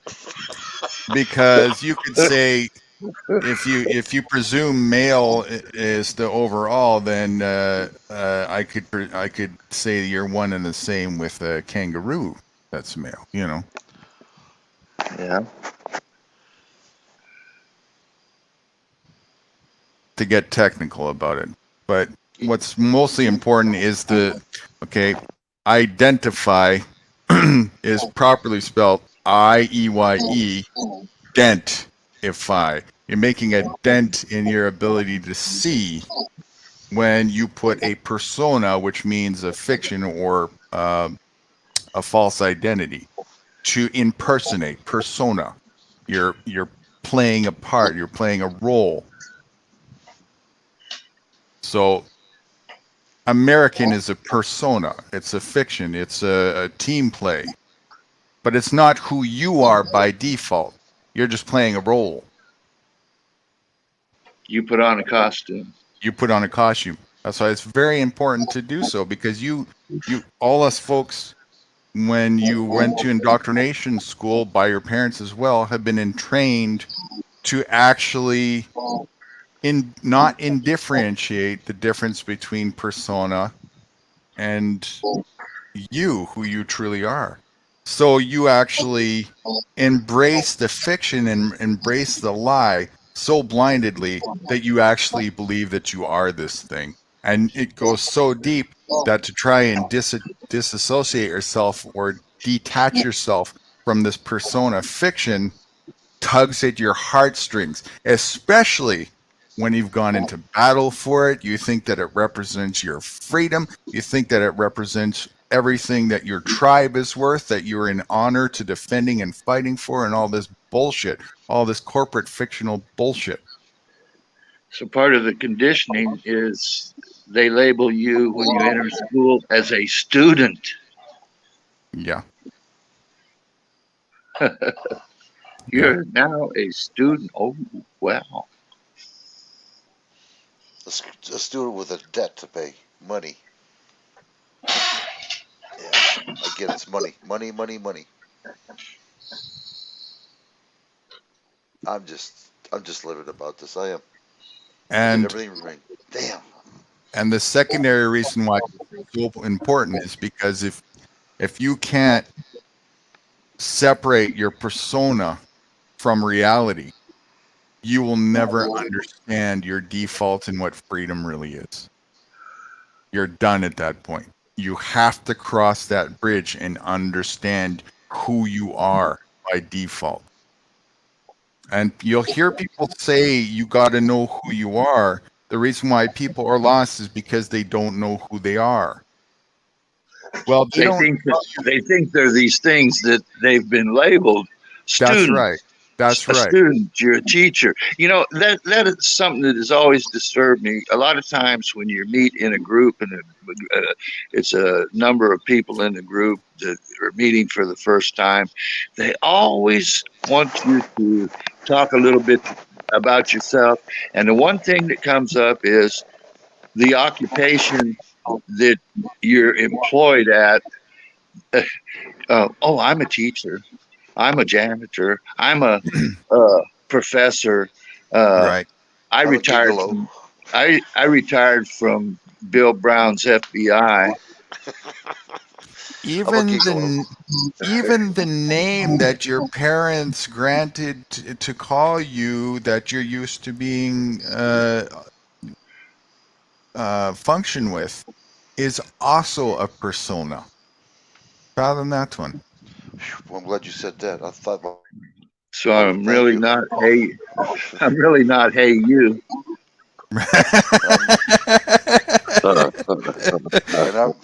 and I'm not really called shithead. Yeah, me too. I was thinking the same thing. Yeah.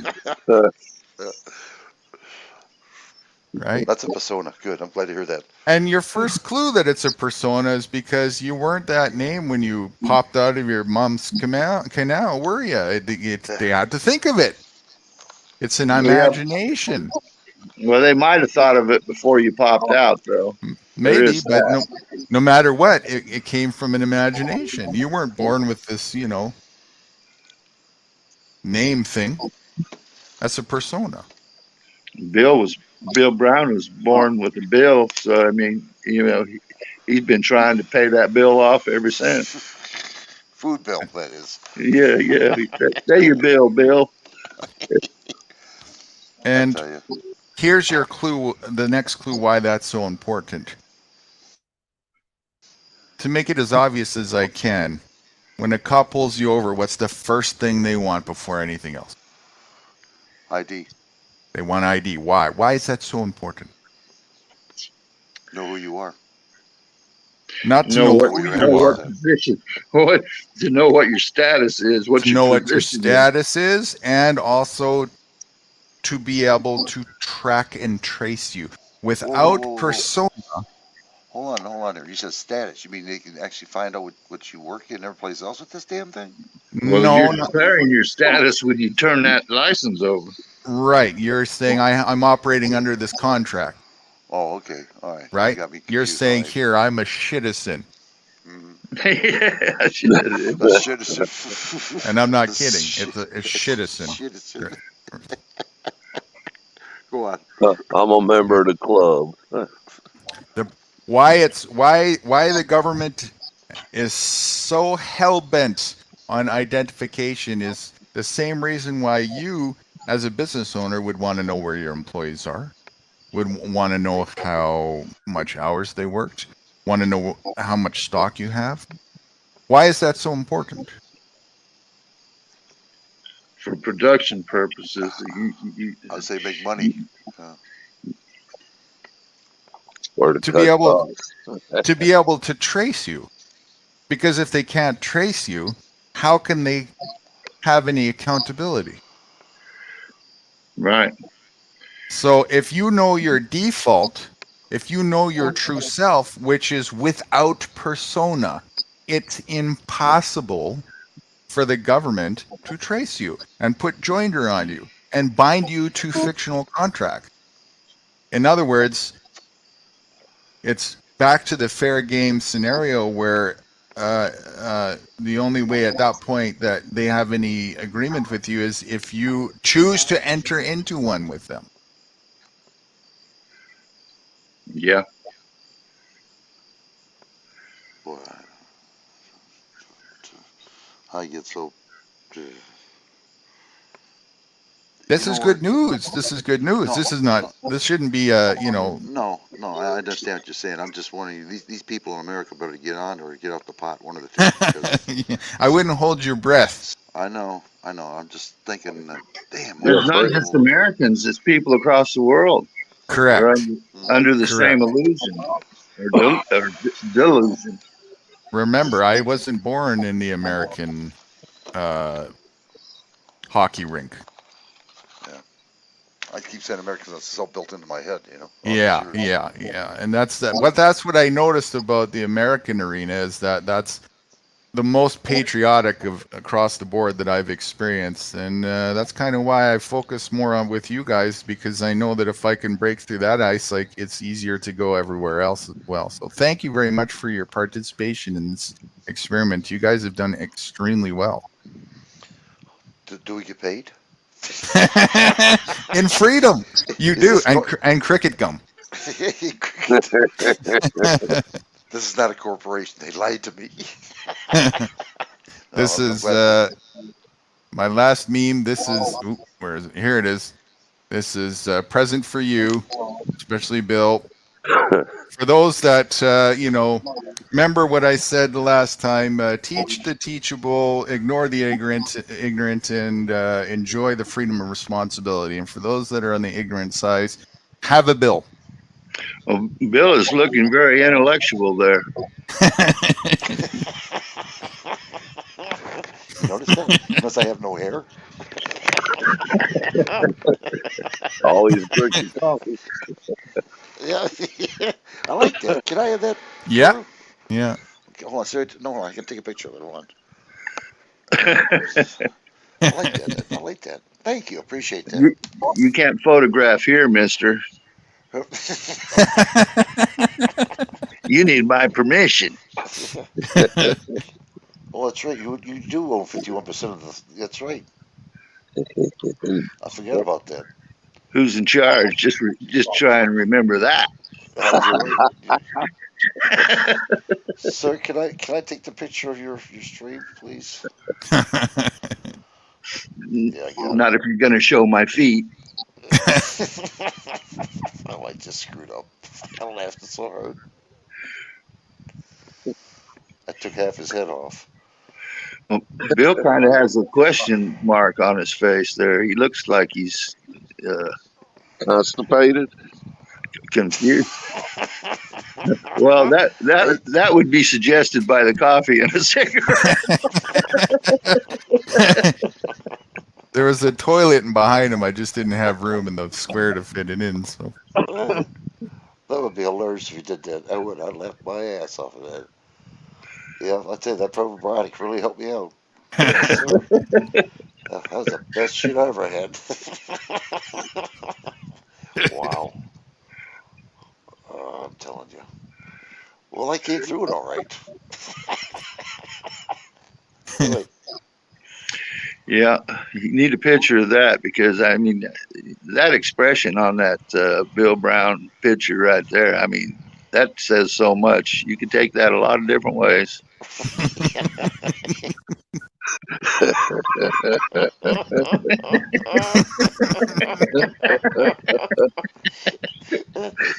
You don't look confused, Bill. You don't look confused. No, you're Are getting it you? sideways. You see where my mouse? That's the mouth right there. Okay.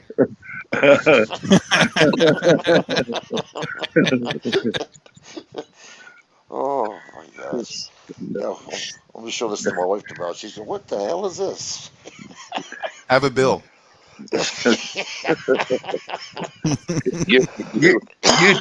You too can achieve this state if you eat enough crickets.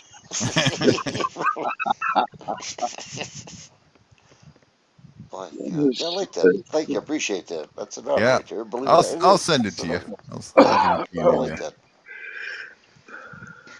You need to frame that. You need to frame that, Bill Brown. I, right in the bathroom. I'm going to put it right in front of me where I sit down in my porcelain palace.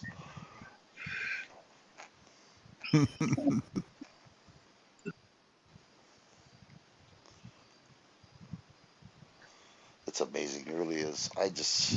Every time I talk to you guys, man, I'll tell you, I think about it all nighttime, all night long, what you guys talk about. Yeah, a whole lot to think about. Every time It is. Guru comes on, your brain will work for days on end. It does. It does. No doubt about it. Yeah. Between him and Frosty, holy camolies. Yeah, Frosty ain't no help. He gives you a lot to think about too. Yeah. Well, Whether it's appropriate or not. Yeah, whether it's going to help you or not. There's a lot to learn, or unlearn is the better way to put it. And with the times being they are kind of in a short amount of time, I'm just elated that you folks are getting it to the degree that you are. I Well, really am. There's so much to unlearn and so much to relearn.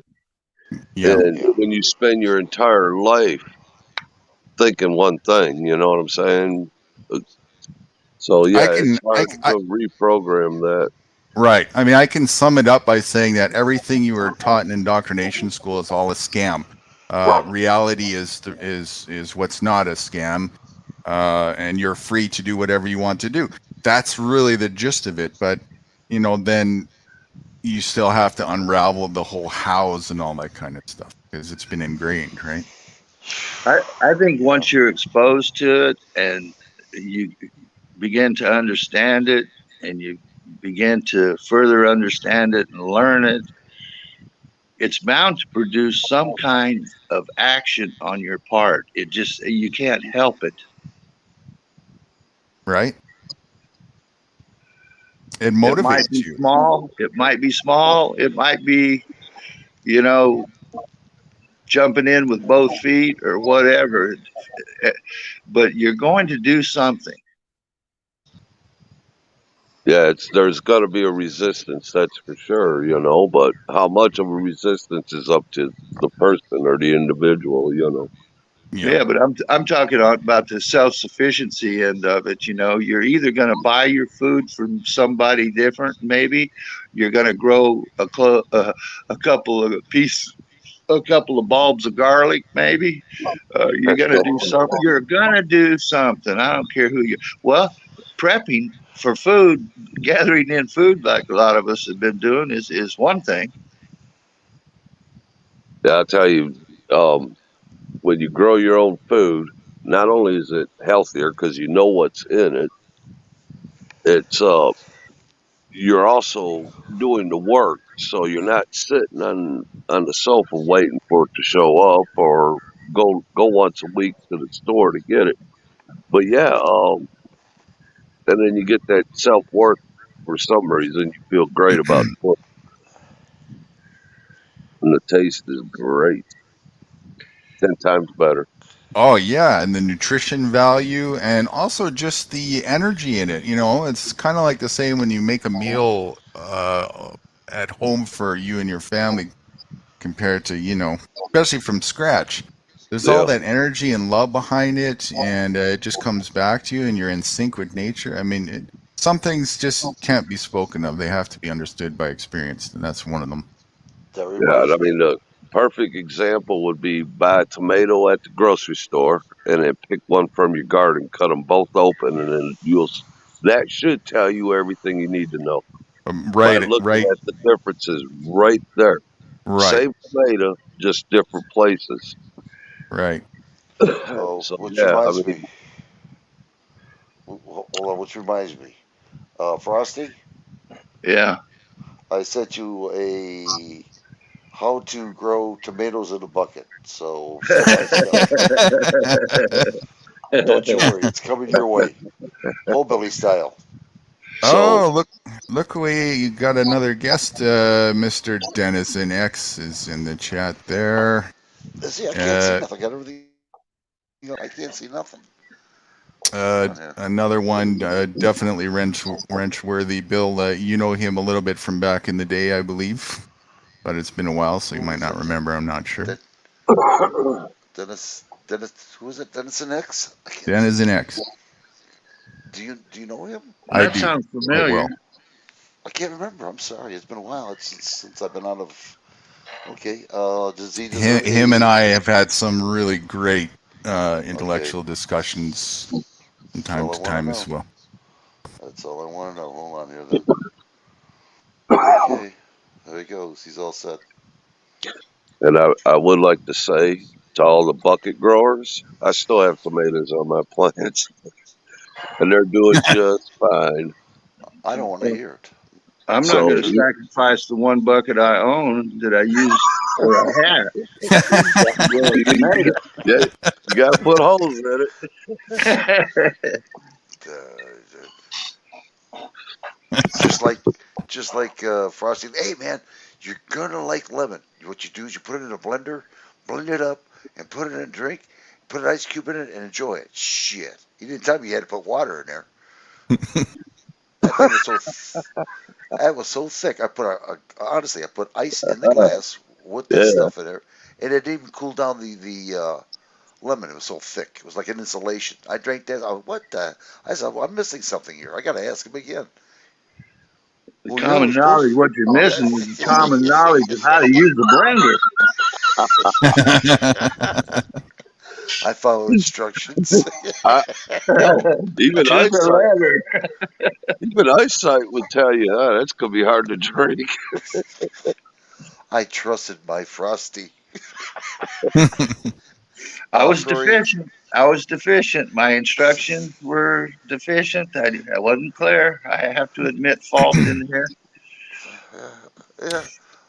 Yeah. To what you're saying too about, not only the quality of what you get out of it when you're producing it yourself and knowing what's in it, but also just the education value. The know-how is so priceless because you take that where you go, and the confidence and the empowerment that you have to know how to take care of yourself. Yeah, That's no so one can priceless. take it away from you.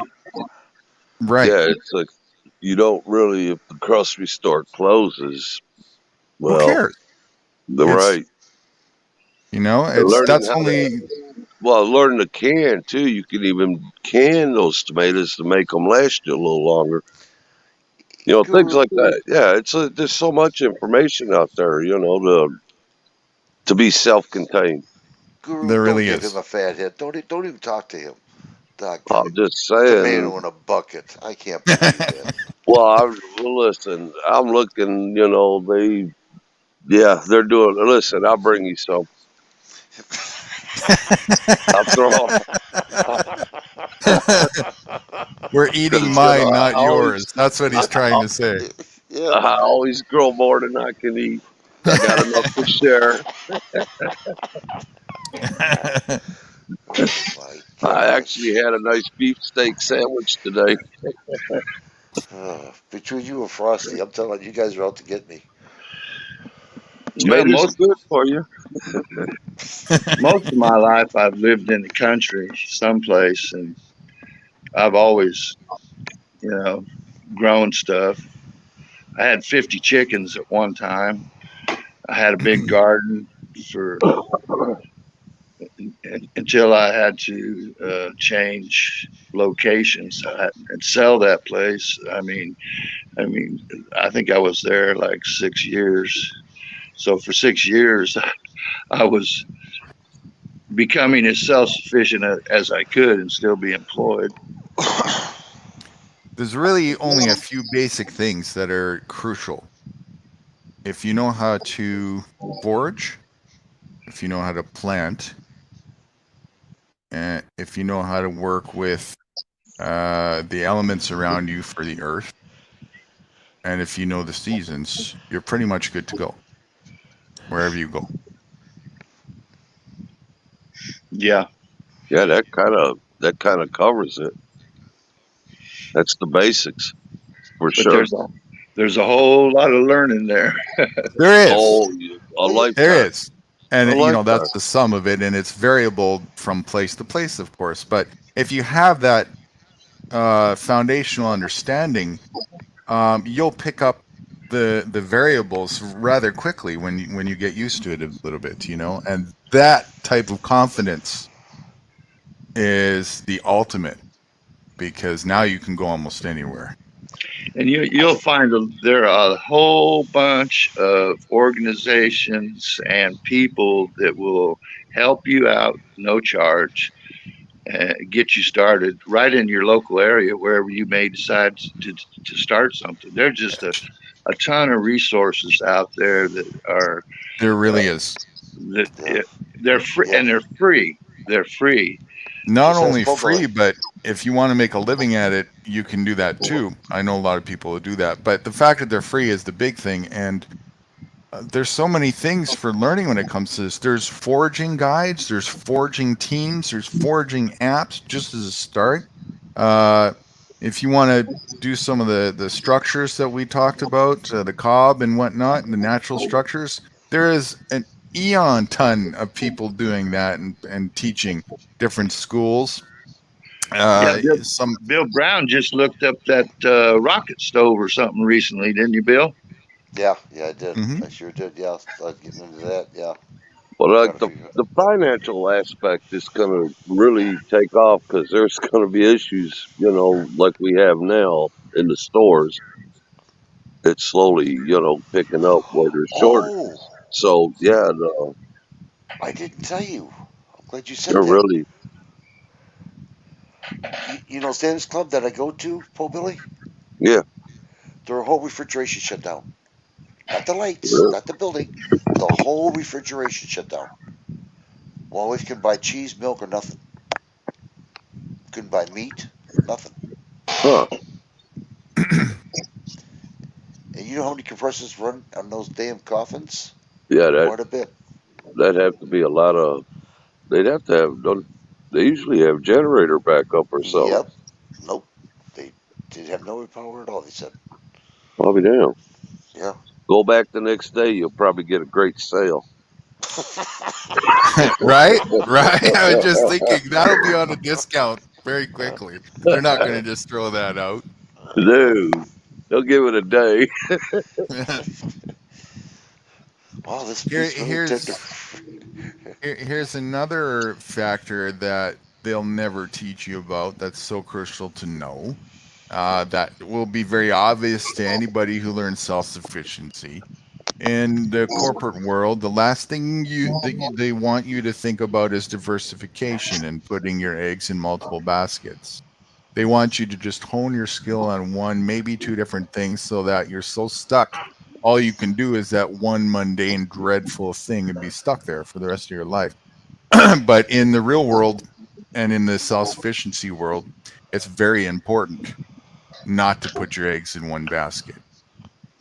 Not only that, but you're going to have to be a cross-trade kind of person if you're going to be self-sufficient with products on your own land. You might have to be a plumber, you might have to be a carpenter, you might have to be a bricklayer. Who knows?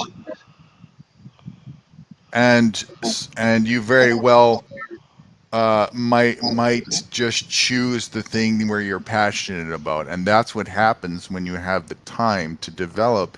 You end up finding the things and having the time to pursue the things that you really enjoy doing. And what better not to share your wisdom and skills from that way of functioning where you're enthusiastic about it, you know? And when people are operating from that place, money isn't in the equation. It's just share here, you come and do this part for me, I'll do that part for you, you know? They used to do that. Right. Honestly. Haggling. In Yeah, it's the like current corporate life, you don't have the time to think about that. It's like, fuck that shit. I gotta work 3 jobs just to buy McDonald's tomorrow, you know? right. No, That's no, like 3 jobs. I'd like to learn how to gather seeds from the plants that I've planted, you know, so I could reuse those for the following year. Mhm. That I'm not that good at. I can do a couple, but other than that, it's the rest of them are difficult, you know. But I'm working on it. So maybe in a few years from now, or a couple years from now, I'll probably have it down, you know. But The added benefit to being busy like that is when your brother-in-law calls up and tells you he's moving. Yeah, Right? I you lost really that want to one. go help him move for the 3rd time? Oh, okay. Yeah, that movie is rough. You know, the only thing in life worth being busy at is your health.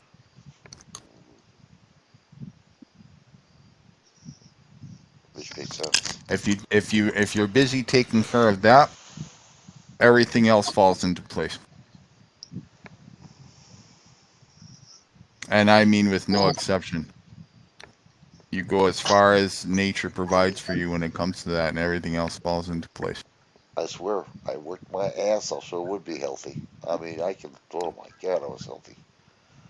Climb ladders, pick up compressors, walk around with big tool bags, pick up freaking trucks with tires. yeah, I'll vouch for that one. But that was back when you weighed what 400 pounds.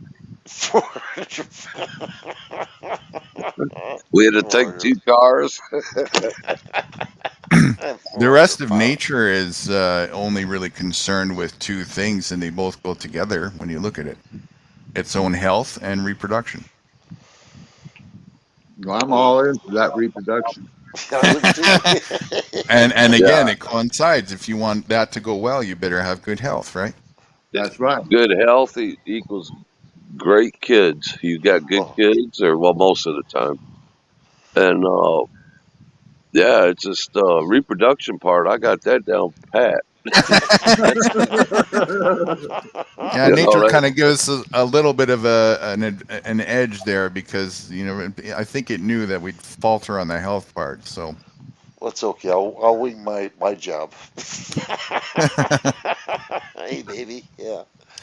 I had one relative that he was one of 27 children, but his dad went through 3 wives. Whoa. First one died off, married another one. She died off, married another one. They ended up with 27, 26 siblings, counting himself, 27 total. That was a sex maniac. Wow. 27. there Jeez. used to be a lot of big families. Now they're brainwashed and, you know, breaking up They don't want to families. bring him into this world. Oh. Yeah, we'll just import, you know, what we need. Yeah, that's true too. Yeah, yeah. They Wait, said America was declining in the population. yeah. But yeah, it's just I had 3. I'd like to have had more, but you know. Just fun going through the motions. Let me tell you.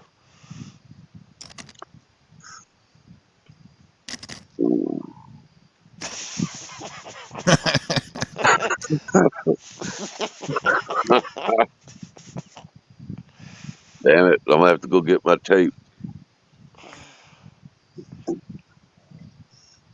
What happened? Your glasses fall off or what? Well, measure twice and cut once. Measure twice. Oh, To shit. help you a little bit in detaching from the American persona thing, and still in your brain, remember this: the root definition of America means land of the serpent. Does it really? Yes. I heard that from somewhere before. Where'd that come from? What was Uh, that? Wow. Are you kidding me? no. Trying to think of the. Jeez. I'd have to go back to rediscover that as well off the top of my head, but it was deep in my research, and I I discovered heard that. it. Honestly, when I heard it, it kind of hit me, took me back a little bit, and then It's Amaraka. Amaraka is the original pronunciation, which means land of the serpent. yeah, so that's kind of Well, Something to serpents be do have a value. I mean, they're something valued. to be prideful in, isn't it? What? Hey, baby. I'm from America. Can I show you my serpent? Can I They show you got my serpent? they got that "Don't tread on me" flag, you know. Yeah, You'll that's right. They got the snake on it. Yep. Yeah, Serpent. you'll very much see the elitist version of the serpent in all kinds of symbology, especially in the medical industry. If you look at the medical oh yeah, symbol, you see the rod with the serpent around it and the two sides. That's all Illuminati shit. I It's all thought they were the promoting injections. baiting of the it's back to the story of the apple and falling for the trick, falling for the scam of the apple, the serpent leading you to the snake oil. I gotta get that. I gotta find that where that's at. That just I'm damn it, you shocked got about that. What? no, it's just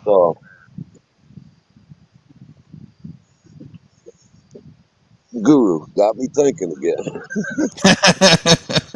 I know. I'm thinking about that serpent. You get that name on there and post it out so everybody can see that name. America means land of the serpent. Yeah. That makes a lot of sense. It does. That just put something together on me. It does. Explain it, Bill. Well, reading the Bible, you know what I'm saying, and watching all these symbols they got around here in the United States. And they do. They have a lot of it. Symbols. You know what I mean? And it's all Satanism type of deal. And I never Right. thought America's name would be the land of the serpent, and that just puts it all together. You thought it was the bald eagle, I bet. I did. I really did. Yeah. Yeah, I did. To represent that, not the land of the serpent. So you got North America and South America. The whole Americas. All of it is the land of the serpent. I'm not sure what the Eastern names represent. I haven't researched that. I'm sure it's something just as, evil or whatever. There's the Eastern Diamondback. Rattlesnake, yeah. Yeah. Yeah. Eastern Diamondback rattlesnake. That is so freaking bizarre. That put everything in perspective to me. Wow. There's the Sidewinder. You ever run into one of them? No, I've heard of them. I never ran into them before. Oh man, Tell them to go to the left. I got some around here. Really? That neighbor lives down the way. Definitely a Sidewinder. How about those cottonmouths? When the people get dry, they got dry throats. I tell you what, I seen a huge one day out here. Yeah, my first cottonmouth I ever saw, I was in the field. My grandma was hoeing potatoes. The snake comes along, and I'm trying to catch it. She pushed me back and started hacking it up with that garden hoe. It's like, Grandma, what are you doing? She said, son, that boy. Call me boy. Cottonmouth would have bit you. You wouldn't have made it. She explained it to me a little better, but, the gist of it. I'll never forget that day. She actually saved your life. Oh, yeah. My grandma was my She stuck up for me a lot. When I was like 4 or 5 years old, I remember a lot of things she did for me. Ornery as you might have been, she probably had to. Well, yeah, I guess you could say that. You're in the holy Billy. Oh, crap. I was getting ready to go into the wrong story. Listen. maybe that's good timing. Come on back, I'll get you. Come on back. Grandma ain't getting you out of this hole.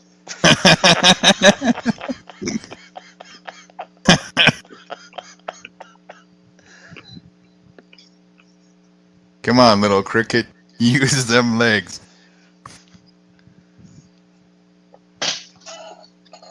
I'll wait till Pole Billy gets back and I'll say this again, but you know. There he is. Here he comes. Oh, there he is. What Okay, a minute. so you're better now. All right, good. Oh, that's real good, yeah.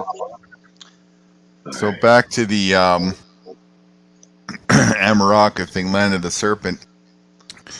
I'll tie that into a quote that I had, you might remember, which is you have two choices in life: secede from corruption, secede from all corruption, or be part of the corruption. Tie that back in with the whole persona thing and identifying thing. If you're saying I'm American, being part, you know, and this is how they, you know, now you might be nauseated when you put this together. They literally get you to pledge the allegiance to the snake, right? Wow. And then tell you you're doing so under the religious god, and you're, you know, that whole thing is, this is a big pill for you guys to swallow, especially if you're religious. That religion is also a corporate scam. It's a distraction to get you to not see what I'm talking about, to get you to not see nature as a default and operate in your true freedom with nature, in the abundance that nature is as it is. Because instead you pledge your allegiance to a false deity, and then they'll tell you, don't do that. They tell you, don't pledge your worship to falsities while they are a falsity. So they hide it in plain sight so that you'd never question that. Yeah, you're looking for it and it's right in front of you. Right? Yeah, there it isn't. Yeah, me and Popolo were talking about that. He says he sees so many advertisement, movies, and everything else with the godless idolatry, motherfreaker. Idolatry. Idolatry? No, not idolatry. Yeah, idolatry, right? Fake God symbols, put it that way. Fuck it. They got it on TV. They got it on I forget TV. what the name is for that, but I understand what you're saying. That's what we're talking about, yeah. Yeah, and it's just amazing how and you're right, they put it right out there on TV. And Pope Billy sees it. He told me about it, and I started watching.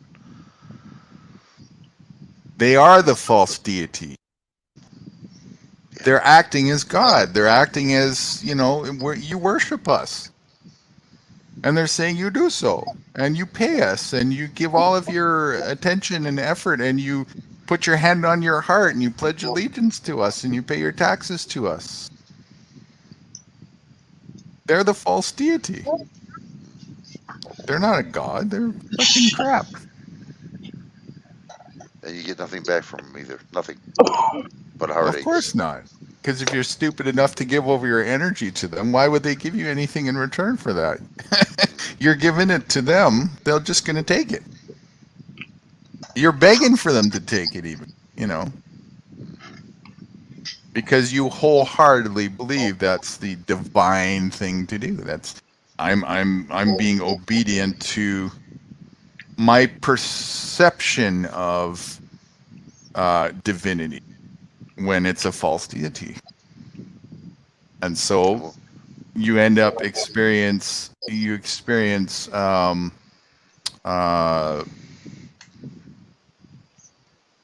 torment and suffering And the false deity says suffering is the gateway to heaven. If you're dumb enough to believe that, you know, then you're gonna reap what you sow in life.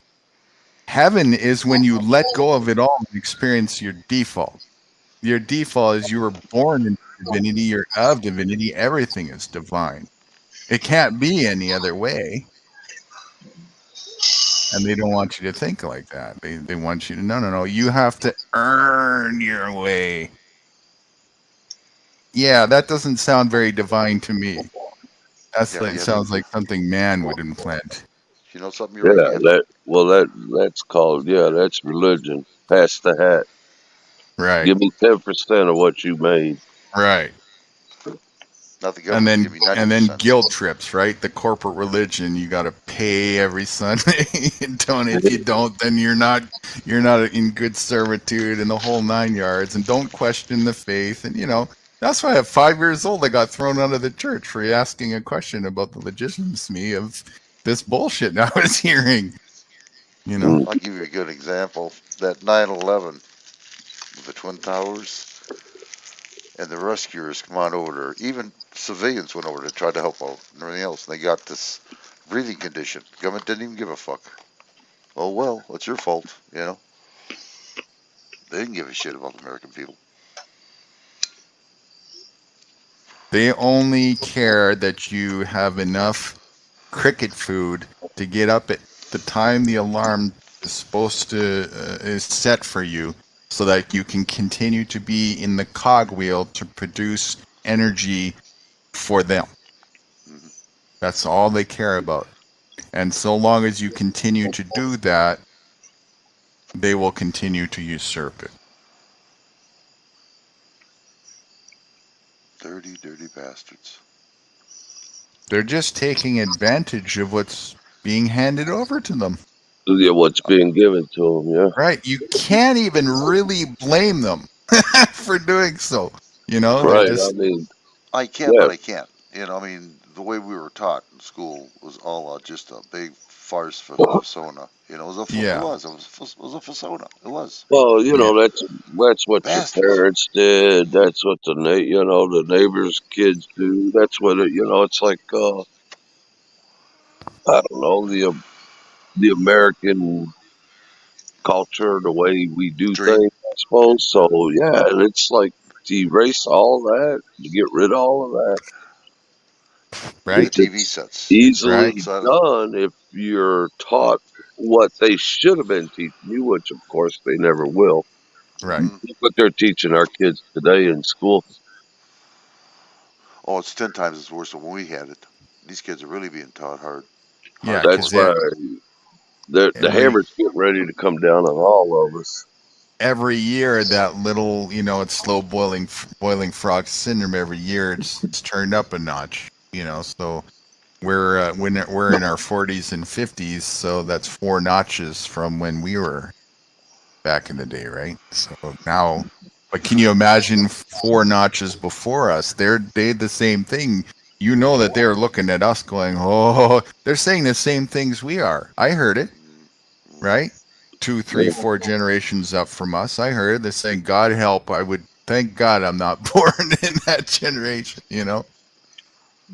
Well, the saying in the 60s was you couldn't trust anybody over 30. Yeah, that's true. He's right. Yeah, he's right. Yeah, I forgot about that. Yeah, he's right. And thank you for saying four numbers or 4 clicks. I got 7 clicks on me.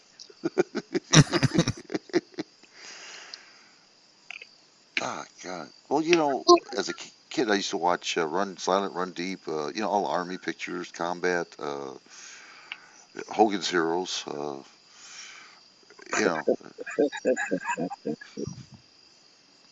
But it takes you see it as a kid, you're like, wow, man, they're really patriotic. I wasn't laughing at you, Bill. No, you never do. I know. No, I was just laughing at never mind, some porno I watched a while ago. Messing with you. That's okay. You know me. When you come back down there again? I don't judge. Yeah. Run silent, run deep. Every time you say that, that's what I think about. I was like, geez, dude. I did that all through my teenage years. Much as he talks about it, I'm thinking it's got to be a porno. No, it's with Clark Gable in a submarine. That's what it was. Good picture. But I like the other way. I like the way you think. I'll think of that one. Yeah. Run silent, run deep.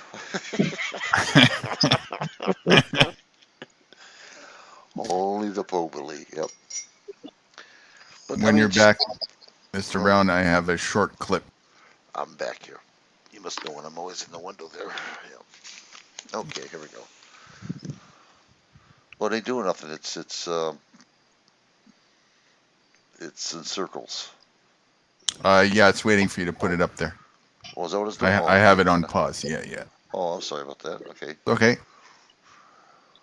Okay, this is, you might be familiar with him, maybe not, Mr. David Icke, which no doubt he is a bit of a shill, but even shills sometimes tell the truth. And I would say that David Icke is probably one of the most accurate in telling the truth, regardless of the shillism.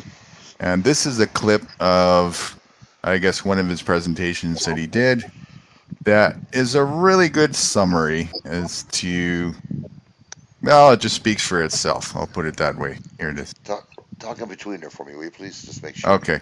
It's only 4 minutes, so I'll pause it once and just say something. Okay, that's perfect then, yeah. It's a mad world sold to us as sanity.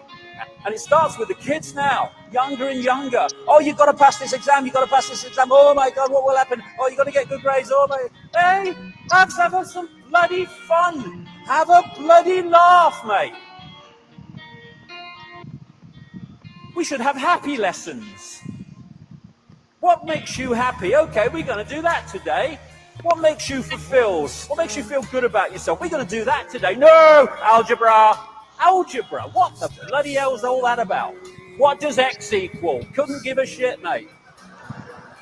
Whatever you say, ain't bothered. I've lived 56 years, right? I've never used bloody algebra. I've never entered my mind.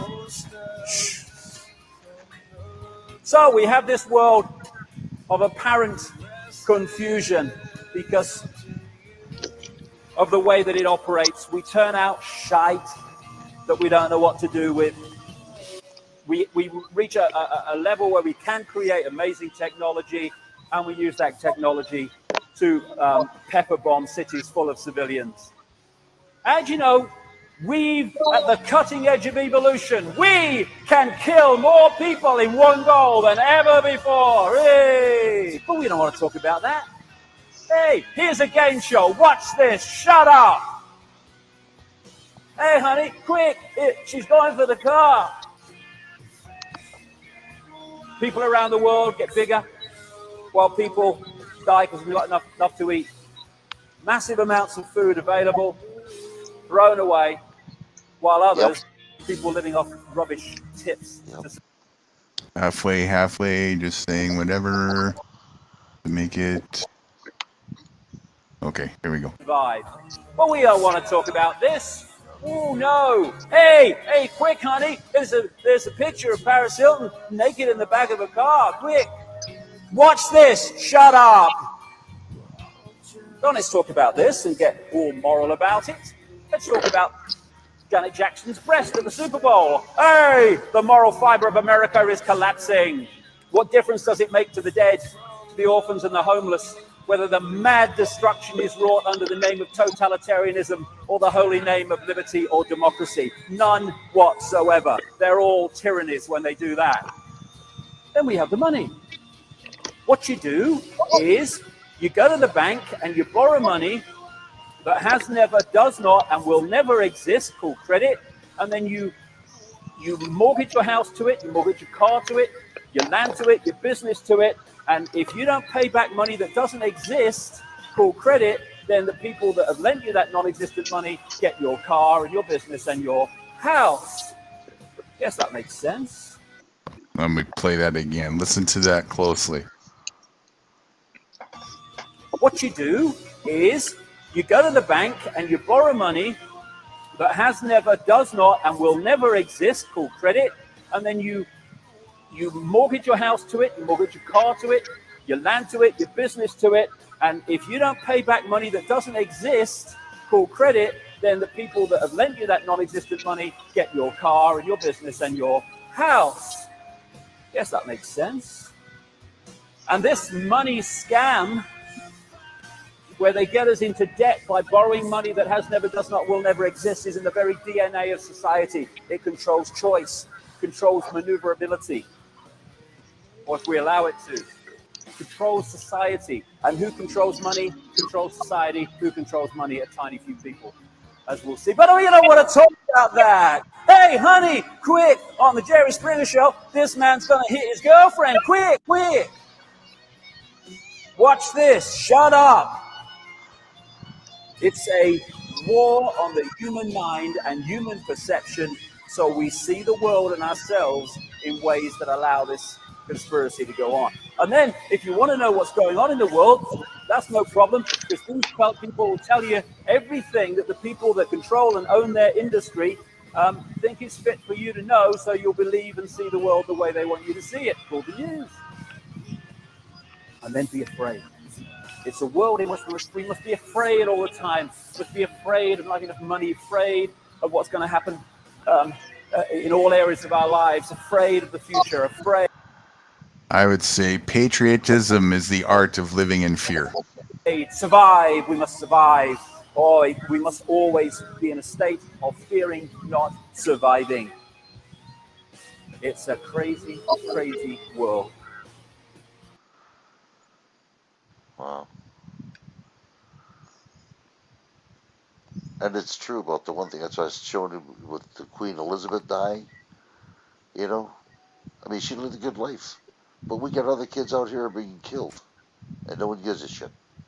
I think she lived a shithole life, but who gives a shit? Remember what I said when I was in Canada, don't you, Bill? Yeah. Long live the Queen.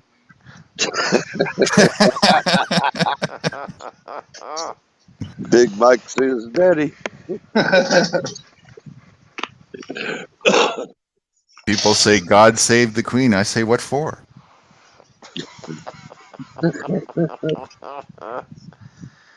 Oh, man. I don't understand.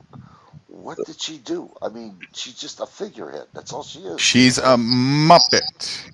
Part of the Muppet Show. She, you know, when she died, I said, oh shit, the Muppet Show's in trouble. Miss Piggy's no longer. No, Miss Piggy's funeral was yesterday. We got King Charles. How's that going to play out? Oh, he's woke. He's as woke gets. Yeah, I'm thinking that's going to be the start of the end. Well, he wants his brother back. He's more or less apologizing to his brother.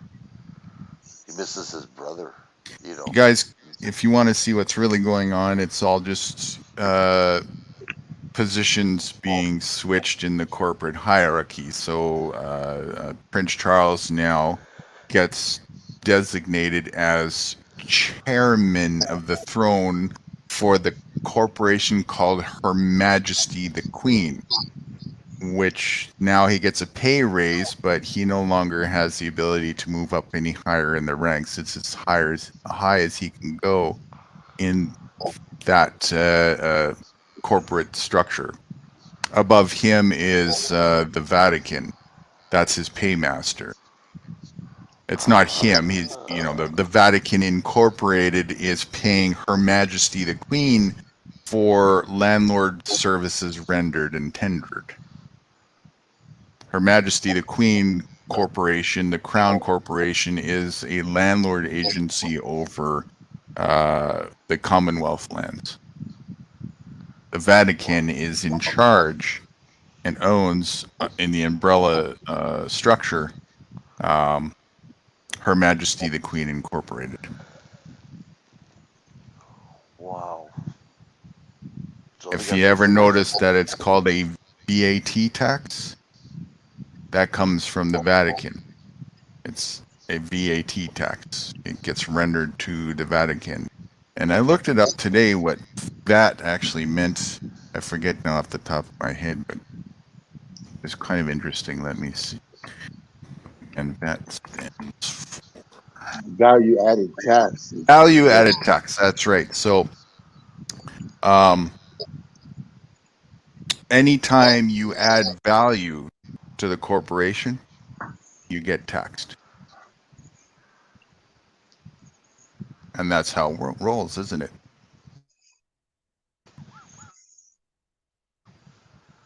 You want to put goods and services through? There's a VAT tax. And where does it get sent? To the Vatican, of course, through Her Majesty the Queen Crown Corporation. Richest religion in the world. Right?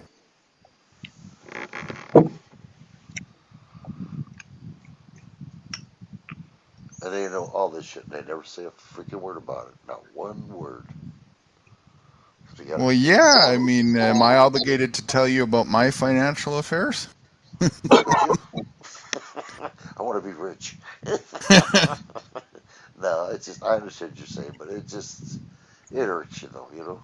Because you think you're paying your taxes in a good way to help other people like us, you know what I mean? But it's not happening that way.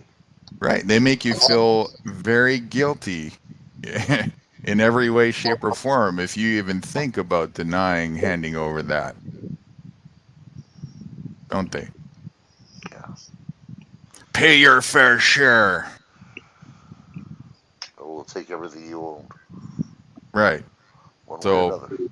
you either volunteer to give us 60% or we come and take 100%. Take your pick. God, man. Sounds like a fair share to me. What a ripoff. What a freaking ripoff. And the illusion is they give you a corporate version of pimpocracy, which is illusionary protection. But the reality is it's them you need protection from. Who's protecting you from these fuckers over here? And of course, there's only one person who can, and that's you. And that's where people buck because of what the fuck, I can't do that. No, I'll just pay. Leave me alone. As long as at the end of the day, I have a little bit of pizza, beer, and cigarettes, coffee, and the Friday night thing with the boys. The rest of the week, I'll run that hamster wheel for them. And run silent, run deep at nighttime. As long as the ceiling fan's turning.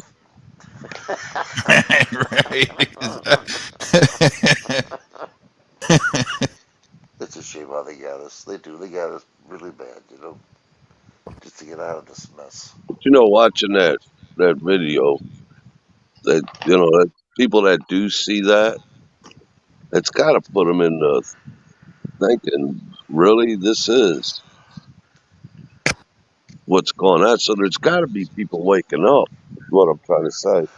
There is, and again, people are.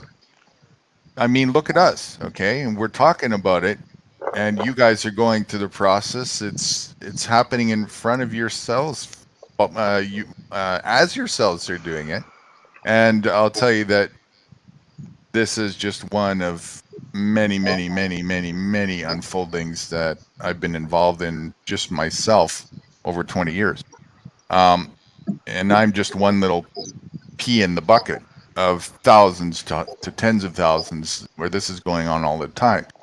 You just aren't going to see it in the beehive. You're not going to see it with your friends. You're not going to see it in the beehive. You're definitely not going to see it on mainstream media. You're not going to see it anywhere in the hamster wheel circle where everybody's dependent on that system. Everybody there is going to say, your loony bin tinfoil hat, don't think about this or whatever, and shame you for the idea. So you're never going to see it there. Excuse me, brother. How you doing, Steve? I don't know if he's there or not, but how you doing, Steve? I keep missing Steve. him. He keeps coming up here and I miss him. Hello, Steve, Steve. 1994. He's a good guy. He really is. I don't know him personally, but I know of him. You know, I mean, I wrote to him a couple of times, and he's a good person. He really is. Go on. I'm sorry. I just want to say hi to him. I just happened to see he was there. I miss it. Yeah. Okay, go on. Okay. I think a lot of I think it'd be nice if we could figure out a way. I mean, maybe we do, maybe we know that the younger generation can get this knowledge, this wisdom, I guess you could say. Because it seems like we're all older fellas here. Yeah. I don't know about you, Guru, or well, anyway. He's Yeah, 19. I'm 17. Yes. Yeah, well, you know what I'm saying. It's like it took me because if I wasn't working, or I mean, now that I'm not working, I would never have seen this or got with any of you fellas. Maybe someone else, but my head was down and I was always making a buck, you know. And I think that's the biggest distraction of all is that. You're right. And when It's you not get knowing how to be self-sufficient, so now you have no other option but to be in the hamster wheel. right, and all the fathers are, you know, seems to be disappearing, and a lot of the fathers is, I think, plays a big role in helping the younger generation see what they got looking forward to, you know. So, That's why they try so hard to break up the family. Yep. Yeah, well, that's one of the reasons. that and they've kind of tried to eliminate the elderly, and that's your wisdom. Right. You That's know, why they don't let people live very long. Mm-hmm. Right, and so And know how to be healthy. They Because know- knowing how to be healthy is wisdom. yeah, and it's like the health aspect, the survivability. You know, they didn't have all this big government in their face as much as we do now, but yeah, so everybody's very important, but one way or the other. Things started accelerating pretty heavy in the government. Things starting to change. I seen. You know, it was always there, but it accelerated more, faster in the 70s. Would you agree with that, Frosty? Well, let's put it this way. I remember when TV first came out, black and white TV. Yeah. Back in the 60s and early 70s, I was reading newspapers. You know what I'm saying? And it just goes down the line to where we are today. I don't read newspapers. I don't watch those black and white channels that I used to. And things move a lot faster. It used to be that it would say that opportunity knocks on your door. Now it drives by your house. And if you don't have the door open chasing after it, you're not going to catch it. Yeah. It's not what you know anymore. It's who you know. Yeah, that's right. That's a big part of it. In the corporate world, that's exactly how it works. Yep. You're right. That's corruption itself. It's who you know and what you're willing to do. How wide and fast you're willing to spread your bum cheeks. That's pretty much it, you know. You hit it. You hit it right on the head. That's exactly what it is, too. That's right, yeah. Yes, master. Yes, master. You know? Right. It's, you know, I would say fuck that, but it would just sound wrong, so. Fuck it. It would sound wrong, too. Even screw it, you know. I can't get out of it. It's a hamster wheel. Having been in the workforce and now being retired, I had a whole lifetime of seeing people kiss somebody's ass. Right? You know, and if you weren't willing to do it, it didn't go very far. Exactly. That's one thing I can actually tell you. I never kissed somebody's ass, and that's the truth. Other than my dad, you know, because he's my dad. But you know, fan. But other than that, no. If you were in the wrong, I tell you. Whether you get fired or not, I tell them. You see, in the cooperative world, it's so upside down. There's no room for ego. The second ego is in the equation, nature takes care of it. You're done. You're simply just done. And when you're operating, and I agree that there's a tribal aspect, if you want to call it that, to human beings. I mean, we even need that to procreate. We have to have a family, you know. But, you know, in smaller groups is where it's healthy, not this beehive bullshit that we do. And when you operate like that, and you're self-sufficient in cooperation with nature, you the second you put a bit of immoral aspect in the equation, that individual is very quickly eradicated from the group, and that's a very detrimental thing to have happen to somebody. So there's really no incentive to do those things. And I'm not saying that there's no like shady stuff that goes on. There is, especially when it's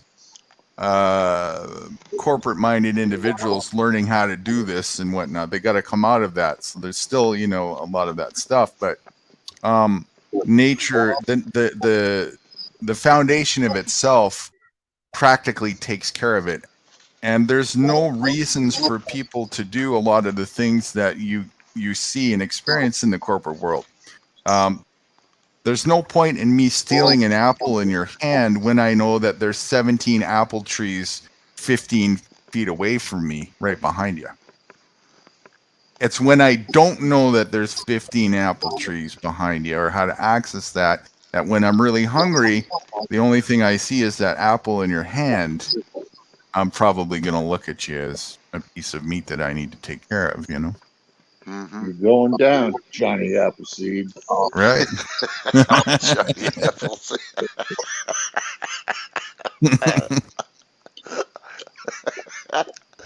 Johnny Appleseed. Okay. Yeah. And so that's just back to what Paul Billy was saying earlier, you know, is that there's got to be more people waking up. There absolutely is. Let me tell you, it's lighting more and more every day a fire under my ass, even more than it already is. Seeing it from an overview, that's happening, and that's, you guys know what I'm up to as well, with the project and whatnot, but also with the teaching the younger thing too. You guys are totally getting the whole picture, and that's what another thing of this is all about. The school of self-sufficiency. I intend to place in the real world the school of self-sufficiency far and wide, globally speaking, in as many areas and places as I possibly can, without barrier to entry, especially financially. We need school. We need education to replace indoctrination, and it's up to us to do so. And it's up to us not to wait for anybody to do so. So that's part of my focus, is doing exactly that. Very good. Sounds very beneficial. I was talking to a Yeah, vet help the yesterday. people see the apple trees behind you. Right. You got it. I was talking to a gentleman. He was a veteran at Golden Corral yesterday. And we were talking back and forth. His daughter wanted to take a picture of my shirt because I have this government thing. Pretty neat. It's about tyranny. She liked this, so she wanted to take the front and back. But anyway, I'm telling the guy, I was trying to tell him what's going on a little bit. And he goes, well, what's the end results? If you can't fight the government. And I says, we're fucked. And I walked away. I wasn't going to pursue it anymore. You know, he wasn't interested. You know what I mean? When he says, see, that's his mindset. You can't fight the government. Well, That was the appropriate response. Well, fuck. Yep. That's what I told him. This is exactly what I told him. I walked away. Don't thank you for the service, though.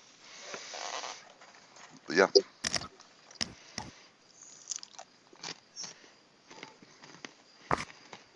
We could fight other governments. Why can't, you know, does that make sense? Yeah, we could I we could believe I bomb was women fighting and against the children. government. I hear that. Yeah. We fight any other government but our own. When I was in the military, I was fighting against the government. A government. And you know they're baiting for the fight to happen. And this is another distraction. And a lot of people are going to fall for it, just like they fought for the bait to go fight against other nations. It doesn't matter where the fighting is, it's a bait and it's a scam. The only time you should ever engage in combat with anyone is in self-defense. That's it. Yeah, I agree. Everybody has the right to defend their own life. That's right. That's right.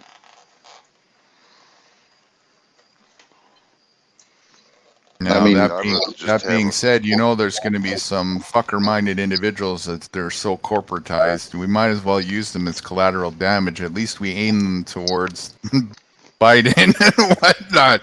You know, that's what I say. Kyle Rittenhouse is one of the latest, best-known examples of that. Look what they tried to do to him, and he came out not guilty on every charge. Crooked. I'm not sure who that is, but interesting. Well, he killed two people, one, two, and maimed another one, destroyed his arm. He did it all in self-defense. It was perfectly obvious. It was captured on video for the most part. And it was perfectly obvious to anyone with any ability to analyze something like that. And even if you didn't have much ability, he's being attacked, and he only shoots just prior to impact, you know, so he's doing everything he can, holding off to the last minute before he does fire. It was clear self-defense, but they wanted to make an example out of him, and I'm talking about the prosecutor and other people in government that wanted to make an example out of him, just like they're trying to make an example out of this Amish farmer. They do that. They do that with such a. Against you. Yeah, well, he was laying on his back when he was defending himself because they had him down. So it wasn't like he was. But they used the assistant district attorney to go against him because of that video. If he didn't have that video, I think they would have hung him out to dry. So that wasn't really showed what self-defense was to the American and, well, the world's public, you know. They got to see it. And the government didn't like it either. Didn't like it at all. No, they wanted to bury him in prison. And speaking of prison, that one guy, he just got out of prison. He had his parting bag with him, you know, when he was running down the street after him. Yeah. But, well, pedophile. You know. The one that was a pedophile or something? Yeah, he died doing what he loved to do, is, you know, because Rittenhouse was only 17 at the time. Messing with a kid. Wow. Chasing a kid, yeah.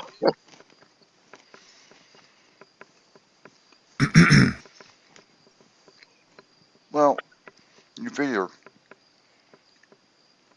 if you're bad, you're good. If you're good, you're bad. It's just the opposite now. You know what I mean? It's just totally opposite what they're doing.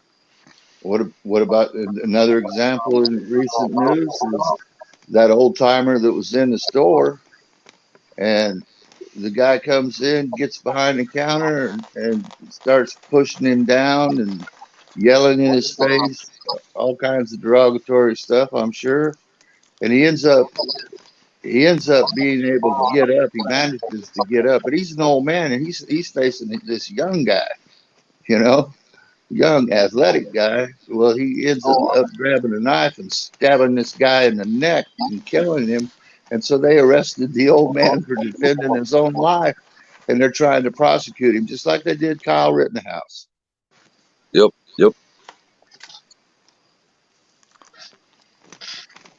But you know, there's so many cases where self-defense was obvious.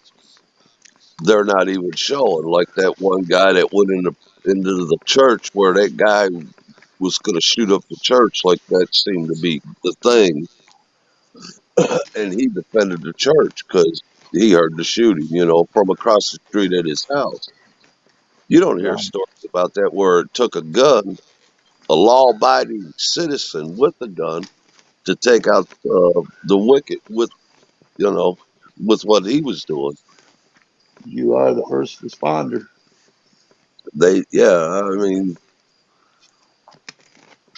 And a cop will tell you, if they're honest, that they're always late to the scene. After it's impossible not to be. Yeah, it's after he said the only chance that we're there on time is when it happens in front of us, and that's not often, Yeah, they'd have to be everywhere for that to happen. Don't give them any ideas. Yeah, right. Most departments every year publish their average response time.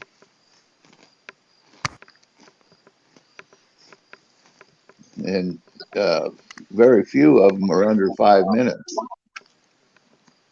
The average response time for all their calls is generally published. And if they can convince you that you don't have the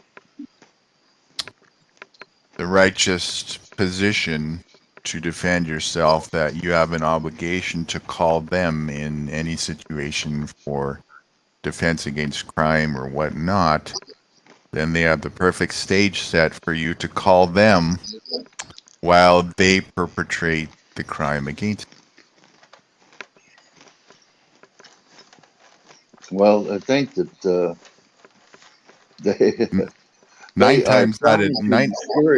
they're trying to discourage self-defense. Is what they're doing.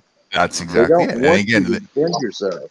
That's right, and that's the reason why, is because if they can persuade you to throw self-defense in their direction, then they've got you, because they're the ones particularly that you need to defend yourself from. Yeah, I reckon that probably 90% of crime is Gestapo created. Oh yeah, there's plenty of examples where they arrest the victim of the crime. Right, because they are the criminals. You can't expect the criminals to arrest themselves. And that's what it's so hard for people to come to terms with that. It's that, wait a second, what happens if the criminals take over the crime prevention, reduction, and what's the word for when you handle when it happens? Handling, sure. What happens when the entire agency that's responsible for that are the criminals themselves? Yeah. And and I'm not exaggerating here. I'm saying that's exactly what we have. We have a criminal-run organization that painted a rosy picture on the wall with uniform and nice shiny badge and hat and whatnot that says, "I'm here to be Mr. Protector." To protect and to serve. That's what they say. To protect and to serve. Mm-hmm. Well, they're fucking you up the ass. Run silent, run deep. Call us. Well, we're fucking you up the ass. So yeah, who you're supposed to call? So Mr. Tyrant is pounding your head in. Who are you supposed to call? Call 911?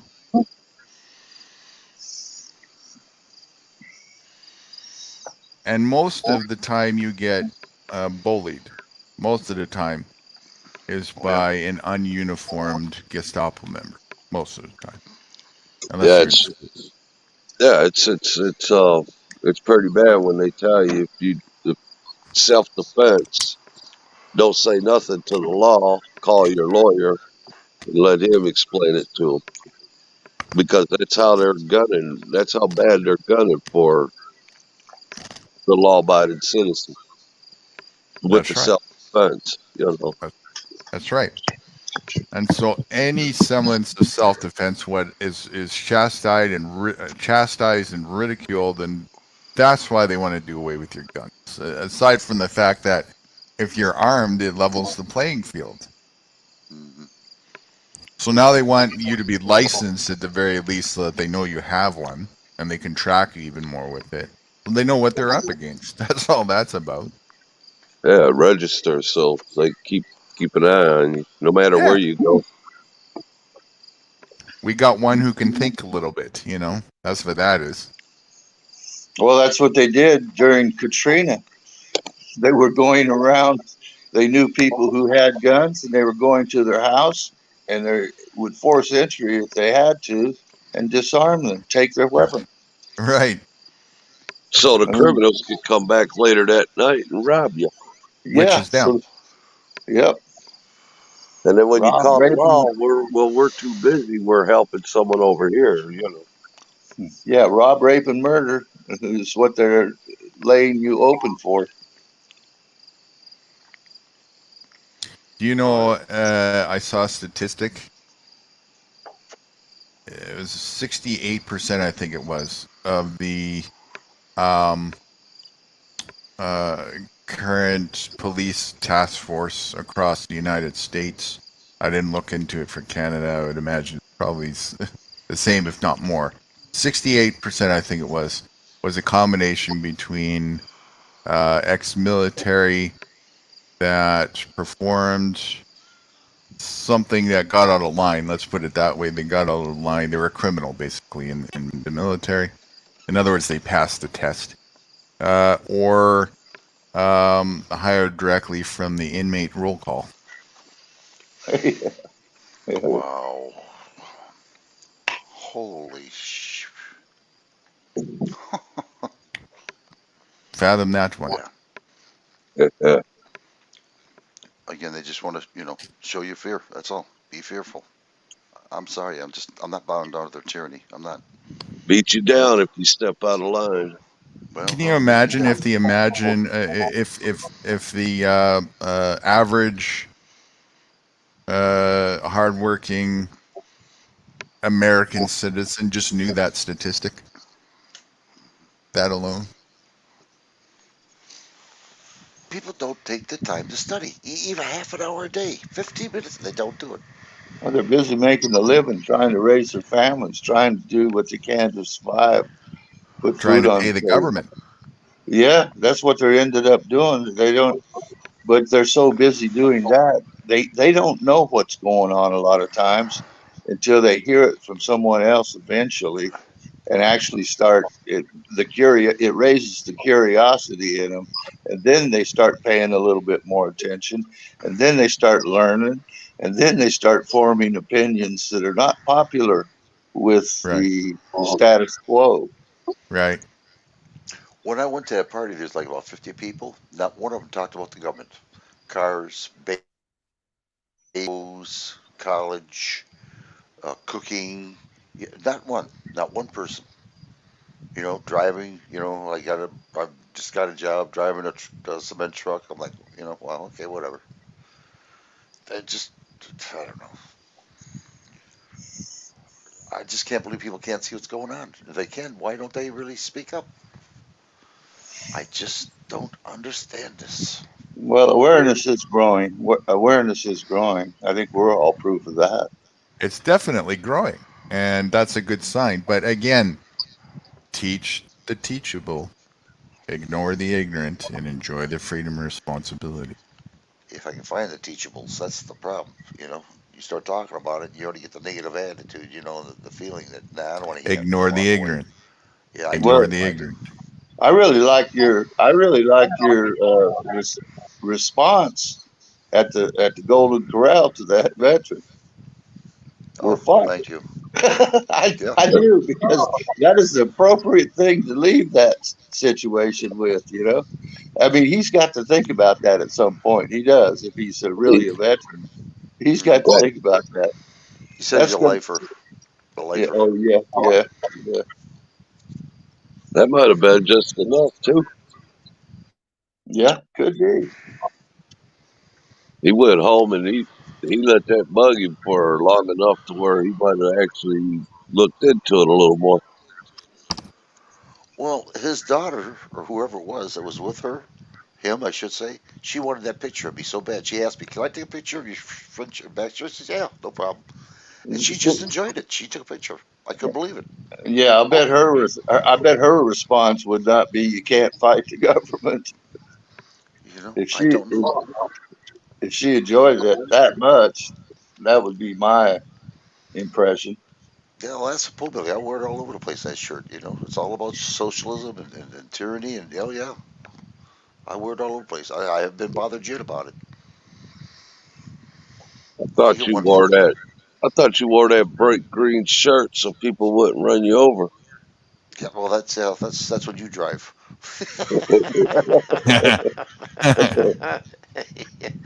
That just helps. It makes me aim a little better. I just want to make sure you don't miss the skinny body of mine, Son of a gun. Yeah, it was. How do you maintain your Adonis-like figure? I eat a lot of guru food. Called probiotic. You sure that girl was taking a picture of your shirt? Well, I do wear a sack in my pants, but I'm not going to say nothing. I'll wear a potato, but it keeps falling to the ground. Keeps rolling down my pant leg. Yeah, that's why I go with watermelons.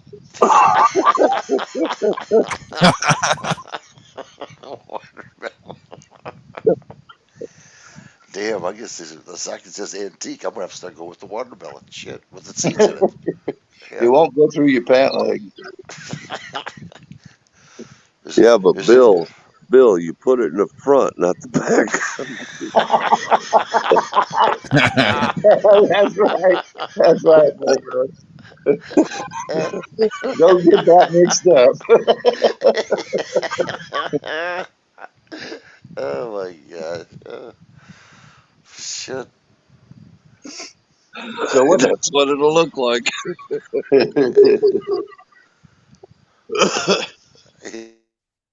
Yeah. Does it water a lot? Will it seep through my pants? It gets warm enough, it'll spit out those seeds.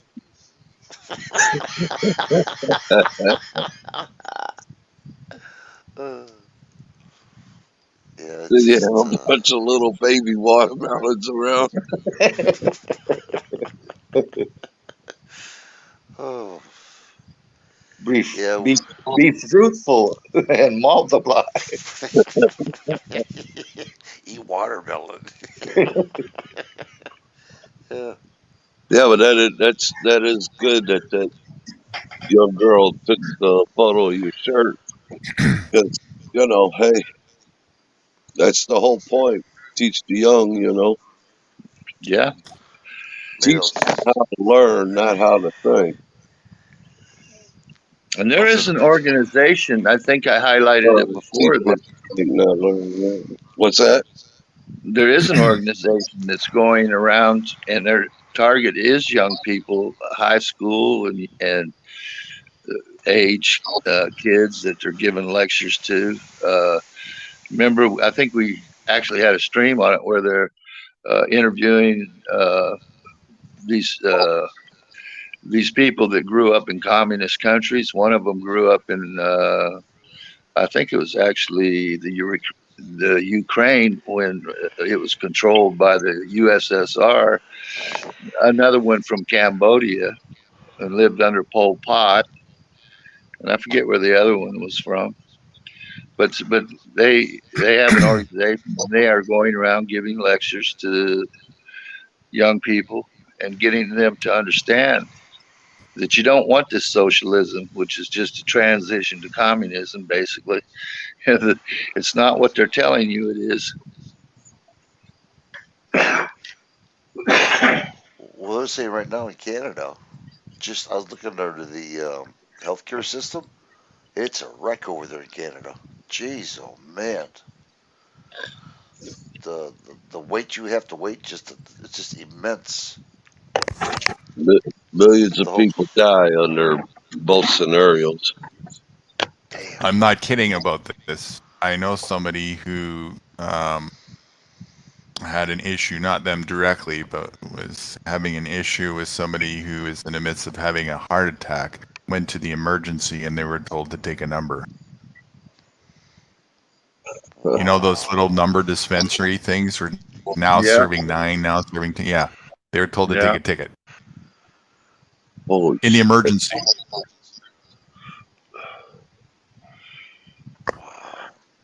Well, I know emergency room doctor that he finally retired in the late 1970s. But if you went into he was the emergency room doctor. If you went into the emergency room with a heart attack, he just put you on the gurney or the bed or whatever and rolled you into another room and waited for you to die because he wasn't treating you. Wow. That was an emergency room doctor. That's a true story too. That's how he felt about it. I don't know if he,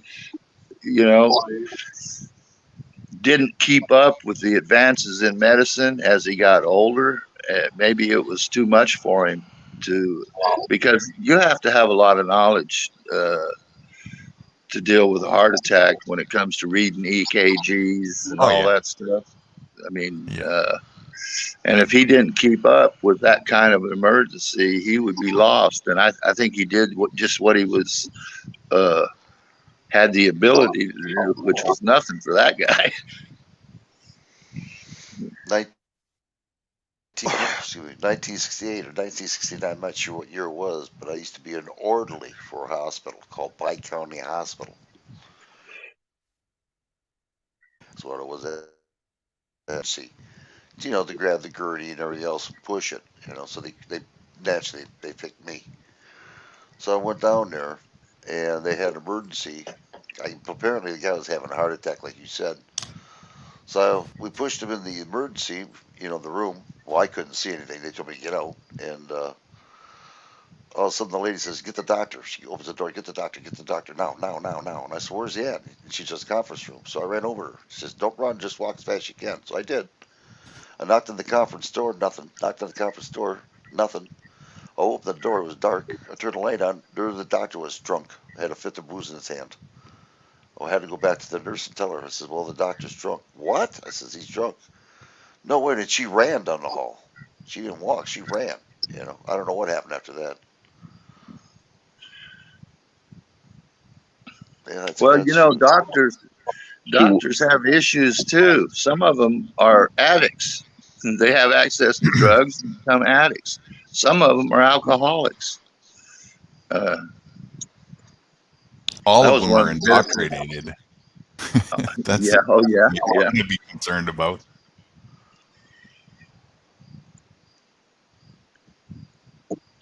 That's the advantage of working in and around the medical community, maybe a hospital setting or whatever, is you get to know who the good doctors are and who the ones to stay away from. When I got hit by the car, I got bored, so I went and volunteered for what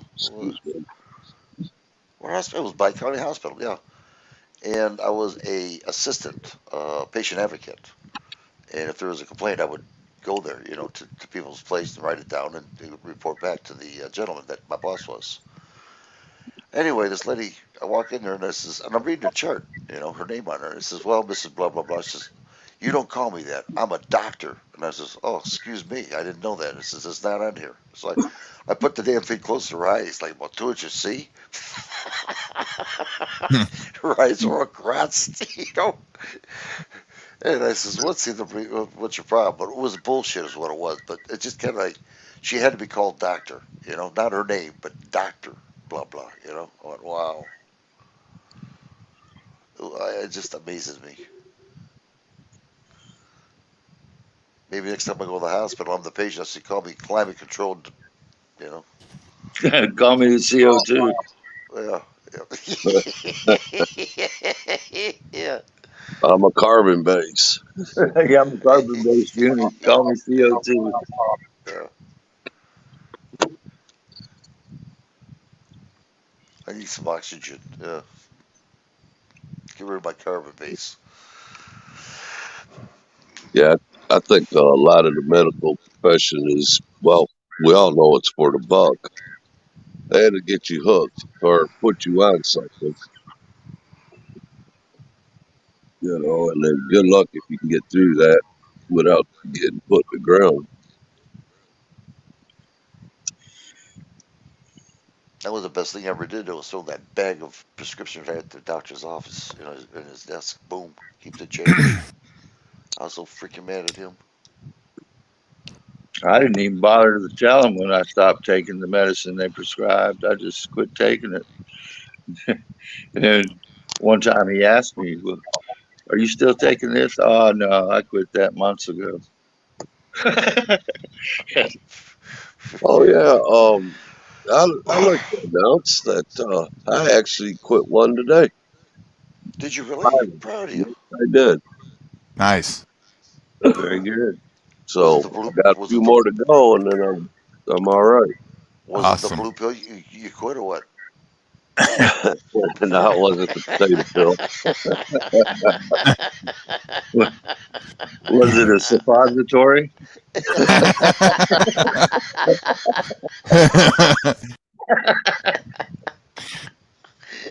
Now you know what my cricket gum is really for.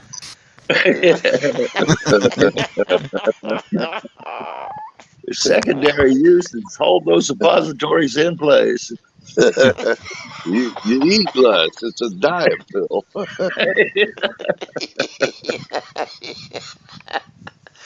Our slogan is, we can do much more than freshen your mouth.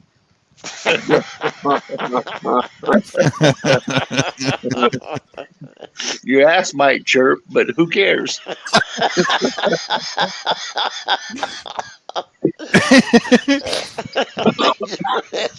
Honey, close the curtains. There's crickets. I can't get to sleep. Dear, yes? What's wrong, dear? Could you close your ass, please? You're making too much noise, yeah.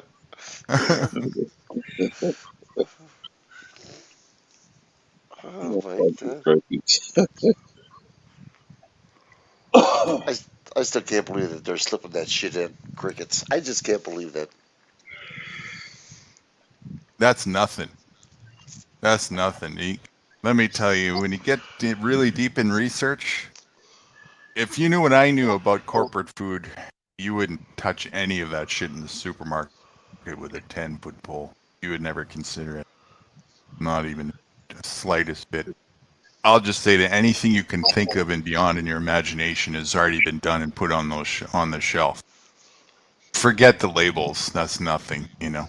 Anything from just off the top of my head, let your imaginations take you anywhere you want to go. You're probably right. What you're really dealing with the elitists is they're masters at genetics. They know how to splice. They know how to cross.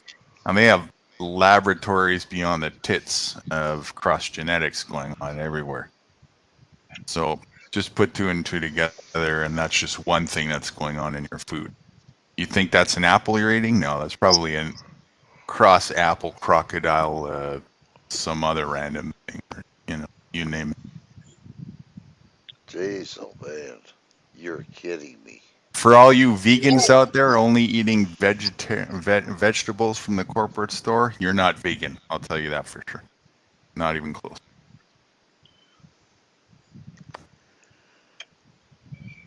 Huh. They sure want us to kill over fast, don't they? Yeah. And it makes a lot of sense why them son of a bitches over in the Senate, they live a lot longer than we do. 90, 80, 90 years old. Shit. Well, they're eating the best food. They're eating the best food available. I'm sure of that. I think most of them are cannibals. Really? Mm-hmm. And that's why I think, the beehive is people farming, right? And there's a lot of people that go missing every year, just saying. That can be accounted for. Especially children, right? And I heard that the Queen Lizzie, the shithead, her favorite dish is human baby. You're kidding me. No. Well, I don't think I'm going to go that far to believe that myself, but there is it's possible. What was that? The adrenochrome? I think that's how you say it. Andromeda? No, it's when you scare someone or so bad, so far. Adrenaline. Your adrenaline. No, something else. Adrenochrome. I can't say it. Damn it. You're hard to please. You know that? I'm gonna go sit back on the porch. Tell your story. We might figure it out. What it's called. Oh no, I didn't really have the story to go with it now.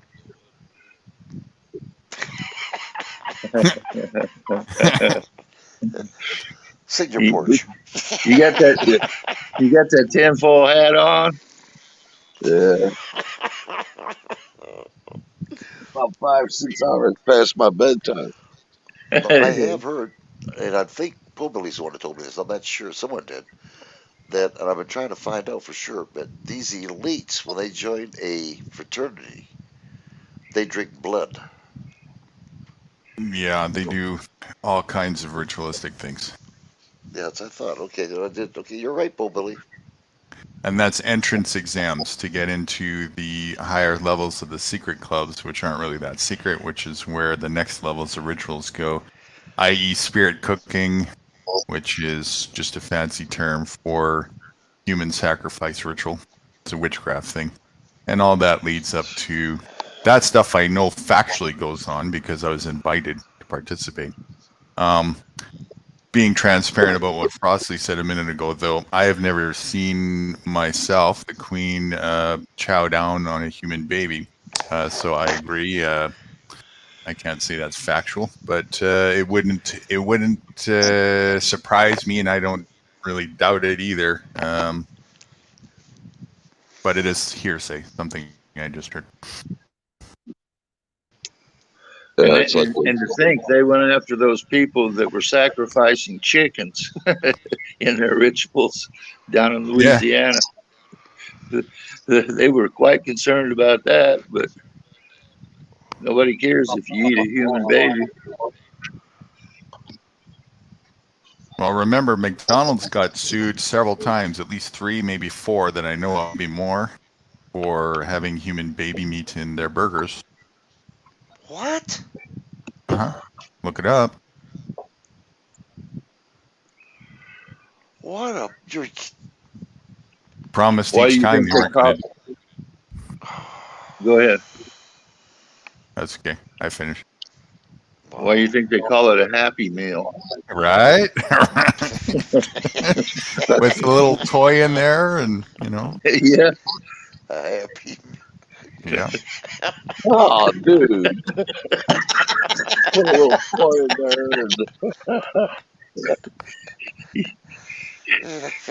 Happy Meal. Jeez, oh, man. I'm loving that it. little toy, that little I'm loving toy, is it. the cherry on top to keep you in the mood. Guru's right. He said, I'm loving it. I'm loving it. Yeah.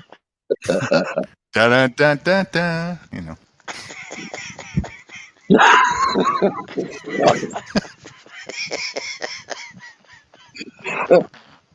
Oh shit! I can't believe I'm laughing at that. God, I'm tired. Well, Go to your porch. Go to your porch. the next question is, how much McDonald's have you eaten in your life? Yeah, you know that's coming. I ate quite a bit. Not a lot, but I mean,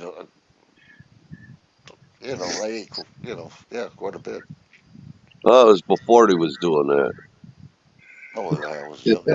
Well, my kids were younger. They wanted to go to McDonald's Happy Meal, You didn't think chicken was actually chicken at McDonald's, did you? I mean, 100% pure beef incorporated. They got you with that one, so chicken incorporated goes too. No, I tried that. It just didn't taste right to me. Mm-hmm. All I got to say is the chickens that they call chickens look like young turkeys. I never. There's a normal chicken. I guess Frosty can contest to this. Is a lot smaller. Them little nuggets fit right in that Happy Meal just perfectly. Well, they have those chickens that grow to be pretty damn big, real beefy, and you could see it in the store. At least my supermarket that's close to me. When I look in there, I see the biggest damn drumsticks I've ever seen in my life, the biggest thighs, everything. It's you would know it was a chicken, really, and you can compare it to an average chicken because they got those too. Yeah, the organic chicken is always smaller, isn't it? If it's organic, Usually, yeah. If I didn't have so many predators up here around the place, I'd probably do chickens, but I'd have to fence everything in, and it wouldn't be a free range chicken, Okay, I promise you, I won't get to the chickens next time. We'll put them back in. Yeah, that's your biggest predator right there. Keep it.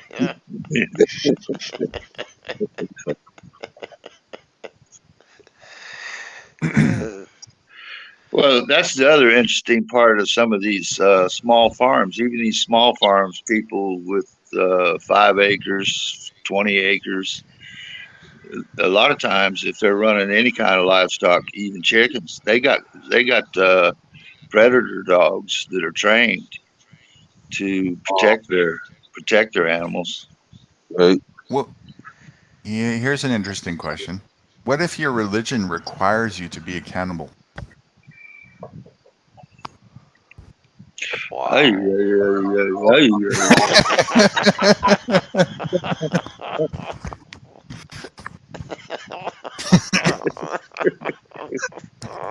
I'm loving it.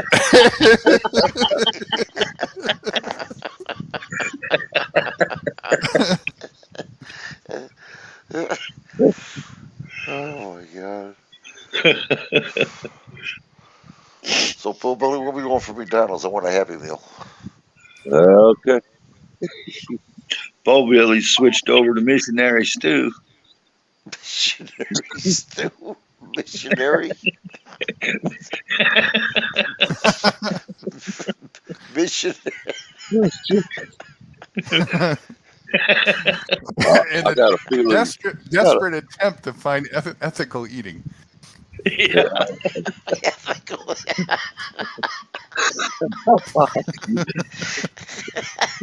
You are what you eat.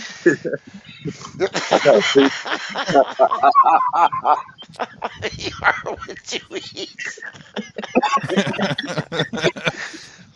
silent, run deep. Just go to the missionary. Will you bless my meal, please?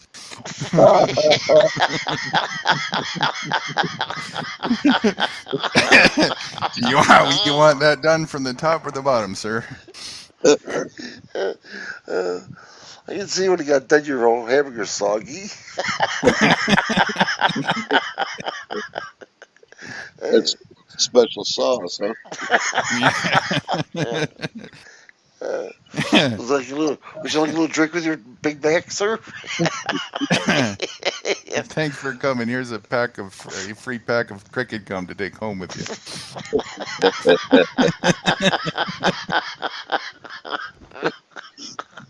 On the menu today, we got the Jeffrey Dahmer special.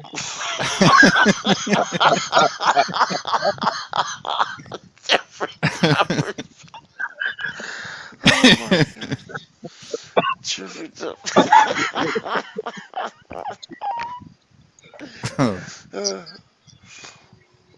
I mean, it's so insane. How else can you respond, Paul Billy? You said, "I can't believe I'm laughing at this." You know. Yeah, y'all's guilty to it too. You know. I'm not in denial. I don't judge. I want that meal. Run silent, run deep. The bottom feeder. I used to work at McDonald's for 3.5 fucking years, you know? God forbid. What'd you do? I was in my late teens, you know? Everything. I was all over the place. He mixed up the sauce. I'll bet you mixed up the sauce. I was the first person to read the ingredients and the what was in the damn stuff, you know. That's how I kept my job. They didn't want to fire me, keep the secrets going. They had a Big Mac sauce when the Big Macs first came out. Nobody knew what was in that. They still don't. Yeah, they try to duplicate it to this day. It's Thousand Island dressing customized. Nobody knows what the customization is. Huh. The cricket dust. Well, I worked in a fast food restaurant for a while too, and I seen this guy mixing up this sauce in a big 5-gallon bucket. You know, he's all bent over, got his hands in there mixing it up, and he's drooling. And he had drooling right in the damn bucket. And I thought, what the hell? I ain't eating here, and I work here.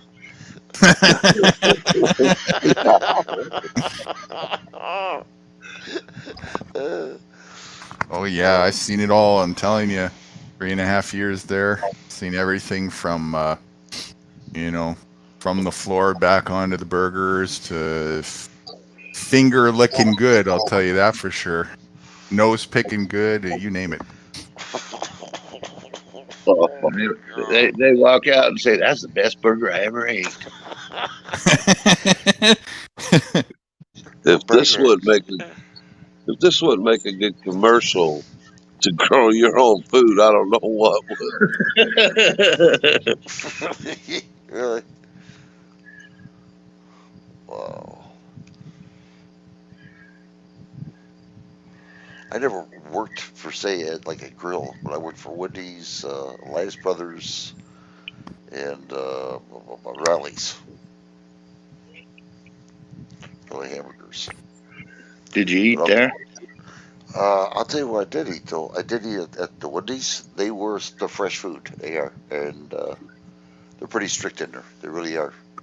The rest of it, no. I wouldn't eat Rallies that much. I mean, yeah. I ate, but only if I made it myself. Makes sense. Yeah. That does make sense. One little trick you probably know as well there, Bill, is, and this would be for any restaurant if you're really going to do that. Just go and ask for something a little extra pickle, whatever it is, and then has to make sure that it's fresh. And then they have to make things from scratch. And if you can see, then you can see what they're doing, you know. I'll have to remember that. This is at McDonald's, right? Yeah, and pretty much any other restaurant. Okay. Oh, Yeah, okay. but the key is make sure you can see what they're doing, because you might get That's something right. special. Crispy hamburger, please. Throw it on the floor and kick it. It's that Bill guy. He wants it fresh, quick. Go to the basement. Cricket juice, please. I went to McDonald's like I told you that last time, and the hamburger was smaller than what I'd seen before. And I ate that, and I regretted that, man. I was just, wow, too much grease. Well, they're making use of it. They clean out the grease trap every day. Wow, yeah, tells you something right then and there. I don't know if you've ever done that job, but I did it in the military. The first time I had KP, the end of my day was cleaning out the grease trap. Oh, what a nasty job! I heard it was nasty. It is. It is nasty. Yeah. Oh, yeah. yeah. Yeah. Oh yeah. It stinks like crazy. Yeah, I had to. That's got to be. It gets on your skin and everything. That's got to be terrible feeling. Oh yeah. Oh yeah. I forgot all about that. You said that. Oh man, you brought some bad memories. Son of a. I only did it one time. Only got put in that position to do it one time. Oh, that's nasty. I did peel some potatoes though. Oh boy, potatoes. Yeah. I tell you, I learned to appreciate the life of a military cook, because those guys, they they get up early and they go to bed late. Yeah, they do. It's an everyday ordeal too for them, you know. Yep. Of course, they don't have to prep their food. We do it for them, you know. Or in Germany, they had German workers doing that. They wouldn't cook, but they'd prep for the cooks. I have You never want to piss off the cook. No.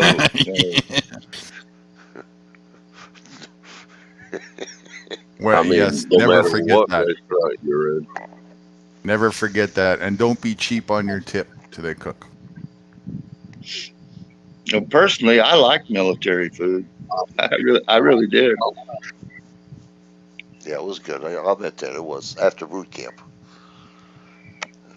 Too crazy about the boot camp food, but after boot camp, it was good. It was. What's in the boot camp food? They didn't give a shit. Goulash. They just McDonald's leftovers. No seasoning, half dried, cooked, overcooked, undercooked. It was just shit. Probably the cooks were in the same cooking boot camp. Oh, they were. Go up there. What you want, Hollywood? Talking to you, you know. Well, I want my food. Just shut up. Here it is. Move on. Yeah. What do you mean? What do you mean? Give me more. Yeah. What a mother freakers.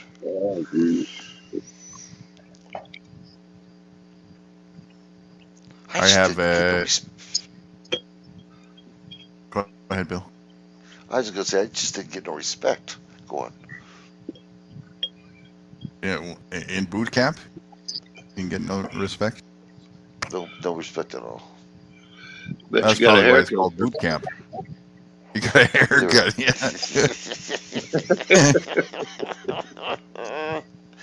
Yeah, we sure did. We had long hair. Yeah, we sure did. Very They know each other. complimentary. Yeah. They Oh, enjoyed the hell out of that too, didn't they? Yeah. How would you like your hair done? Yeah. Bald and bald. Yeah. How do you want your hair done? Smart asses. And here you got this guy, you think he's a civilian barber because he's in civilian clothes. And the next day you see he's the first sergeant.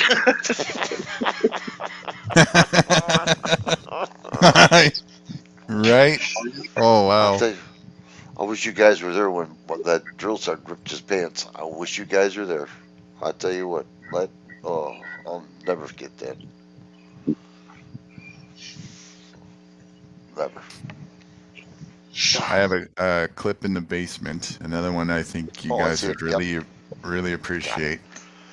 It's another shorter one. Okay. So I can do a little bit of just pausing. This here, the title pretty much says it all here. The police trainer who teaches cops to kill.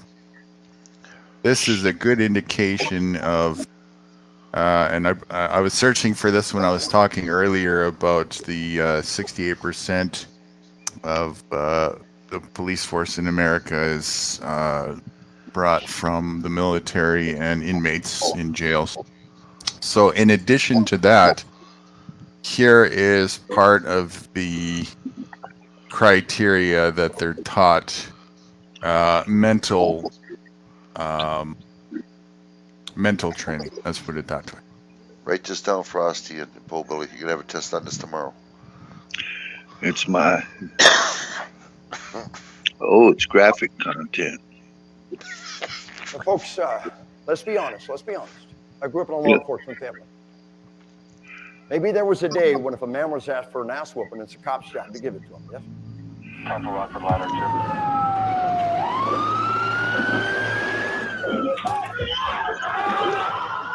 Damn.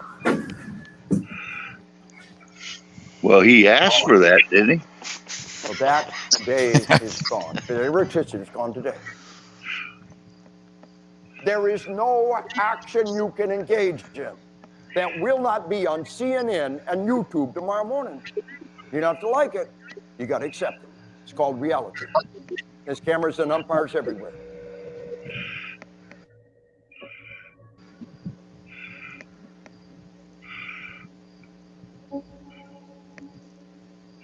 What we want in a modern liberal democracy in our army is we want to turn violence on and off like a faucet. You make the point that while killing may be an inherent taboo, it's something that can be learned. The only way you make a frightened person react in a certain way is to drill it into them, to make it a conditioned response. See those right there? That's how I used to have right there in the military. As soon as you see an enemy, you kill. Those silhouettes. Vibration, knock them down. Every species, every mammal has a powerful built-in resistance against killing their own kind. Now you begin the process of orchestrating the instruments together in a symphony of death and destruction. Wow.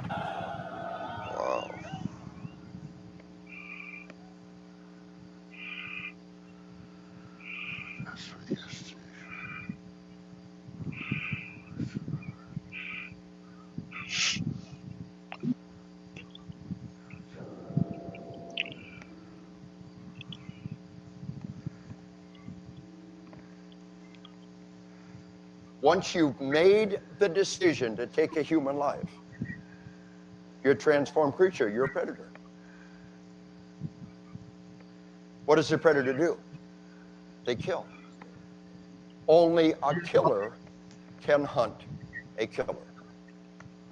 Are you emotionally, spiritually, psychologically prepared to snuff out a human life in defense of innocent lives? If you can't make that decision, you need to find another job. The hard part might be doing it in defense of another. Fired! 321, we have shots fired. We have one suspect down. I told him not to reach for it. I told him to get his hand out. Told him to get his ID, sir, his driver's license. Have your license, please. Get out of the car! Get out of the car! Ah! Why did you shoot me? Well, you dove head first back into your car. Your seatbelt violation, sir. See, I just pulled it off right here at the corner to pull in the gas station. Ah! Well, I got help come to you, okay? I got help come to you. I analyzed that video for a social media site. This one here? That one you just saw? Yeah. That cop Whenever ended we up survey going to cops by prison. use of deadly force, they consistently tell us that number one concern is what? Begins with an L. Lawsuits, liability, lawyers, I'm going to get sued. Do you understand you can be sued for not shooting? Stand there and do nothing while people are murdered. What do they call that? Cowardice, malfeasance, dereliction of duty, deliberate indifference, blood on your hands. We might call it assisted suicide because the one that dies next might be you, yes? There's only one way out. Know the law, know it well. Get every training opportunity you can. Don't be afraid of being sued. Everybody gets sued. Just a chance for overtime. Wow. Be afraid of being successfully sued.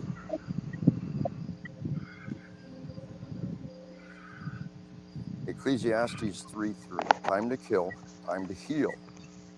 Appreciate you, brother. Good to have you on board. Stay hard. Hurrah. Thank you very much. Try to be a service, man. Stay hard.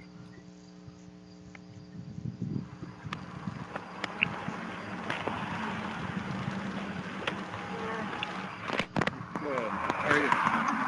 Good. Reason I put you over to your brake lights are out. Sir, I have to tell you, I do have a firearm on me. Don't reach for it then. Don't pull it out. Don't pull it out.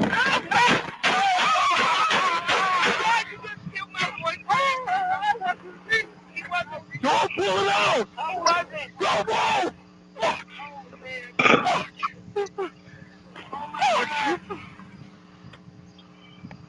Wow.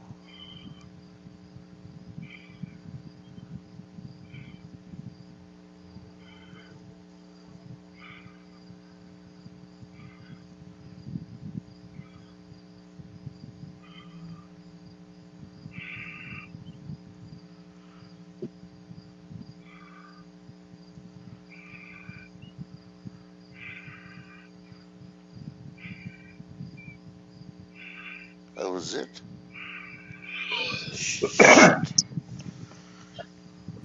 Yep. That might be a short clip of a whole documentary, but That was good. pretty to the point. So Billy, That's the a good example of the psychological training that your American cops get. well, you heard what he said. Do what you got to do. You get sued. Don't worry about it. Yeah, don't be worried about getting sued. Be worried about getting sued successfully. Right.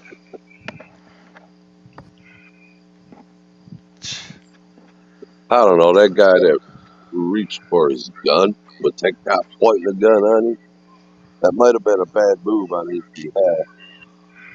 Well, he might not have been. You can't see what he was really doing, so he might not have been reaching for his gun, but his license or something like that. He failed. In the video, he said, "I have to pull my gun out." Oh, he did? Is that what it was? I missed that. Now I don't know the law as far as carry conceal, because they get itchy on you when you have one, if they even know you have one.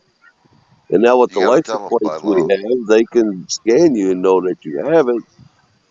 So they don't, and then you're breaking the law if you don't tell them you have it. Yeah, that's right. You got to tell them. As soon as you get stopped, you got to tell them. That's a tricky situation there. Yeah. But I mean, just watching that, don't move, don't say nothing, let them tell you or order you. But young people don't think that way. But as you can see, it can in that first one there that Frosty was commenting on, even then it can still go very sideways. Yeah, because that he shot that guy multiple times. Yeah, well, when the guy was in front of him, with his door open and facing him, he shot that guy. That's right. And when he was away from the entrance too. And then after he'd already shot him, he went around the car. The guy's hands were up. Right. And shot him again. And he shot him again. Yeah, his hands didn't get to stay up very long. I mean, he tried. Yeah, I saw all that, but yeah, that one was. Well, the guy went to jail, did he? He got 8 years, I think. And the guy never died. He recovered from his wounds. Oh, he's lucky. It'd be hard to recover from that psychologically, though. When the cop stops you, you take your keys out of the ignition, you put it on the console. He comes up to you. First thing you tell him, you have a license to carry. He'll ask you if you have the weapon with you. You tell him no. Then that'll be about it. He'll look around a little bit. You tell him yeah. You put your hands right on that steering wheel. You don't move until he tells you what to do. Don't even budge. Because that's just an excuse for them to shoot you. I myself would refuse to touch it, even at their direction. I would say, no, I'm not going to touch it. I'll let you tell them to. Yeah. I'm with you there. Better. Yeah, it's even better. Yep. Yeah, you don't even. Seriously, you don't even move to us. Yeah. As soon as you touch it, oh, he's reaching for his gun. Boom, boom, boom, boom, boom. Right back to distilling fear in the people. You know, because I'm sure a lot of people saw that. And yeah, like you said, that guy could be screwed up for the rest of his life in his head thinking, oh, crap, cops behind me, what's he going to do, you know? Right. And that could cause an erratic reaction from him. This is why cops got bad names for this bullshit. I don't see anything that they really do that actually help you. Well, they're not pulling you over for capital crimes. They're pulling you over for traffic infractions and low-level traffic infractions at that. Seatbelt. To generate revenue.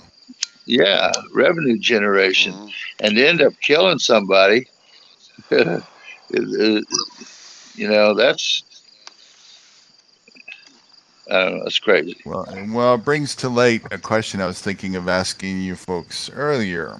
Do you know the difference between a peace officer and a police officer? Well, I don't know because I'm not that much of a law breaker, you know. Seriously, I mean, I get pissed off the cops, but I don't really. One's to assure peace. Yes, it's in their name. You would think that they should be doing everything to keep the peace and not escalate. So a peace officer was more the original idea behind governmental assistance when it comes to crime solving and crime assistance, and as an agency that anybody to help level the playing field, to help keep the peace. That was the original idea, and it did stem even into the constitutions. A police officer is a corporate policy enforcement agent. They have nothing to do with keeping the peace. That's why they're called police. And that's why it's called politics. They're enforcing policy, which is nothing to do with peace. It's everything to do with rules. They're almost the opposite. And everybody wants to call upon policy enforcement agencies? Why? They're not your friends.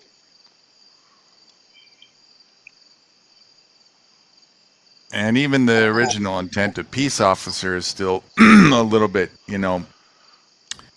I don't think it's bad to have, some help you can call when you need assistance. But again, as long as you don't forget that your actual first responder, as Frosty would say, obligation is yourself, That's very important.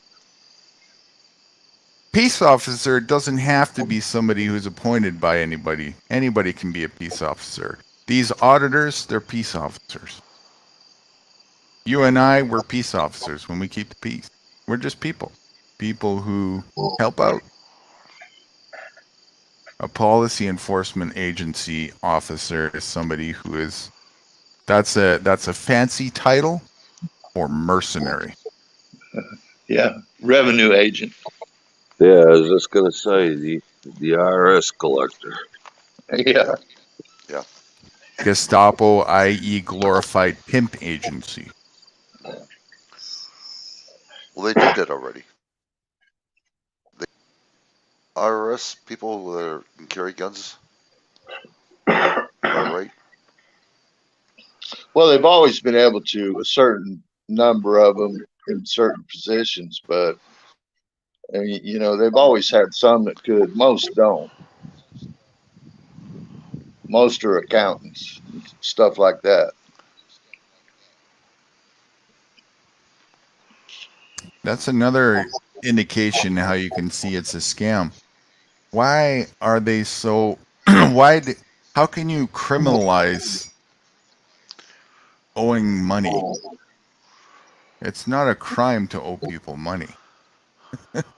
Especially when you set the stage for that to happen. So here you have a government who sets the stage to lend out money to the system, puts a tax on it, and puts an obligation for that tax to be repaid to the government. And if you don't, you have no choice about it. You have to use that for your way of functioning in your society. And if you don't pay that tax, we're going to throw you in jail. So you're either in jail by paying the tax, or we throw you in a cage. And we still take your money. Well, I tell you another sham they got going. Your taxes, your property tax. Now, you can either pay it in full, or you pay it in two payments. Now, if you pay it in full, you're all set. If you pay it in two payments, they take out more money. Only $100. Yeah, only $100 more. Yeah, the bastards. I mean, if you're doing two payments, it means you can't afford it in the first place. So what do? They tax on more on it. Freaking rip-offs, bastards. The money system is designed to steal your wealth. Yep. And I'm not talking about wealth as in monetary or physical items. It's designed to rob you of the abundance that you have by default. In trade-off, a distraction for the corporate rat race. So give away, everything is free in the nature by default. The rest of nature doesn't pay for anything, but human beings trade that freedom all away in exchange for having to pay for everything. That sounds like a great deal to me. Yeah. Many people killed themselves because of that shit. Oh yeah. They couldn't afford it. Oh my God. Well, yeah. I mean, it's insanity, right? Insanity makes you go crazy. Yeah. Look what people do for this shit. Look at the extremes they go. And then when you acquire some superficial wealth, look at the extremes people go to try and have to protect it and defend it. And it's all an illusion. And then if it goes away, look what happens. People commit suicide. Hold on, Pope, I gotta turn you off for a minute. Until you're ready talking again. You really got a feedback on that. No, I'm gonna. Yeah, I started with it. I wasn't sure if that was me. So, gentlemen, till next time. Okay, Paul. See you later, Thanks for Paul. showing up. Good night, Paul Billy. See ya. Bye. Pleasure, man. Pleasure. One of these days he's gonna shoot me for calling him that. I'm the one that called him Paul Billy out here. He says, I don't get a chance to pick my name. I said, no, I says, my stream. I gotta pick it my way, Paul Billy. Oh, was he pissed? Paul Billy. Oh, was he pissed? was he pissed? Damn, you fat man. Now I'm stuck with Paul Billy.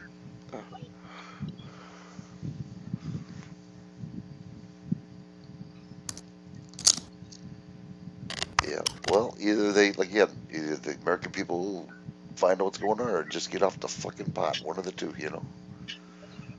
This is what they want. What's your statistics tonight for what has played so far? Huh? Your views. I don't even know. It doesn't say anything. Let me see. I don't think it says anything until I shut off. Water. While you're doing that, let me leave you with this food for thought. American people have to pay to live. Oh, yeah. Wow. I never thought about it that way. You're right, though. Have to pay. That's true. And they have to pay when they die, too. Mm-hmm. It doesn't say anything until I shut. Let me see if I do it this way. Hold on. Maybe I got to get into it to find out. Hold on there. Oh shit. I didn't. I thought you could just easily look at it, but I didn't know you had to go through all that. I'm going to go to the my phone here. Fruity and I were having a conversation earlier today about, where we might consider going on an expedition or whatnot. We were talking about the Europeans countries, and she was saying in France we'd have a bit of an extra problem doing kind of the off-grid thing, because over there's the government is real stingy on tiny housers and anybody who lives in a vehicle. They don't mind if you're in a conventional RV, but if you're in a custom, yeah, something that you did inner work yourself, they really frown upon that there. Even when you're supposed to get an inspection there, and if you have a vehicle like that, they make you remove everything out. Like if you got a couch in there, no, you got to take it all out and make it look like if it's empty before you can even enter the inspection. Oh, wow. Yeah. You're kidding me. Wow. And in addition to that, hunters there are highly unregulated, and it's because 80% of the hunters there are in the police force. So they have this thing where if you're off grid and you're not in a something that has a conventional home, they'll accidentally shoot you thinking that you were like an animal moving and stuff like that. Quote unquote. So antlers for a hood ornament would be out of the question. Yeah. Yeah. I doubt that Cricket Gum could buy you out of the situation with them, you know?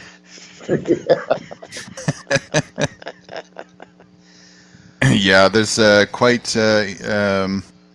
it's interesting. It's interesting turf wars over there, because the people, especially in France, but they're much more active when it comes to rioting against tyranny and stuff like that. So there's a big thing.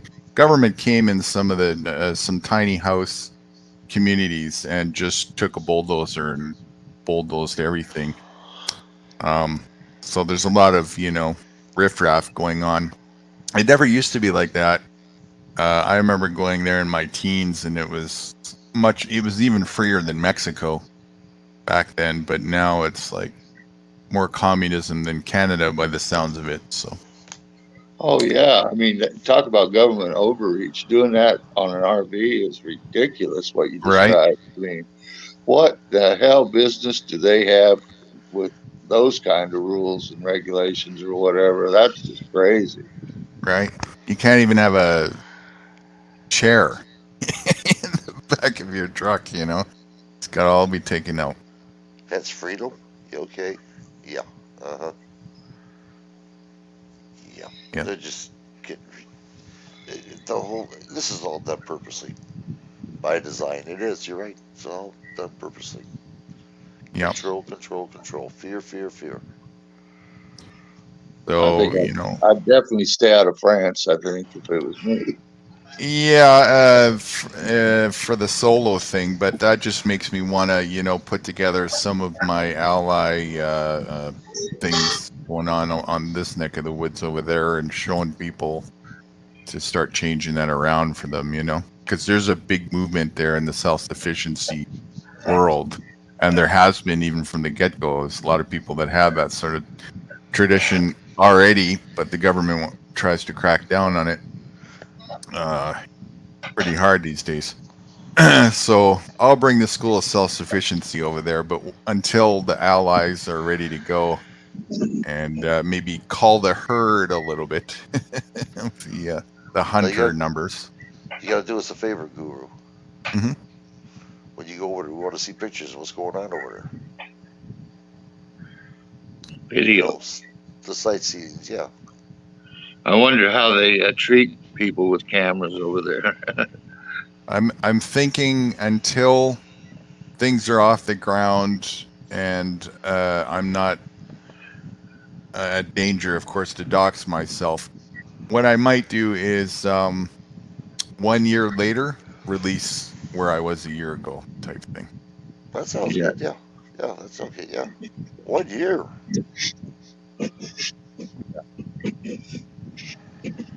Man, that's a long time. So when I'm in Africa, I release what happened when I was in France. Yeah, that's almost 365 days.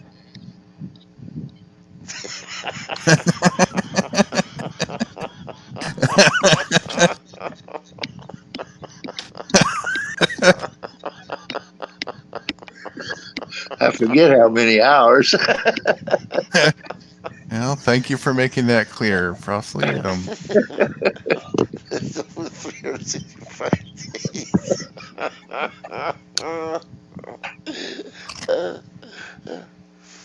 I'll mark them off one by one just for you on the calendar.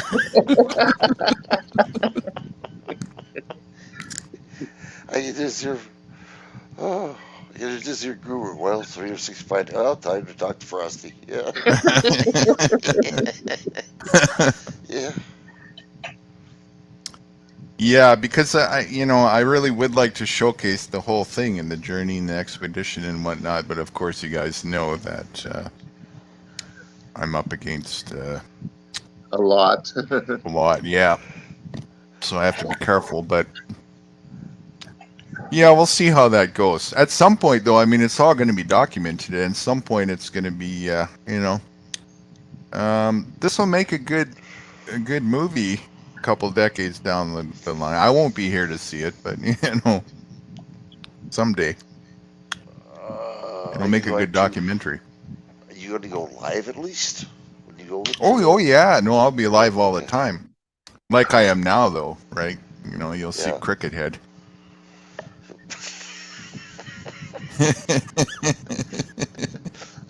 Yeah, I'll be doing everything that I plan on doing from the expedition world all over the place. I already looked into. I'll probably use the Tesla's satellite thing there. Apparently, it's running pretty good. Is that new Starlight? Starlink thing, yeah. Your Starlink? Yeah. Yeah, I need to look into that a little bit. Maybe Guru can help you out here a little bit. It's 120 or 160 a month, something like that, plus the cost of the satellite. And it works pretty much everywhere. Really? Yeah, from what I read too, it's pretty simple, plug and play, just like a modem type thing. Not a big complicated setup, and it's got guarantee to work. So Yeah, they were sending up those satellites in their space program. I remember. right. I think the download speed is between 60 and 100, and I think the upload speed is roughly 80. Is that good? Yeah, that's real good. I'm running less than that myself right now. Damn.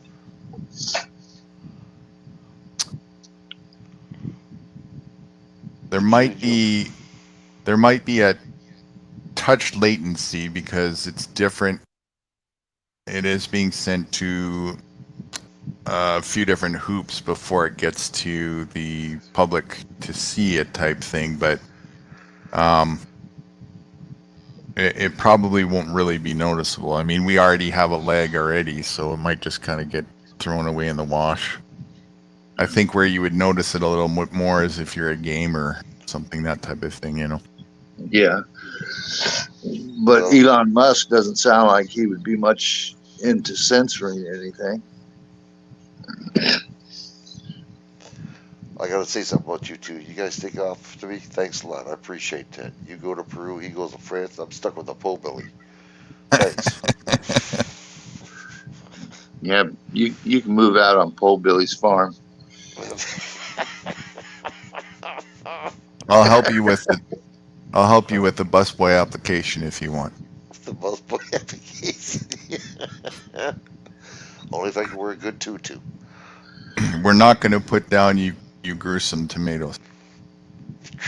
Yeah, that guy. On the resume. I tell you, I got a great thumb, but when it came to that bucket, shit. That was one horrible looking tomato plant.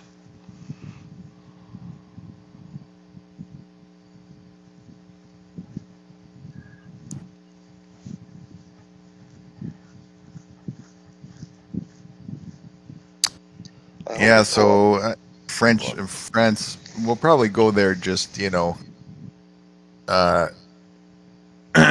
well, I mean, that's where she's from, so she needs to tie up some loose ends there anyway. So we'll definitely be crossing through there, but as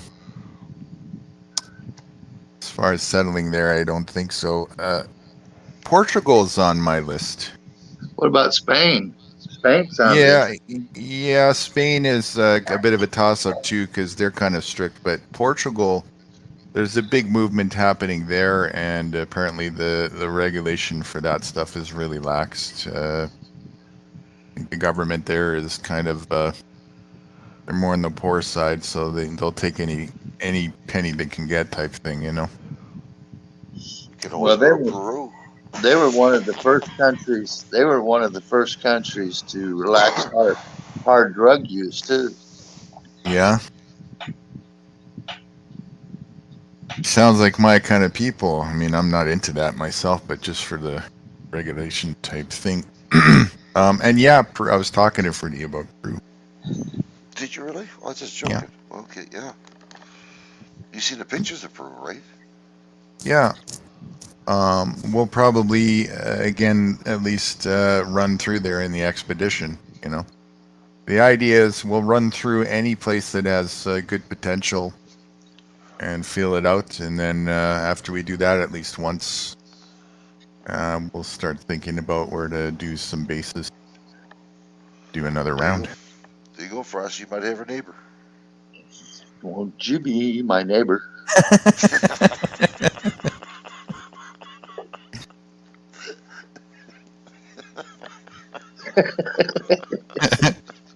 When you see a packet of cricket gum on your doorstep in the morning, you know who's in town. Oh yeah, I know that guy. He wants to sell his product. He wants to sell his product at the market. I don't know how this is going to go.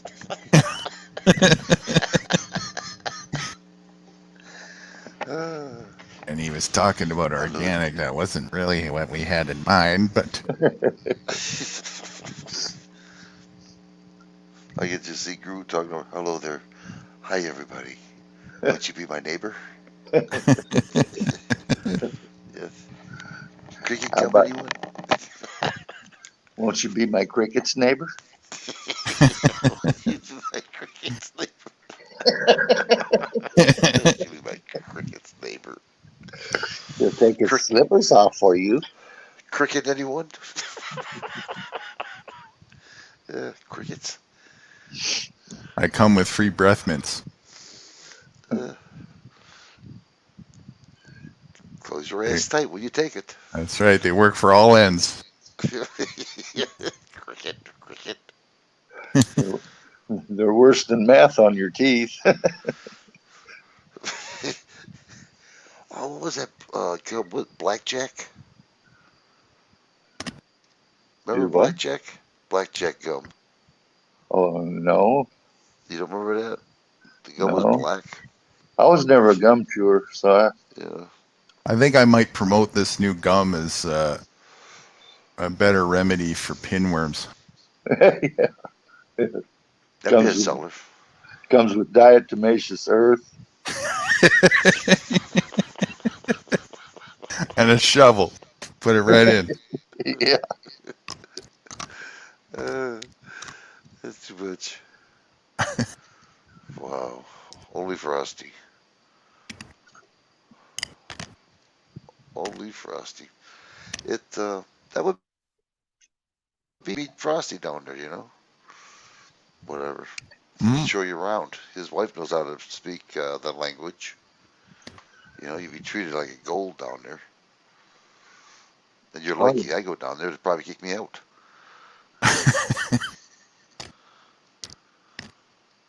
Well, you know, either way, I'd like to set up the school of self-sufficiency all over the place.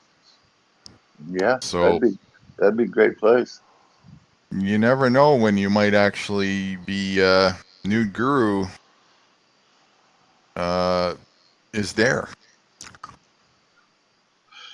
Well, always look me up. I ain't hard to find. I'm the white guy that don't speak Spanish.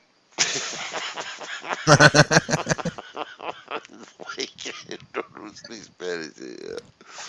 Hey, you guys see any white guys around here?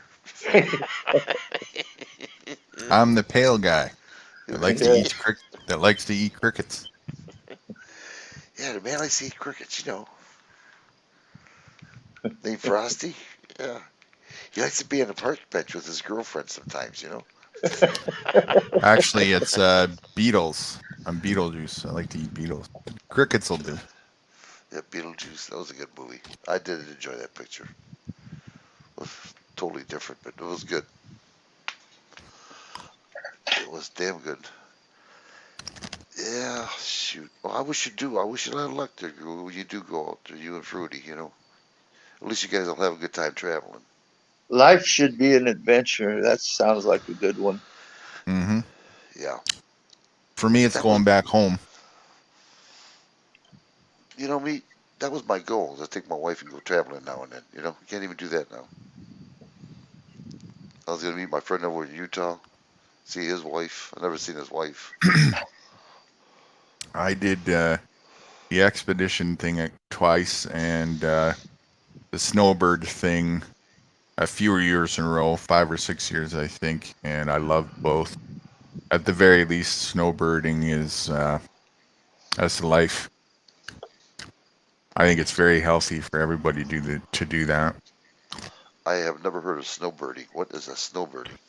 Oh, it's just a term for you go more north in the summer and south in the winter, where it's warm in the winter and cooler in the summer type thing. Just like the migratory birds. Right. Snowbird.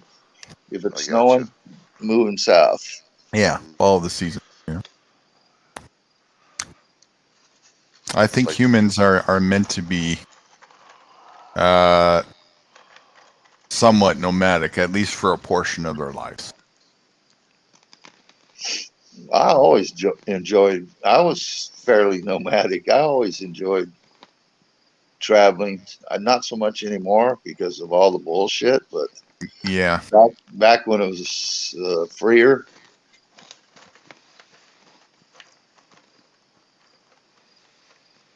the funniest thing is for most people, the hard part of the borders. I know how to circumvent the borders, no problem. Private jet, private ship, submarine, whatever you gotta do. I mean, 98% of all borders aren't manned anyways. So that's not a problem. I'm more concerned with once I'm inside a country like France, the regulations and mindset. When you live a lifestyle like this, it does pose a challenge to authorities. And then,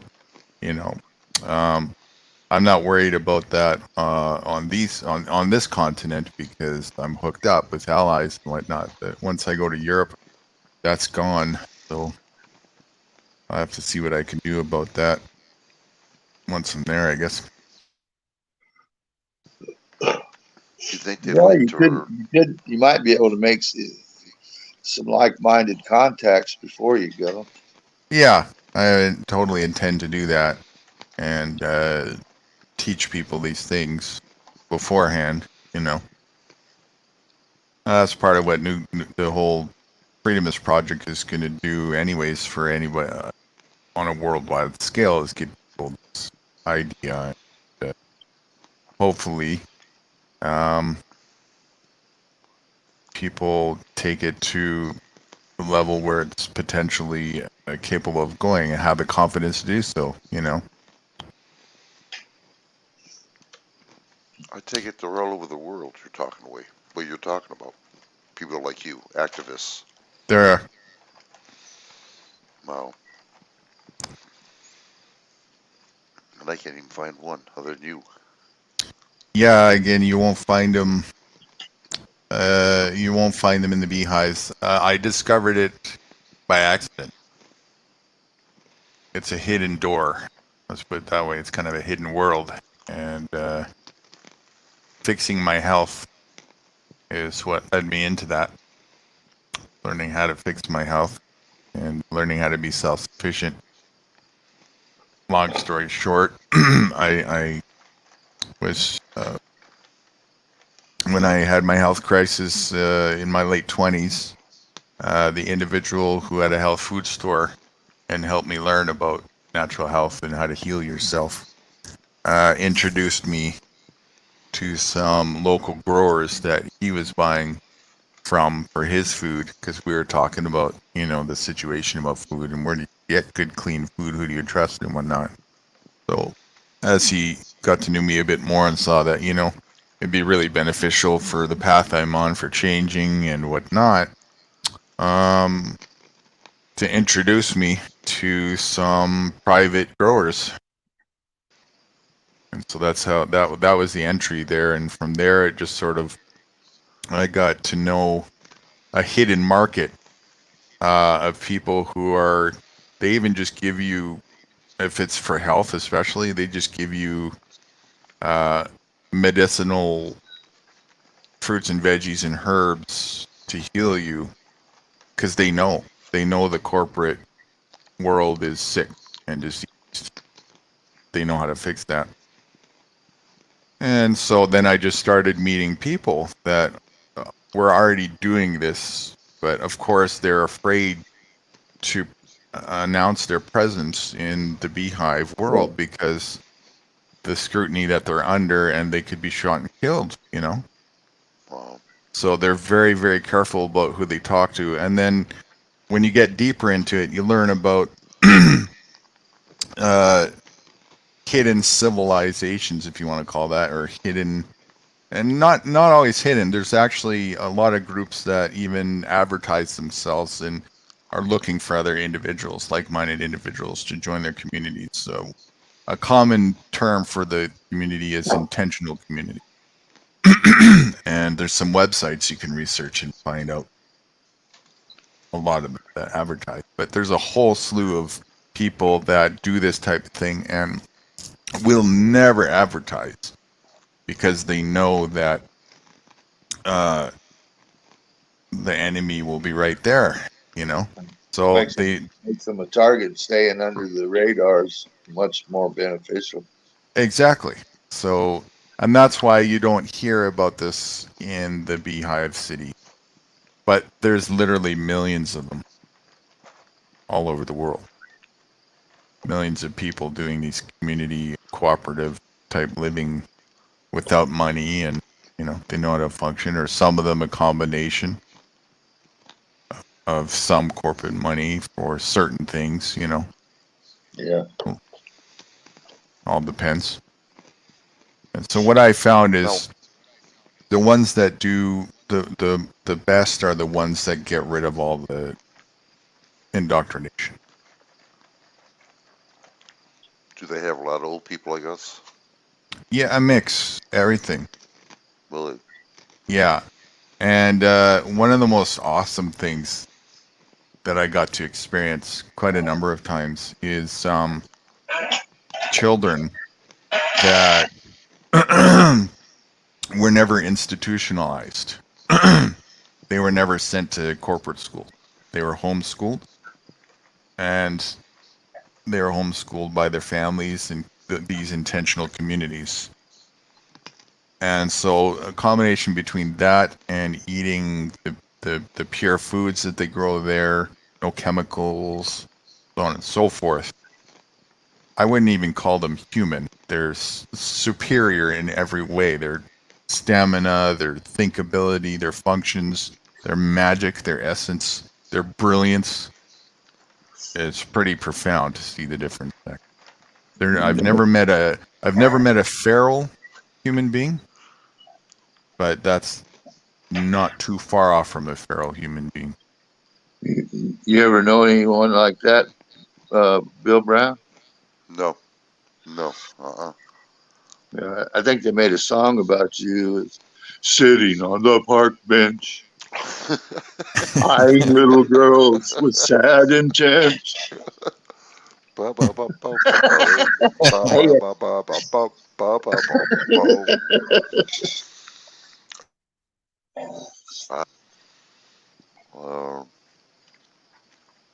Well, you can kind of see that attitude in that Texas Boys, what was it? Texas Boys, Our Family Story YouTube channel. You can see that in those kids.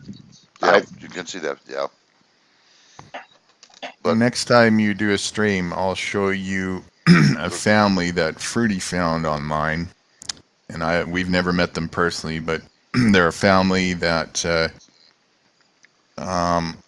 lives totally off the grid and self-sufficiently. They moved away from Texas, I think it was, over to Hawaii, and I don't know. I don't think they live in an intentional community. I think they just cooperate with others who do that over there. But their children were home raised, so I can show at least some of that. Yeah. I think she just had her 7th or 8th kid, and all but 2 of them were home birth.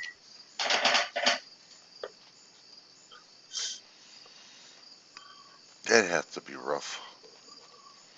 No, actually, that's another thing that's kind of interesting too, is birth naturally is supposed to be a pleasure, and when it's done properly, yeah, this is another thing that it's kind of mind-blowing, but I don't know how to explain this, but birth is not supposed to be a hardship or a painful experience at all. Well, and when it it's was done for me. No, seriously, I actually delivered a baby once. And Did you? On the outside, I was okay, but on the inside, I was a fucking wreck. I just wasn't letting on, trying to keep everything cool. But oh man, that was so stressful on me. I didn't enjoy it. I'm telling you. I mean, everything turned out okay. Cut the cord and all that crap. But I'm telling you, it's not something I enjoyed at all. But I'm kind of different too, because I think babies are ugly, little rat-faced things. Oh, you got a beautiful baby, rat-faced mother. Looks like a little bug. Come here, you little rat. You want a piece of cricket gum? Yeah. Well, I don't understand how a woman could not feel pain, or she thinks she's. That's all part of indoctrination too. That's why you see like all the movies promote that it's supposed to be painful and everything. It's not. In fact, I can show you some clips of people who have trained themselves to release the indoctrinated trauma from that, and then went ahead and birthed in a natural fashion, and the woman ended up having orgasms during the labor. Are you kidding me? No. No, it does happen, but I think it wouldn't be so much on the first one, but in fact, that woman probably had her first two delivered other than that, and the rest, and knowing the process and how it's going to go, she could probably have a lot of confidence in delivering the others at home. Yeah, that probably helped the experience for sure. Yeah, so I don't know. I didn't actually, for this lady, sorry, the family in Hawaii, I'm not sure how their births went. I'll ask Fruity if there was any pain involved. I just know that they do it, and they do everything themselves, you know. So the people that I've seen, the women that I've seen, that's from another documentary that learned how to do it without the trauma and stuff. But pretty fascinating. Pretty wild. I don't know if I want to see that. I don't know if I want to see something like that. No,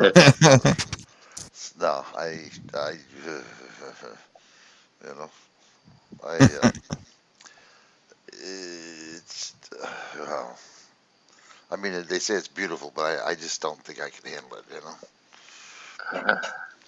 It wasn't beautiful to me. I'll be honest with you. I mean, I'd like to say, oh, I just enjoyed that so much. It was such a wonderful experience. No, it wasn't. Not for me. Wow. You know what they typically drink the whole way through the labor? Well, I got there and the kid was presenting, and it was a short time. I mean, I didn't see much labor except for the actual delivery. It was like, you know, I had enough time to get my catcher's mitt on.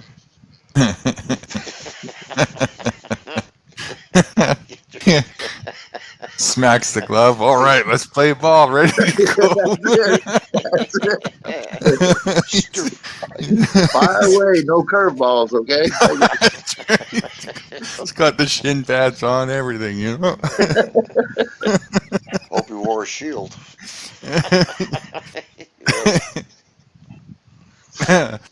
Oh shit. Well, as long as you had the catcher's glove on and not the batting helmet, you know. I can just hear, come on, batter, come on, batter. Swing batter. Yeah. Oh, that would be, so it's coconut water. That's what they do throughout the. Well, there you go. Yeah. There you go, Frosty. There you go, buddy. I ain't having any babies, though.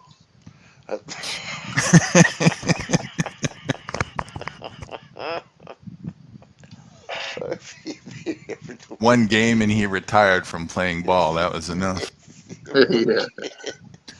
Yeah. You're out. Strike, you're out.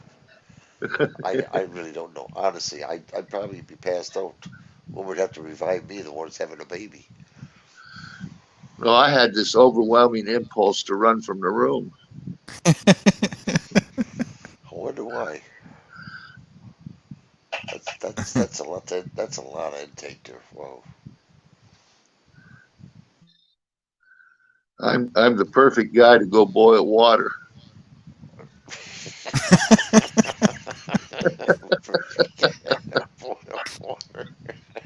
Oh, yeah. I'll be your door manager. This is happening.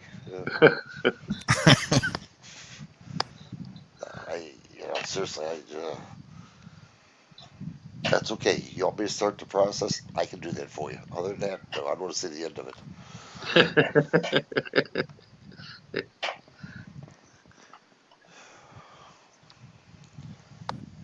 Yeah, I never seen one directly myself. Well, I was trained, and I had actually seen them in the maternity ward as part of my training. I never really participated in there, but I had the basic training that they give you in the maternity ward, and I knew the process and procedures and all that. So I mean, I kept it cool. I mean, nobody noticed that I was. They never detected what was inside me. Believe me. Mm-hmm.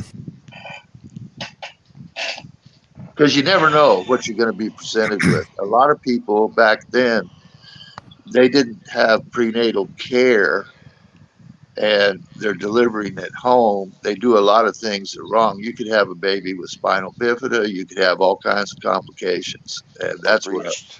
Yeah. Oh yeah, and all that stuff. And it's. But this one went beautifully, actually, compared to what I could have been presented with, and I was just so thankful. That was the relief that I had. I just can't fathom a lady shooting out a 9 or 6 pound baby. It's just I don't know. I know they can do it, but I just can't visualize how. I don't know. It's just different. Yeah, you can't put your head in there.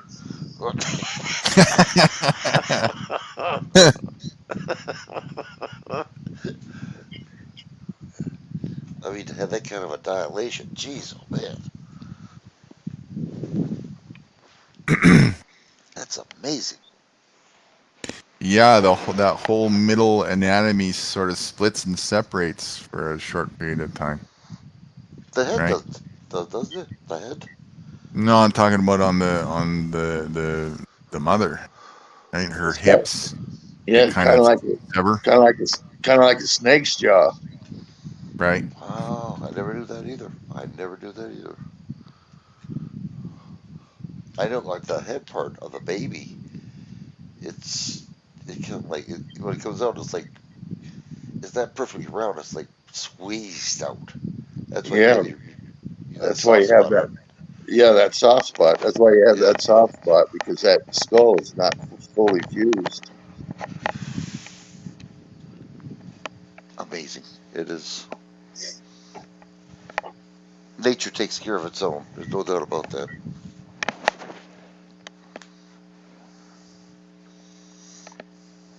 Yeah. No. And when you think about it, I've never seen any animals who have given birth who have been, having a hard time with it. Oh, not having a hard time with it, but animal births can be rather lengthy sometimes. Sure, I've seen that. My family's had horses, and I've been in the barn when they've been delivering and watched everything.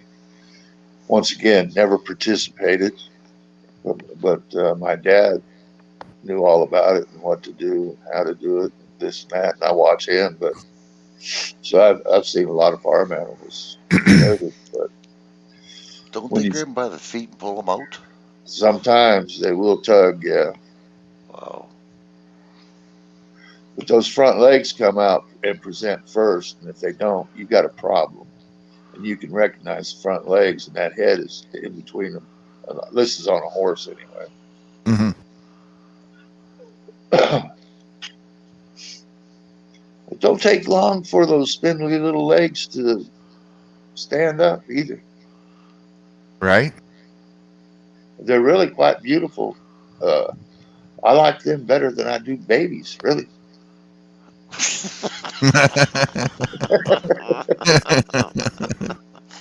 More prettier, eh? To me, they are. You got a beautiful baby horse there, ma'am. But your kid's damn ugly. You did a great job. Have a stick of gum.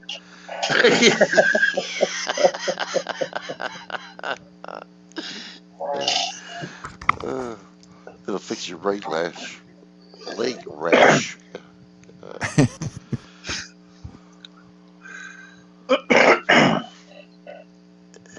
Jeez. We always kept goats in with the horses because it kept them calm.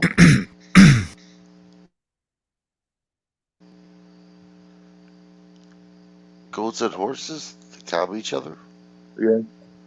Yeah. How many days? I've never seen too much big animal labor. Seen plenty of dogs and cats, and it's typically the same thing. The mother just chills out, relaxes, laying there, licks them one by one as finish popping. And I've never heard one that sounded like they're in pain or anything, whimpering or whatnot. They look like they're just kind of in a relaxed, blissful state. Yeah, I agree. I would agree with that. Yeah, I think that's right. I've never seen one that was in pain, a dog was anyway. The cats give birth. I heard something. Did you hear something? Hold on. Did you hear bells? No, I heard poop, like somebody trying to pop up. Hold on. I just laid down too. Hold on. Frostly dipped there for a second, so it might have been that. Oh, is Frostly did that? Is my chair making noise? No, it's my chair's my chair making noise. Not just like somebody popped up again, that's all. You don't see anybody, I take it. No, I think it was just StreamYard making Frostly dip and rejoin like that glitch it does sometimes. Oh. There you go. I keep forgetting to enlarge this thing to make it spot. God, I can't remember the time here. Hold on. What the heck? My neck like I've been drilled before.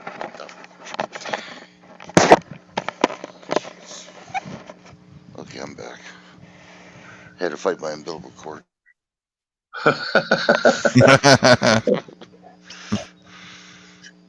Did you get a successful incision?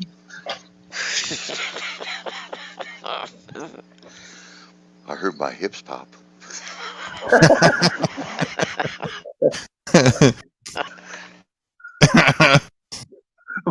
my legs flew open automatically, like somebody pushed the button.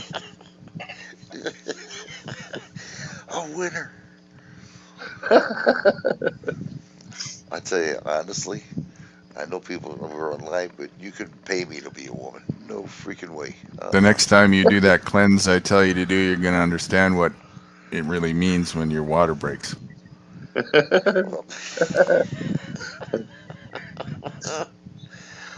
that was... I was okay until I hit those probiotics. Jeez, man. I've never tasted probiotics like that before. That's nasty. They're real. Yeah. Guru says, yeah, you only, supposed to take a teaspoon a day or a tablespoon a day. And he thought I only took one of those probiotics. They're like about a little half pint, like the size of an applesauce. And I said, I didn't take one, I took two. He goes, you took two in one day? I said, yeah. He said, no wonder you shit your brains out. I'm still laughing at the idea of that. I've had a whole bottle in a day before myself, but divided in two.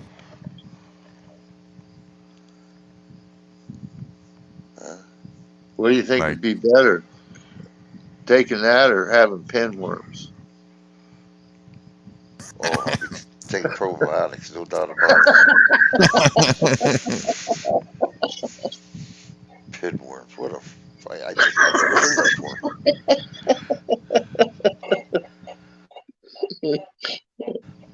Damn. What do you gotta go to the vet to get the worms out of you or what? Deworm you? You just see me at the top of the table in the veterans place, patting my head. What's wrong, dog? Good doggy. You been messing with the dog again?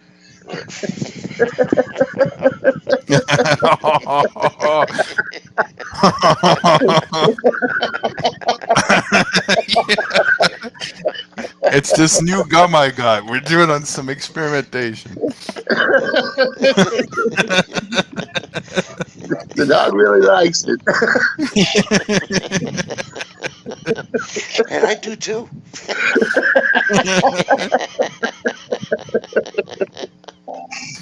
Yeah. Oh my God. Pinworms. Yep. Oh yeah, you don't want that. No.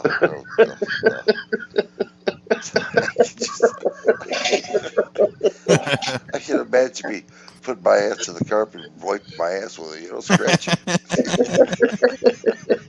Unfortunately, I can. My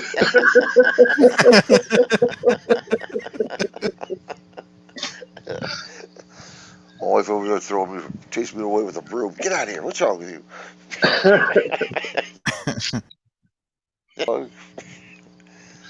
Oh shit!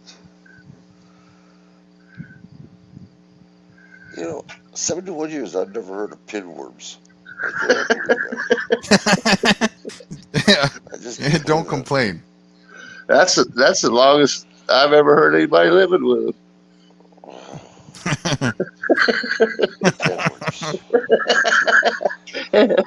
and not knowing. No, you know it. You had to believe me. Yeah, there's no question about it. They are the creepiest thing. They're creepy. And garlic, and what was it? Garlic, whatever.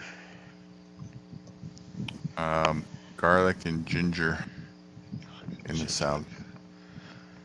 So I remember that garlic and ginger. That's Little diatomaceous earth and some lemon juice too, or apple cider vinegar. I did put raw lemon as well in there. In a raw lemon. Actually, I think it was lime because I think it was out of lemon. Yeah. Yeah. So I just cut up a few slices of lime. So I mean, this was a bitter salad. Let me tell you, it was a bitter salad. But I think that's the key. They don't like the parasites. They don't like bitter and good pH. So they just moved out. And actually, I mean that's kind of what the thing was. The idea was to make them scared shitless and leave, and I think that happened to some degree because let's see, the next day, it was like 4 times the amount when I went in there. Let's put it that way. It was holy shit, as if it wasn't a lot already. That's the thing about when you have pinworms. Every time you go, you see what's going on. But the day after that, there was still a whole bunch that came out when I went, but 98% were dead. There was only 2 or 3 little wigglies happening still. So I think it actually must have killed them. Either that or they couldn't escape, and Yeah. Wow. Yeah. You had the one miserable son of a gun with those. Wow. Yeah, I was not happy for a couple of days. That's for sure, to say the least. You know, the itch thing, the That would creepy have drove me thing. absolutely.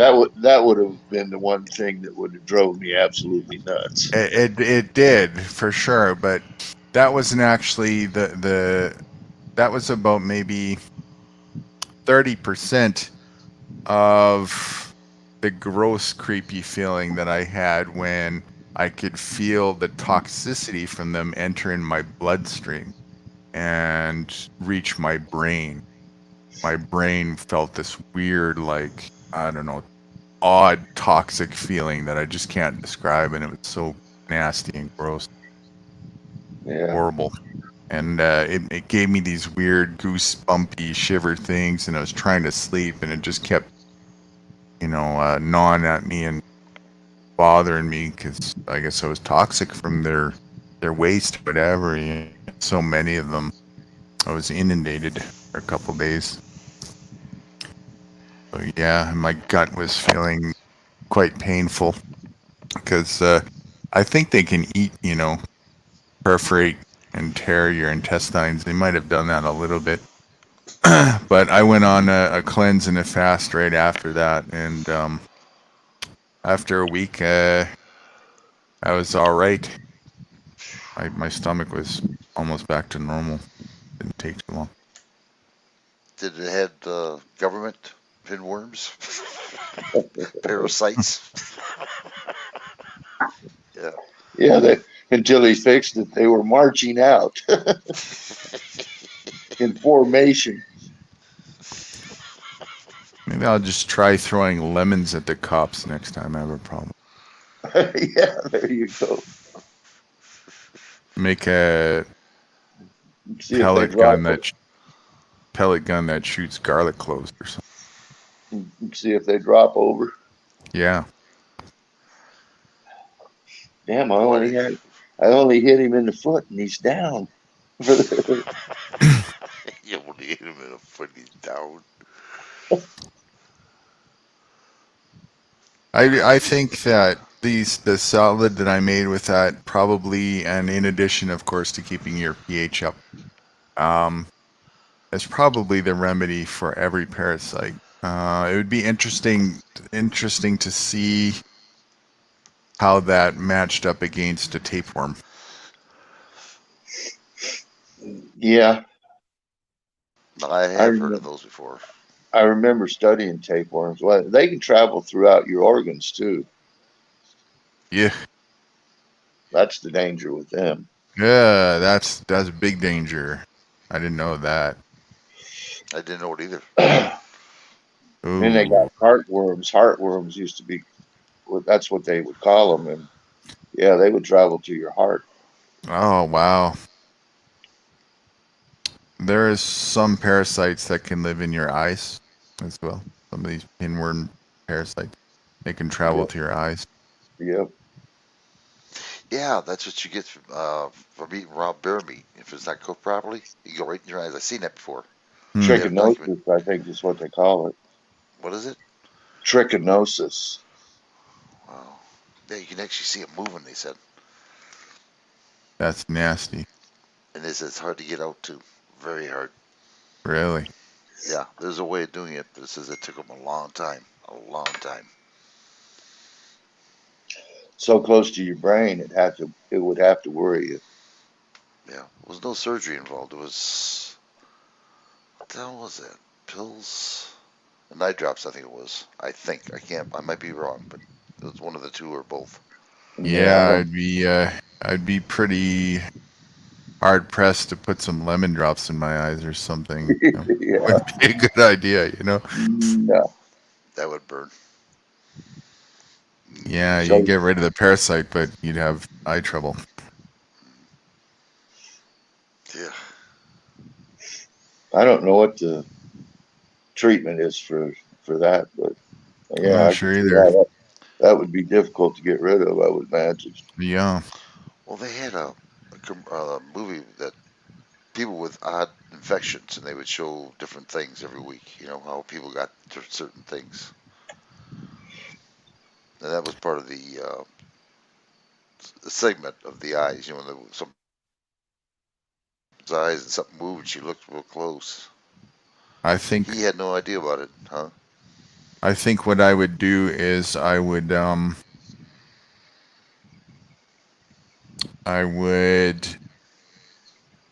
Stop eating bear meat. Oh, that's the first. That's the first. I would fill up a bathtub full of colloidal silver water and possibly sodium chloride water, and I would just dunk my head in there and keep my eyes open and keep doing that over and over again. That's what I would do.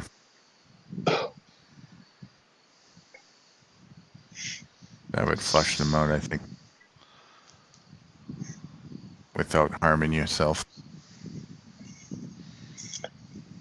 Yeah, it's just, well, they said if you eat bear meat, you got to cook it all the way through, not just Yeah. partial. Yeah. If you're gonna eat it, but they recommend not to do it. Is that a certain type bear or something, or all bear, or? What I understand, it's all bear. Huh. It's all bear. They didn't say any particular bear, just all bear. So if you cook it, you got to cook it all the way through, or you're in trouble. And that's what the guy didn't do. Huh. Because the doctor asked me, he said, "Did you eat some sort of wild animal or something?" And he goes, "Yeah, I did." He says, I ate bear about 2 weeks ago." And he goes, you know. So he said, "Did you cook it all the way through?" He says, "Well, I thought I did." He said, the doctor says, "Apparently you didn't." So he correlated what was going on with his eyes to the meat, Yeah. And he said, if you would have cooked it all the way through, you would have been all right, but you didn't do it. So this is you got parasites in you. So yeah, if I ever see that movie again, I'll see if I can save it for you or tape it. If it ever comes back out again. It was weird. Every week they'd had something different. Just another reason to be a omnivore. These crickets are supposed to have a huge amount of parasites in them, from what I've been hearing all over the place. That's what Snowman said. Yep. You want to tell him about that parasite, Snowman? It was a hairworm, and this hairworm enters in through the cricket's rectum, and it eats all the fat inside of the cricket, and then it exercises. It has the ability to exercise some kind of mind control, and the cricket is just running around like crazy because it's searching for water. And as soon as it finds the water, it jumps right in. I mean, it don't hesitate. And then the worm exits the cricket, this hairworm, and it showed it right in the video. Interesting. And it exits the cricket into the water and goes on to its next stage of life. Wow. And whatever happened to the cricket, they never said. But I would imagine it probably, shortened its life somewhat, because eating all the fat inside the cricket. Yeah, you wouldn't think there'd be a hell of a lot of fat in a cricket, but that hairworm was, fairly thin. It has to be to get into the opening of a cricket. Mm-hmm. It was quite long, actually. Probably 2-3 times longer than the cricket. Holy shit. He must have felt somewhat crowded. I think I'm bloated, dear. Did you knock me up, dear, when I was sleeping?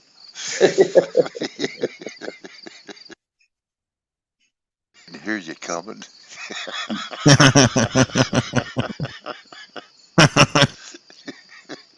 He pulled the blanket off me and left me exposed.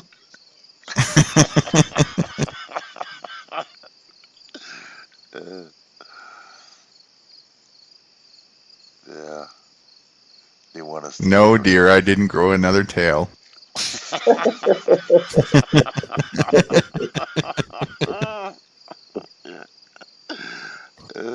Why don't you be a good friend of mine?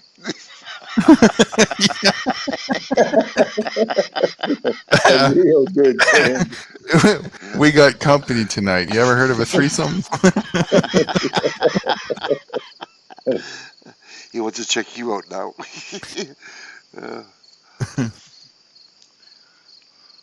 Guess who's coming to dinner?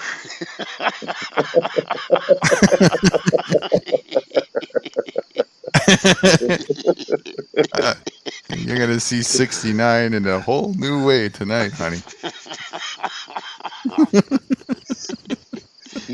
Talk about bondage.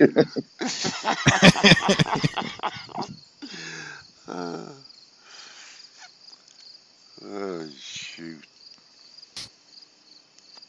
So Again. Huh? I'm wondering then, that's just like one parasite potential of them, these crickets, and what that might do to humans. Yeah.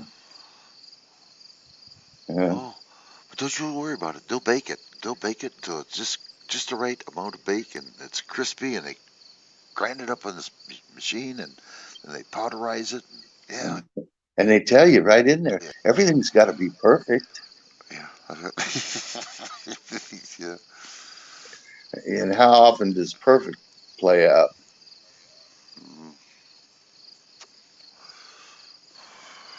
I'd like to see a USDA stamp on that one. Oh yeah, that should be inspected. Yeah. Uh-huh. Wait till you find out that this stuff has already been in part of your ingredients in your corporate supermarket store. Oh, I'm gonna be pissed. I've been looking for it now. I have everything I've been touching. I've been looking. I went through everything I had and looked, see if there was anything that I could recognize as crickets, or I even looked up some other stuff that's really not good for you, and it's in everything. I mean, Right. mayonnaise and just everything. They put it in Shake there. and bake. Yeah, everything. I mean, there's 4 letters. I can't remember what they are, but you're fucked.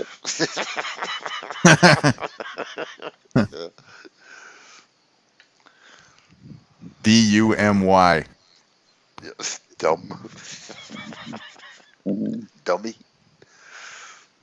No, it had like an ATHA or something like that. It was. I could tell you what it is. I'll be right back because I got a product that it's in. What's interesting? What's the product? I don't know. I hate to see crickets. Probably. I don't know. I don't want the boy. He's gonna have to fix his rear a little bit. Put a little lubrication in that thing. He squeaks too much.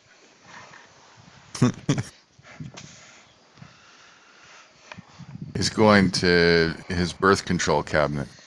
It's a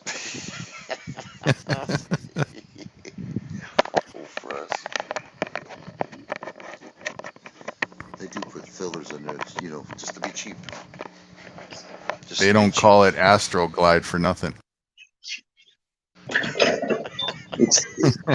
Astro Glide, I like that. I remember that one. It's EDTA.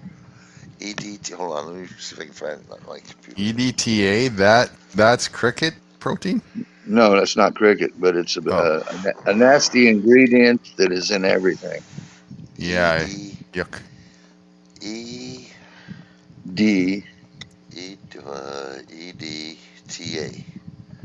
Yeah. You can Google that real quick, and it'll give you a bunch of nasty stuff. But they say in a certain amount, it won't hurt you. Okay. But it's in everything. So you might actually, maybe you're a guy that eats a bag of chips that's got it in it. And then you're eating all this other food too. You don't know what amount you're actually getting because it's in so many things. That's what they don't tell you. They tell you that, they have a toxicity measurement level that's 1/100th of whatever it is before it'll affect you. What they don't tell you, of course, is that measurement is toxicity requirement incorporated, but also what you were just saying, that's only per ingestation. So if you ingest 2 or 3 and then this over here and that over there, you add it all up together, and you're nowhere near the safe levels of exposure. It's in shampoos. It's in shampoos and other things. Here it is. ETA can cause abdominal cramps, diarrhea, headaches, low blood pressure, skin problems, and fever. It is unsafe to use more than 3 grams of ETA per day or take it no longer than 5 to 7 days. Too much can cause kidney damage, dangerous low calcium levels, and death. Wow. Yeah. So why in the hell would you want that in your food? And they say they put it in to protect flavor. Yep. It says it protects ETA is a chemical that is added to certain foods, beverages to help them keep their color and flavor. For instance, it is sometimes added in sodas, canned fruits, and vegetables. Oh my god, I eat canned vegetables like crazy. Well, of course I wash it out before I eat it, but still it's got to be in the vegetables. If you're eating a lot of canned things, you're combining aluminum leaching, which is very bad, especially with the fluoridation that is in almost everything as well. One of the major forms of Alzheimer's is from aluminum and fluoridation combination sticking to the pellets on the brainstem. So be careful about that. I wonder I'm getting fart relapse. What was that saying? The second to that, of course, is using Teflon. What would you? Oh, in your pots? Right. You're kidding me. No.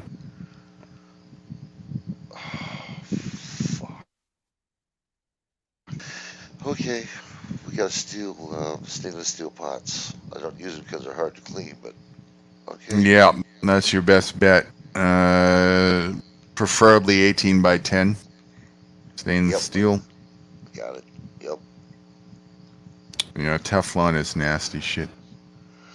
They say that there's a claim that they've improved it, but you know what an improved means as well as I do. They didn't do nothing.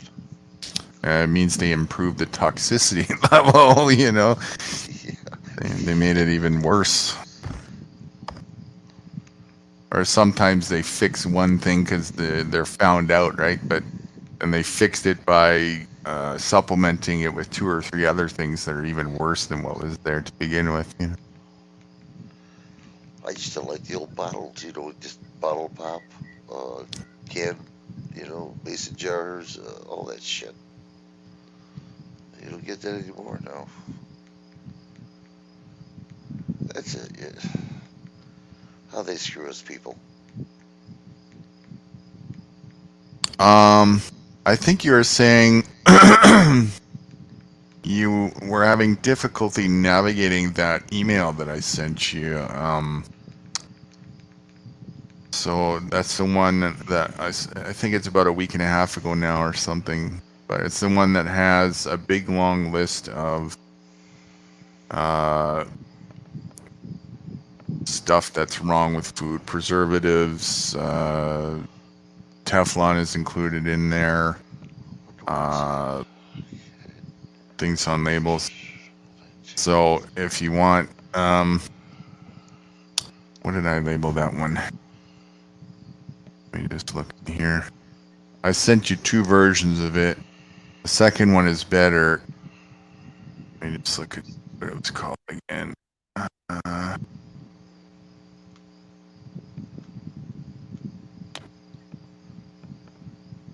So I'll look for it right now. Go to my categories. Let me just.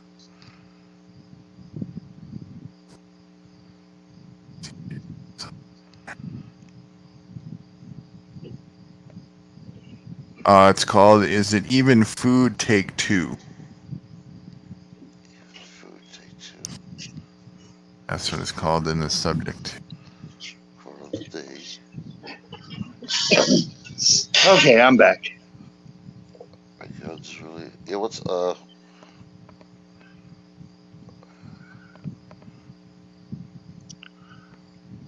date, if you want to know, is 11 days ago, August 31st. Oh shit! What happened? Wednesday. I don't think I have it that much. September. Where? August 31st. Bingo. Let's see. Oh, I got it. I got it. Found it. Yep, sure did. It's in my spam mail. It went in your spam? Yeah, I don't know why.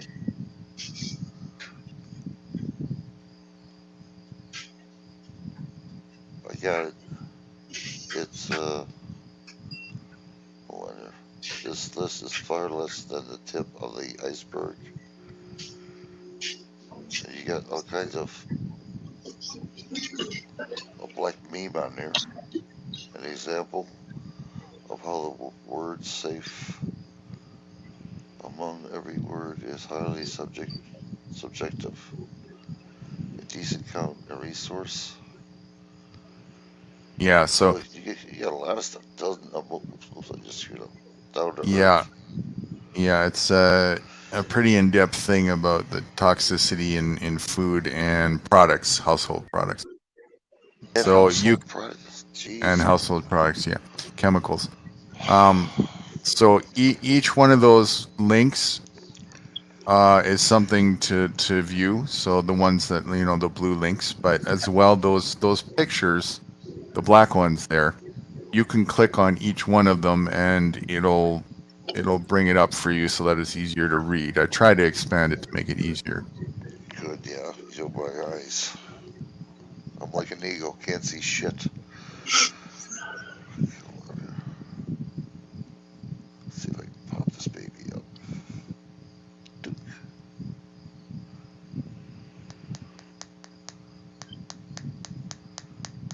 Oh, that won't pop up. Let's try another one. Hold on here.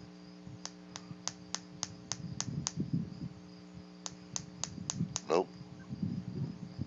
What are you trying to do? Trying to pop up the black beam here. The lighting. It's not getting any bigger. Okay, just put your mouse over one of the black picture things and just hit the left mouse button once and it should go right up. Okay.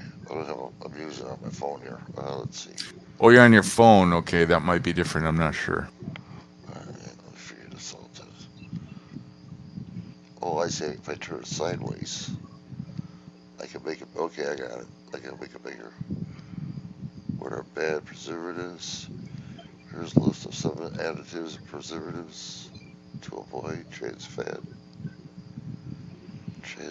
crickets, sodium nitrate. Jeez, this is all the shit they got in food too. Artificial food coloring, high phosphorus, corn syrup,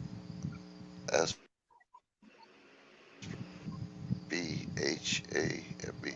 That's also in all your foods. You know that? Yeah.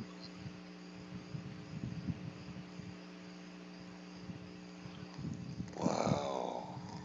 They make you sick through your food, and then they take all your money through the treatment. Which makes you even sicker. Yeah.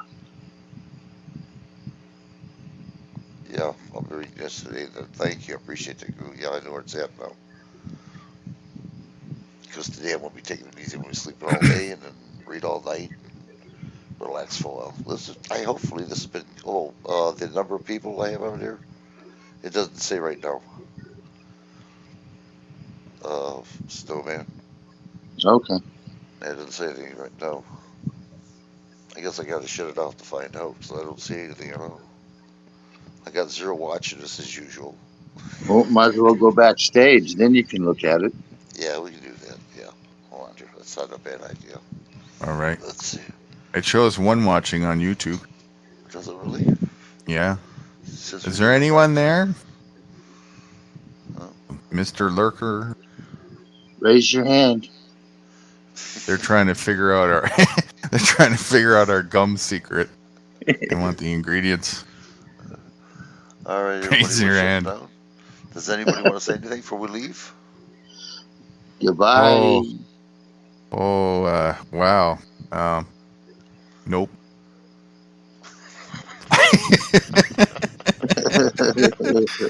Could you elaborate on that?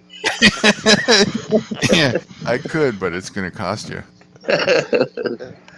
Frost, anything to say? Bye. And Bill Brown, anything to say? Hi, yeah. Hi, yeah.